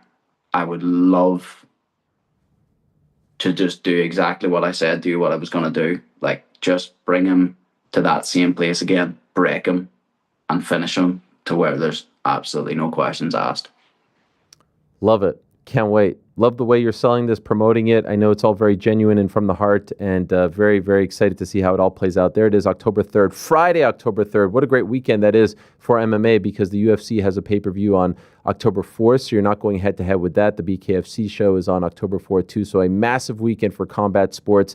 The rematch we all wanted, the fight we all wanted, and as of right now, August 13th, still a front runner, in my opinion, for Fight of the Year, for 2025 Fight of the Year, and that first fight happened all the way back in January, so looking forward to seeing how you guys can top this. Thank you, Paul. I know it's late out there. I appreciate it very much. Good luck to you in training. Can't wait to see you in action on the 3rd of October. Appreciate it, Ariel. Always a pleasure and an honor to be here. And please say hello to Claire for us as well. And here, not just Claire, John, my dad as well. So Ariel, he discovered YouTube and the TV about 3 or 4 months ago, and honestly, all he does is watch your show. Yeah. I love it, but it kind of annoys me. Why? Every time I come home, he's like, "Did you see this guy at Ariel's show this week?" And I'm like, "No, I didn't watch the 40-minute interview of a guy I don't know." Like, well, come on. "Oh, but you want to hear about this and that?" But it's so shout out to John as well. Claire and John, gents, thank you so much for the support. We appreciate you very much, and you're welcome to come on the show the next time Paul is here. And thank you for watching. When he's not watching, thank you for keeping him up to speed. We appreciate you guys. 100%. Thank you, bro. Thank you, Paul. Appreciate it. Up the Hugheses. Yeah. What a great time for the family, and what a big fight that is going to be. Looking forward to it very much. PFL figuring it out, getting the titles on the line, making things happen. Now, I do have to say, this has been a massive day. Karrion Kross in studio, breaking all kinds of news. Shayna Baszler, first interview since leaving WWE. Paul Hughes on the program, first interview live on the program since the news comes out. And oh, by the way, David Feldman with the breaking news. David Feldman had some things to say about one Darren Till. I got a message. I looked down on my DMs. Darren Till sent me a DM. Everyone stop chatting shit. Sort of along those lines, perhaps that's the sentiment. Sent me a DM and said, "Get me on the show. What time are you on till?" Now, I don't think he was talking about himself. He was saying like until, like not till as in like, hey, Till. You get the point. Darren Till is going to join us in about 3 to 4 minutes. Is there any program like this? Is there any program on the planet in the world of combat sports? Fuck combat sports. On the planet, live, indirect, where you can jump around and go from one sport to another. We went from pro wrestling to bare-knuckle to MMA. Now we're going to boxing. Darren Till, the boxer / MMA fighter. We're all over the gaff here, and I freaking love it. I mean, you got Frank asking questions about Warhammers and stuff. Where can you get this? You can't get this anywhere. I'm fired up. What did Feldman say? Someone re-jog my memory. Is there a clip? Let me see if I can find a clip here. He had a lot to say. He said some things about Artem Lobov. He said some things about Mr. Rockhold. He said that he made an offer for the biggest money he's ever made in his life. That was the thing. Yeah. And he was the number one choice, right? He said he was the number one choice. He said he wanted him on the October 4th card against Mike Perry. And he said he offered him more money than anyone else before. And he isn't quite sure if he wants to do this, right? Is that a fair thing? Is that a fair assessment? We don't have to have the clip, do we? I'm trying to see if someone clipped it off. Where are you at, Jedi? You clip everything else off. Where's my clip? Anyway, we're going to be joined by him. Is he here yet? Not yet, right? Frank, how has life changed since you got to ask Shayna that question? I have been given a crown. Were you nervous a little bit? I felt like you were a little nervous out of the gate. I mean, they can't see me. It feels impersonal. I felt like you warmed up over time. Yeah. Were you nervous? No, not really. No. Was it a good answer? I think it was a great answer. I think that we could have had a whole show just about that. Were you surprised that she had a tattoo? No. I feel like she knows what she's talking about. Do you have a tattoo? I have several tattoos. No, like about this stuff. No, I don't. The kitty stuff. No. Is it Dungeons and Dragons? Is that what it is? No. Oh. I mean, she spoke about exactly what it is, and I guess you weren't listening. Well, I know what it is, but like, is that really what it is? You know what I mean? Like sometimes, no, sometimes people are going to tell you it's something, but like if you know, you know. IYK, IYK. Oh, I'm picking up what you're laying down. Yeah. Will you check out her Twitch stream? Yeah, absolutely. Yeah, if it is as she's described it, that's really cool, and I can't wait. She's saying it's like she has a Twitch stream, but she's actually sitting there painting a model and like just having, answering questions, talking. It's fascinating. To people. Yeah, like I would actually go and paint myself. When you say she's painting a model, do you mean like an actual physical person? No. Is it like that stuff like where there's like miniature models that you paint with small paintbrushes? Okay. It's fun stuff. I could tell you're really into this. No, I mean, listen, far be it for me to poo-poo what someone is into. I mean, I like all kinds of weird things. Yeah, name one weird thing. To be honest, I don't really actually like a lot of weird things. I mean, I guess some people might say pro wrestling is weird. Well, no, not in this case. We were talking to a pro wrestler. Not on this program, no. Yeah. What do I like that's weird? Sports. Sports. An Adam Sandler movie. Adam Sandler. I thought Frank would say Family like and work. There it is. Megyn Kelly's podcast. You Are would you a say fan that's of that, weird, right? Yeah, I've already said this. I was just, so Megyn Kelly's Glenn Beck, that's another one. No, not much of a bet guy. Not much of a bet guy, if I'm being honest. Newt Gingrich? Not so much a Gingrich guy. I was flipping through the channels and I saw him on the TV. Does he have a pod? No, I don't know what he was doing, but I looked up how old he was, man. He's still kicking, 82. Legend of the game. Yeah, I guess. Shout out Newt, man. I don't really even know. I don't even know what he would be a legend for. Just kind of like a lifelong politician, right? Your guess is as good as mine, man. Yeah. Frank, tell us about the name history like of Newt. You can't really go wrong. I'm surprised Frank hasn't chimed in here. Well, let me tell you, back in 1967, Newt Gingrich was part of the GOP. He spoke at the convention over in Oklahoma City. It was quite the scene as everyone came together under the banner of the elephant. Is it the elephant? I don't even know. Frank's the elephant. Yeah. The good old elephant. We have the clip about Feldman talking of one Darren Till. Oh, we have it. Okay. Well, that's amazing. Let's wait on that. And let us, breaking news, Frank. Well, we're kind of rounding third here. The plan, to be honest, was to answer a few more questions. I hope you are all okay with this. We were going to say goodbye to Paul Hughes, answer some questions, and call it a day, pass the baton over to the boys in the back. Then all of a sudden, I look down at my DMs, and I see a DM from my old friend Darren Till saying, hey, get me on the program. I want to respond. I want to defend myself. Moments ago, we had one David Feldman on the show. This is what he had to say about Darren Till. Do you think Darren will ever sign with you guys? Like, I don't know if you saw when he was on our program a couple of weeks ago, he was kind of disparagingly speaking of BKFC, saying it's where careers go to die, where the old guys go. And for the record, I did push back and I say, what about MVP? Look how he's doing post BKFCs in the UFCs and big fights. All to say, it always seems like he kind of poo-poos the idea of fighting Perry in BKFC. What do you think? What's the sense? I offered him more money than he's ever made in his life. And I don't know if he wants to take the gloves off or not. I don't know what it is. Obviously, the guy can fight, but I don't know if this sport's going to be for him or not. I mean, we were in deep talks, and it was actually about to get signed, and it just never worked out. So without further ado, let us bring on Mr. Darren Till to respond to these comments from David Feldman. He reached out, and there he is. Hello, Darren. How are you? Tottenham, mate. How are we? Thank you for reaching out, and here we are live. Appreciate it. Are you upset? Are you pissed off? No, of course not. By the way, can I just say, you look fantastic. You look svelte. The face looks thin as hell. I know you're getting ready August 30th, the zone. Ooh, what happened? I lost a tooth in sparring today. Is it true that you can lose those veneers? I thought they were good for life. I've had them since 2019, so I've only lost one up to now, so I'm doing well. Who hit you? Liam Smith? Who was it?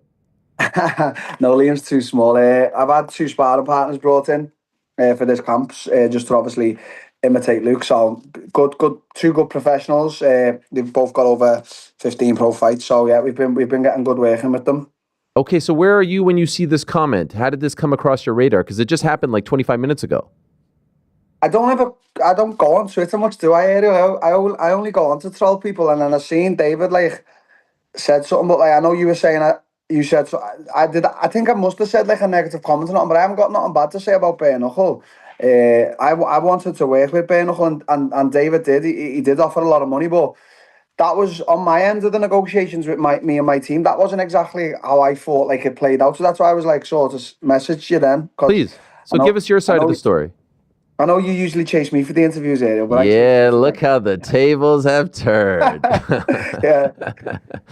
No, do you know what? I've actually got nothing negative. I haven't got nothing massively negative to say. Like David's pursued me for years, and obviously the time's never been right, and I've never like. Maybe I probably have badmouthed BKFC in terms of saying, oh, sometimes it's when you're a bit older, but no, it's a great promotion, and David's doing it, correctly, and there's no bad blood between me and David, of course not, but what happened was from my point of view of the way things have gone with me, and obviously I don't know exactly what goes into talking, and obviously you're speaking to my team and stuff like that. Obviously you just get told sometimes brief stuff, if you're in the gym and that, you don't really care, you just want to fight, especially someone like me. I was on holiday after my last fight with Darren, and basically obviously the Nate Diaz fight in my what I assume got made with Misfits, so I was going to be fighting Nate on his terms and stuff like that. I was going to be fighting. He picked the weight. He picked like the date and stuff like that, because obviously he's the A side and he's the bigger, he's the bigger name in fighting, as if you will. And then obviously that fight fell through like a few days when I got back. So I was like, okay. So then obviously when like we were trying to negotiate and stuff like that, I knew Misfits were totally up for like doing a co-promotion with BKFC, and I know they were all for it as well. So there was no like cross wires there. And then obviously it was going to be the Perry fight, and also Perry's organisation had offered me $350,000 to fight Perry on his organisation, which, I'm sort of like, well, you're offering me that, but for you to come over to Misfits, they were offering you a lot more, and you said no. So I was a bit like, whatever about that. So I don't want to go into that. But then, from what I can recollect and remember, I think negotiations just fell through with David and my team. Like, I don't think they could come to like an agreement on, and don't get me wrong, the money what he offered was fantastic, but I just don't know whether they could get the date, or whether whether the offer was as legit as he said. Like, and I'm not trying to say David's like he's talking shit, because he has pursued me for like 2 years, and I know he's real about having me on BKFC, because obviously that Perry fight would be massive, and I'd love to do it on BKFC. It's not like, do you know what I mean? But that's it from my side. I'm not going to come on here talking negative, because I haven't got a lot of negative things to say. But it wasn't like he offered me this massive amount of money and I said no, because the money he offered was amazing. It was immense. It was a fucking 7-figure deal and a half. But negotiations somewhere along the line broke down. But what happened? What was the stump? Okay, is it true? Is it true that it's the most you've ever been offered? He said that. It's not the most I've ever been offered, but it was a hell of a lot of money. Like, okay. I mean, David doesn't know me personally, and David doesn't know what I've earned over the course of my 20. Like, I've been fighting 20 years now. I've earned a lot of money. I mean, I've spent it all, but I've earned a lot. Yeah. So where did it break down?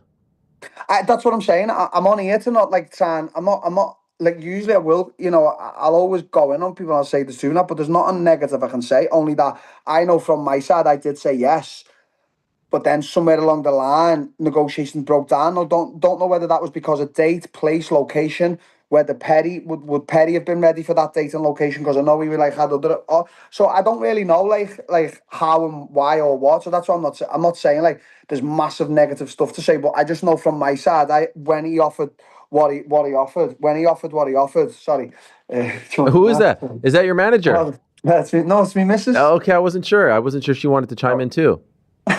Oh, she'll chime in if you give her a chance. We won't go down that road. She'll say a lot. Fair enough. No, basically, fucking, there was nothing massive in terms of like, oh, this, that, me, Ariel. I think you've known me long enough now to say I'm not a dishonest guy. I say the truth, don't I? So I'm not going to say like it was negotiations broke down because of him or because of me, but I did say yes when he did give me that offer. So you know, I still had one fight left on my contract with Misfits, which I'm fighting with Luke now on that. And then obviously I know Misfits are going to want to renegotiate with me. They've just brought like these rankings out today, and apparently I'm like number one or something. Which I don't pay too much mind to. Do you know what I mean? Like the only thorn I have in myself about being number one is, you know, obviously I wanted to be a UFC champion at one point and stuff like that. So yeah, that's it, Ariel. There's not a massive like lot. I just wanted to sort of come on when I seen it. I thought, oh, I'll text Ariel. He'll definitely have me on because, you know, I pull the biggest numbers. Okay. You were good up until that last shot. You didn't have to go there. That wasn't very nice. Do I not pull the biggest numbers then? No. I mean, you know, Dennis does a good job. Fair play to him. Yeah, Dennis does a fucking tremendous job. Like, what do you make of that fight, by the way? Who's this Warren Spencer guy? I don't know. Listen, you know, I like to break things down in a realistic aspect. I don't like to break things down because if someone hates Dylan Dennis, they're going to say, oh, he's shit. Like, MMA wise, I don't think he's up to the level that he probably thinks he is. But I mean, we can't discredit his jiu-jitsu, you know, level. You know, his credentials. He's a black belt under Marcelo Garcia. I don't know whether they've cut ties or what. I heard something, but that's obviously none of my business. The fact of the matter is, he's a black belt under Marcelo Garcia, and he's a legitimate jiu-jitsu player. So I do think it's going to be a good win for Dennis. Do you know what I mean? Last time we had you on, you abruptly left the face-to-face. We were rolling. We were vibing. We had such great stuff going down with you and Luke. Why did you leave so abruptly? I just can't with Luke. Like, I don't hate him, but I just can't.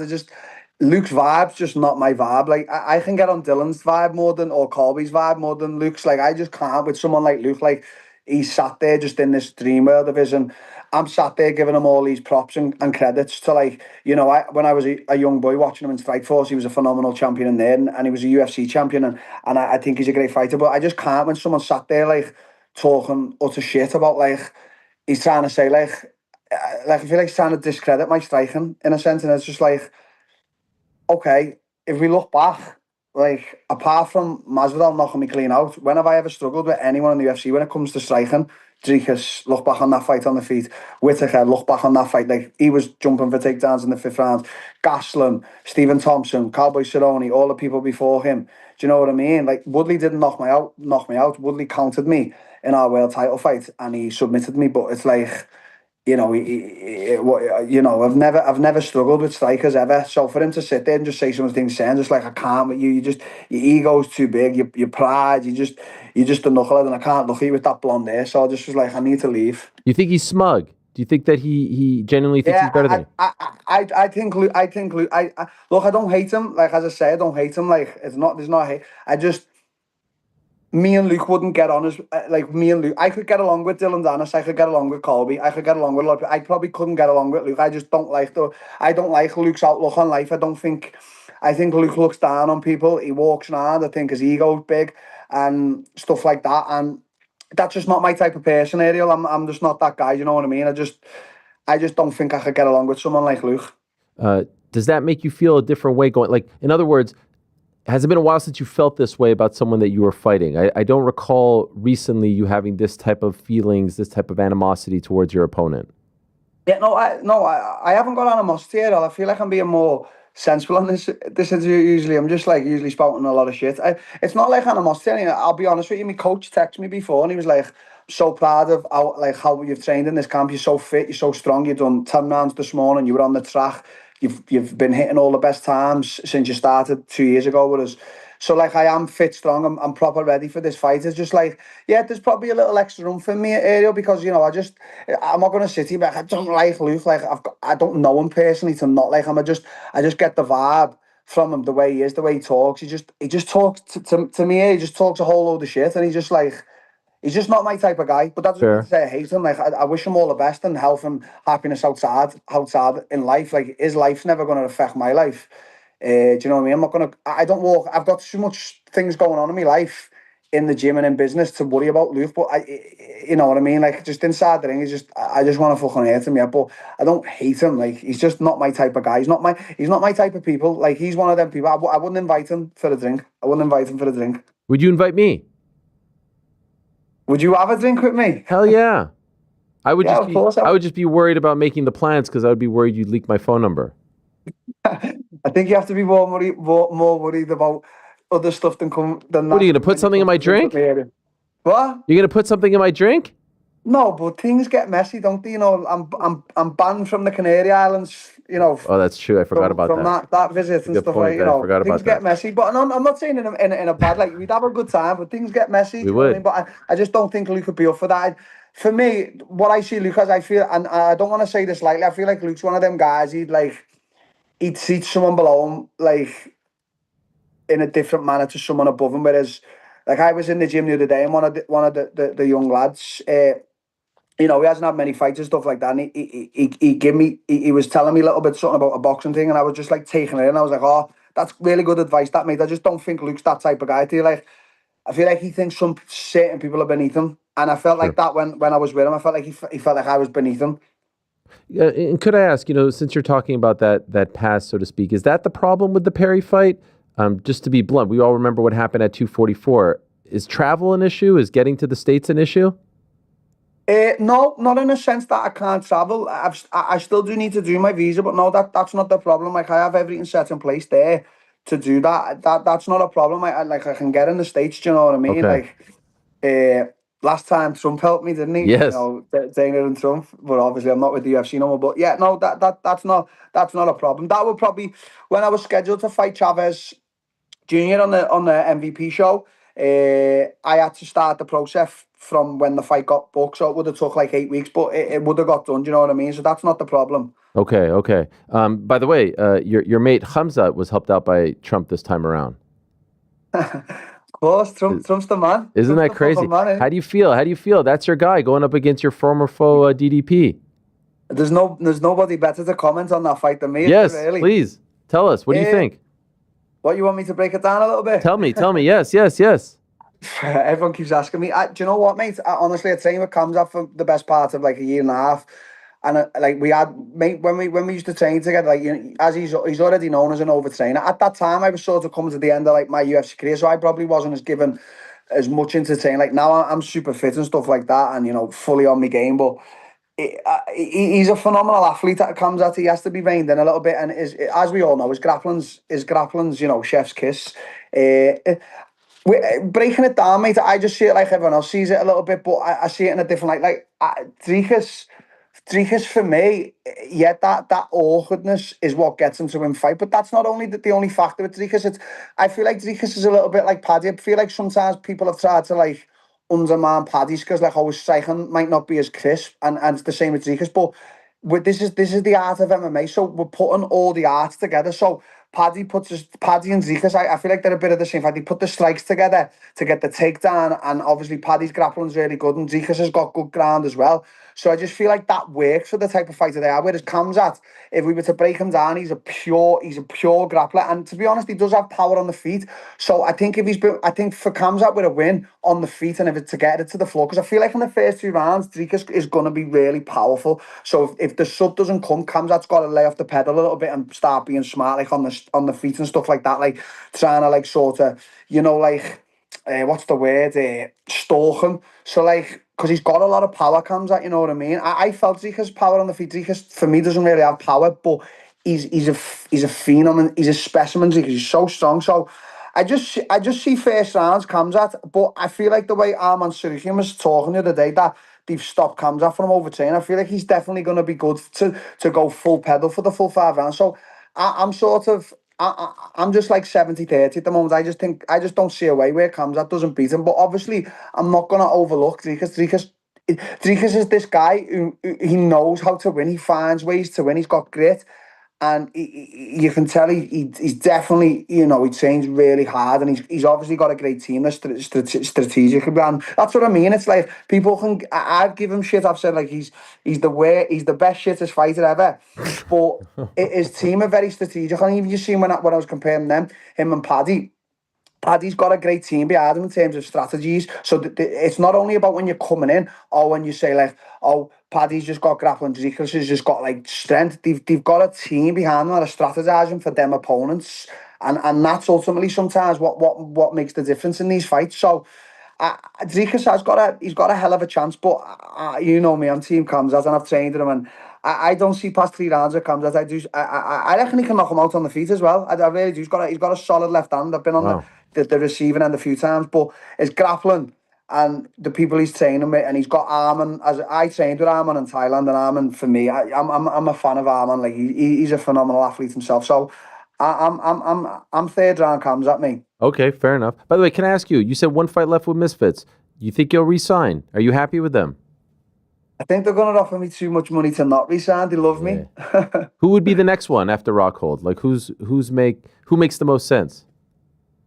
I think if we could come to an agreement with Misfits and BKFC to do a co-promotion, like me and Perry, like one boxing, one bare knuckle. Oh, wow. And then that's dusted. And then next year, obviously, you know, the big one's Jake, innit? You know, I'm not going to be sat here calling out every time, but that's a big one to get in this space that we're in, Jake. But obviously, if that doesn't come about, there's names. I was on the FaceTime to Masvidal about 4 weeks ago, so I was asking him for the fight. Oh, wow. Boxing?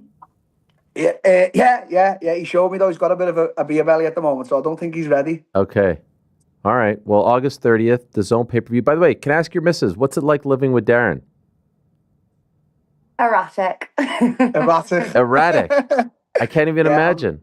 I'm not, it's, you don't want to live with me, Ariel. I feel like this is actually kind of like the most tame version of you that we've seen in quite some time. A lot of people have been saying that. There's a guy who come, you know, the VADA testing, you know, the steroid testing, because I've asked for it because I think Luke's on steroids. He come the other day and he said, I used to be scared to come to you, Till. And I was like, why? He's like, I don't know, but I used to be scared. He's like, you're so much calmer now. And I was like, everyone keeps saying that. Maybe I need to be more erratic these days now, Ariel. No, maybe this means you're in good spirits. What was that? Yeah. I've said no, we've tamed the gorilla.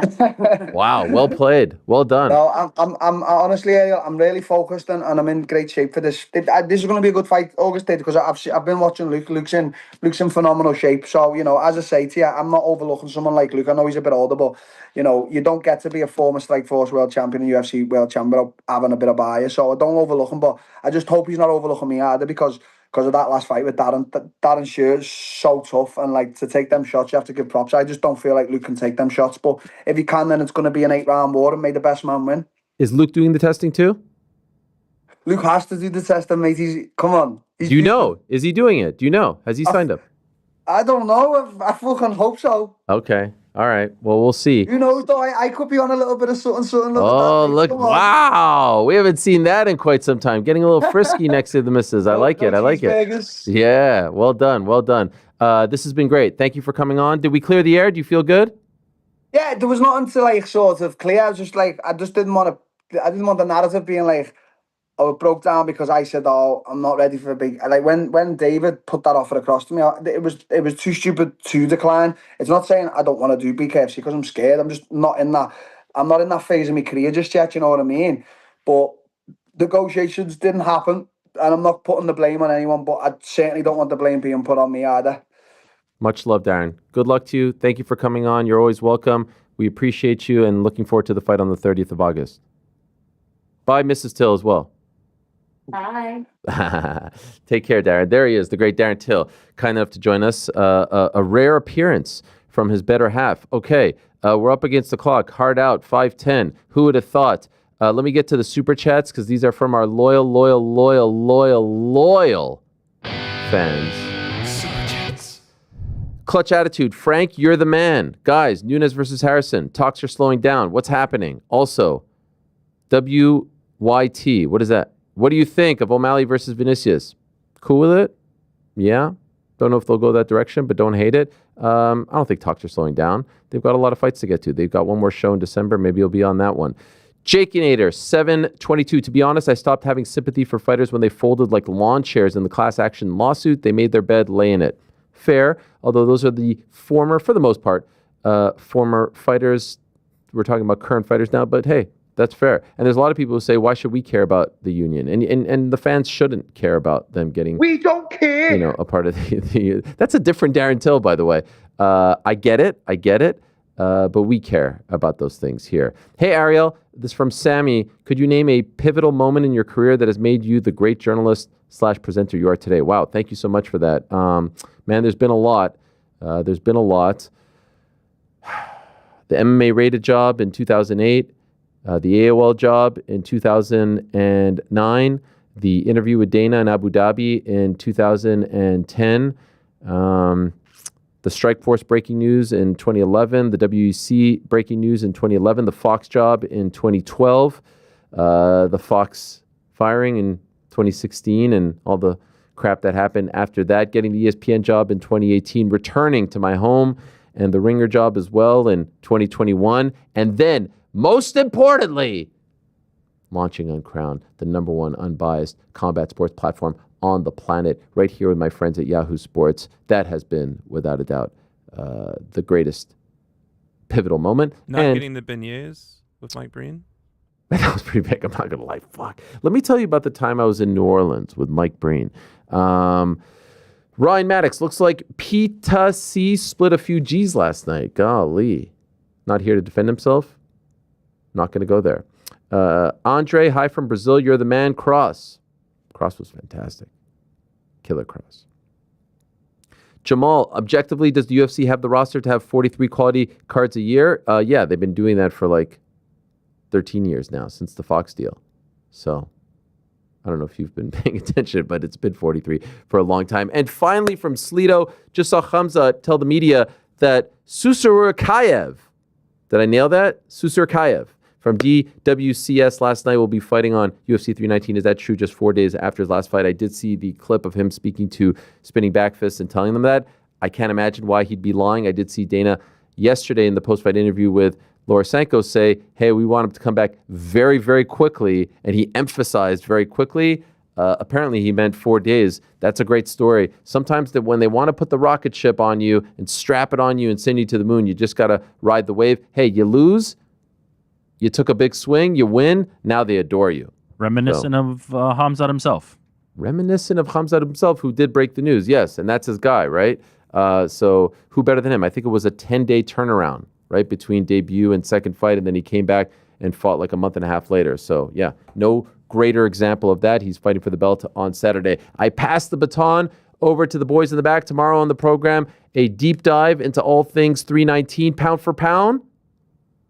Top moments from the ESPN era. Ooh, love it. Now, is this like my time at ESPN, your time at ESPN, Rick's time, or just the UFC on ESPN? UFC on ESPN era. Let me tell you something. If Rick and I ushering in the new era is not #1 on all lists, I'll be very disappointed. It will be an honorable mention for me. Wow. You were in your father's nutsack at that point. I'm not giving away anything. I was actually working. I was actually working at ESPN as well. Yes. I was probably on the overnight shift. Figuratively. I was actually probably on campus with you guys, just probably like 200 yards away. So your dad was somewhere in the building, huh? And you it's more of like a figurative sort of. Oh, there's nutsack. I was actually in Bristol with you guys as well. We probably ran into each other in the cab. He was Hey, right there. Happy New Year's, guys. Leave us a voicemail. Yes, 415-SUP-BITB is the place to leave the voicemail. Can't wait for that. What a day it has been. Love you all. I'll be back on Monday. Actually, I lied. I'll be back on Saturday night. UFC 319 post-show with the great Pete C. and the Man in the Hat. Old school Ringer MMA post-show.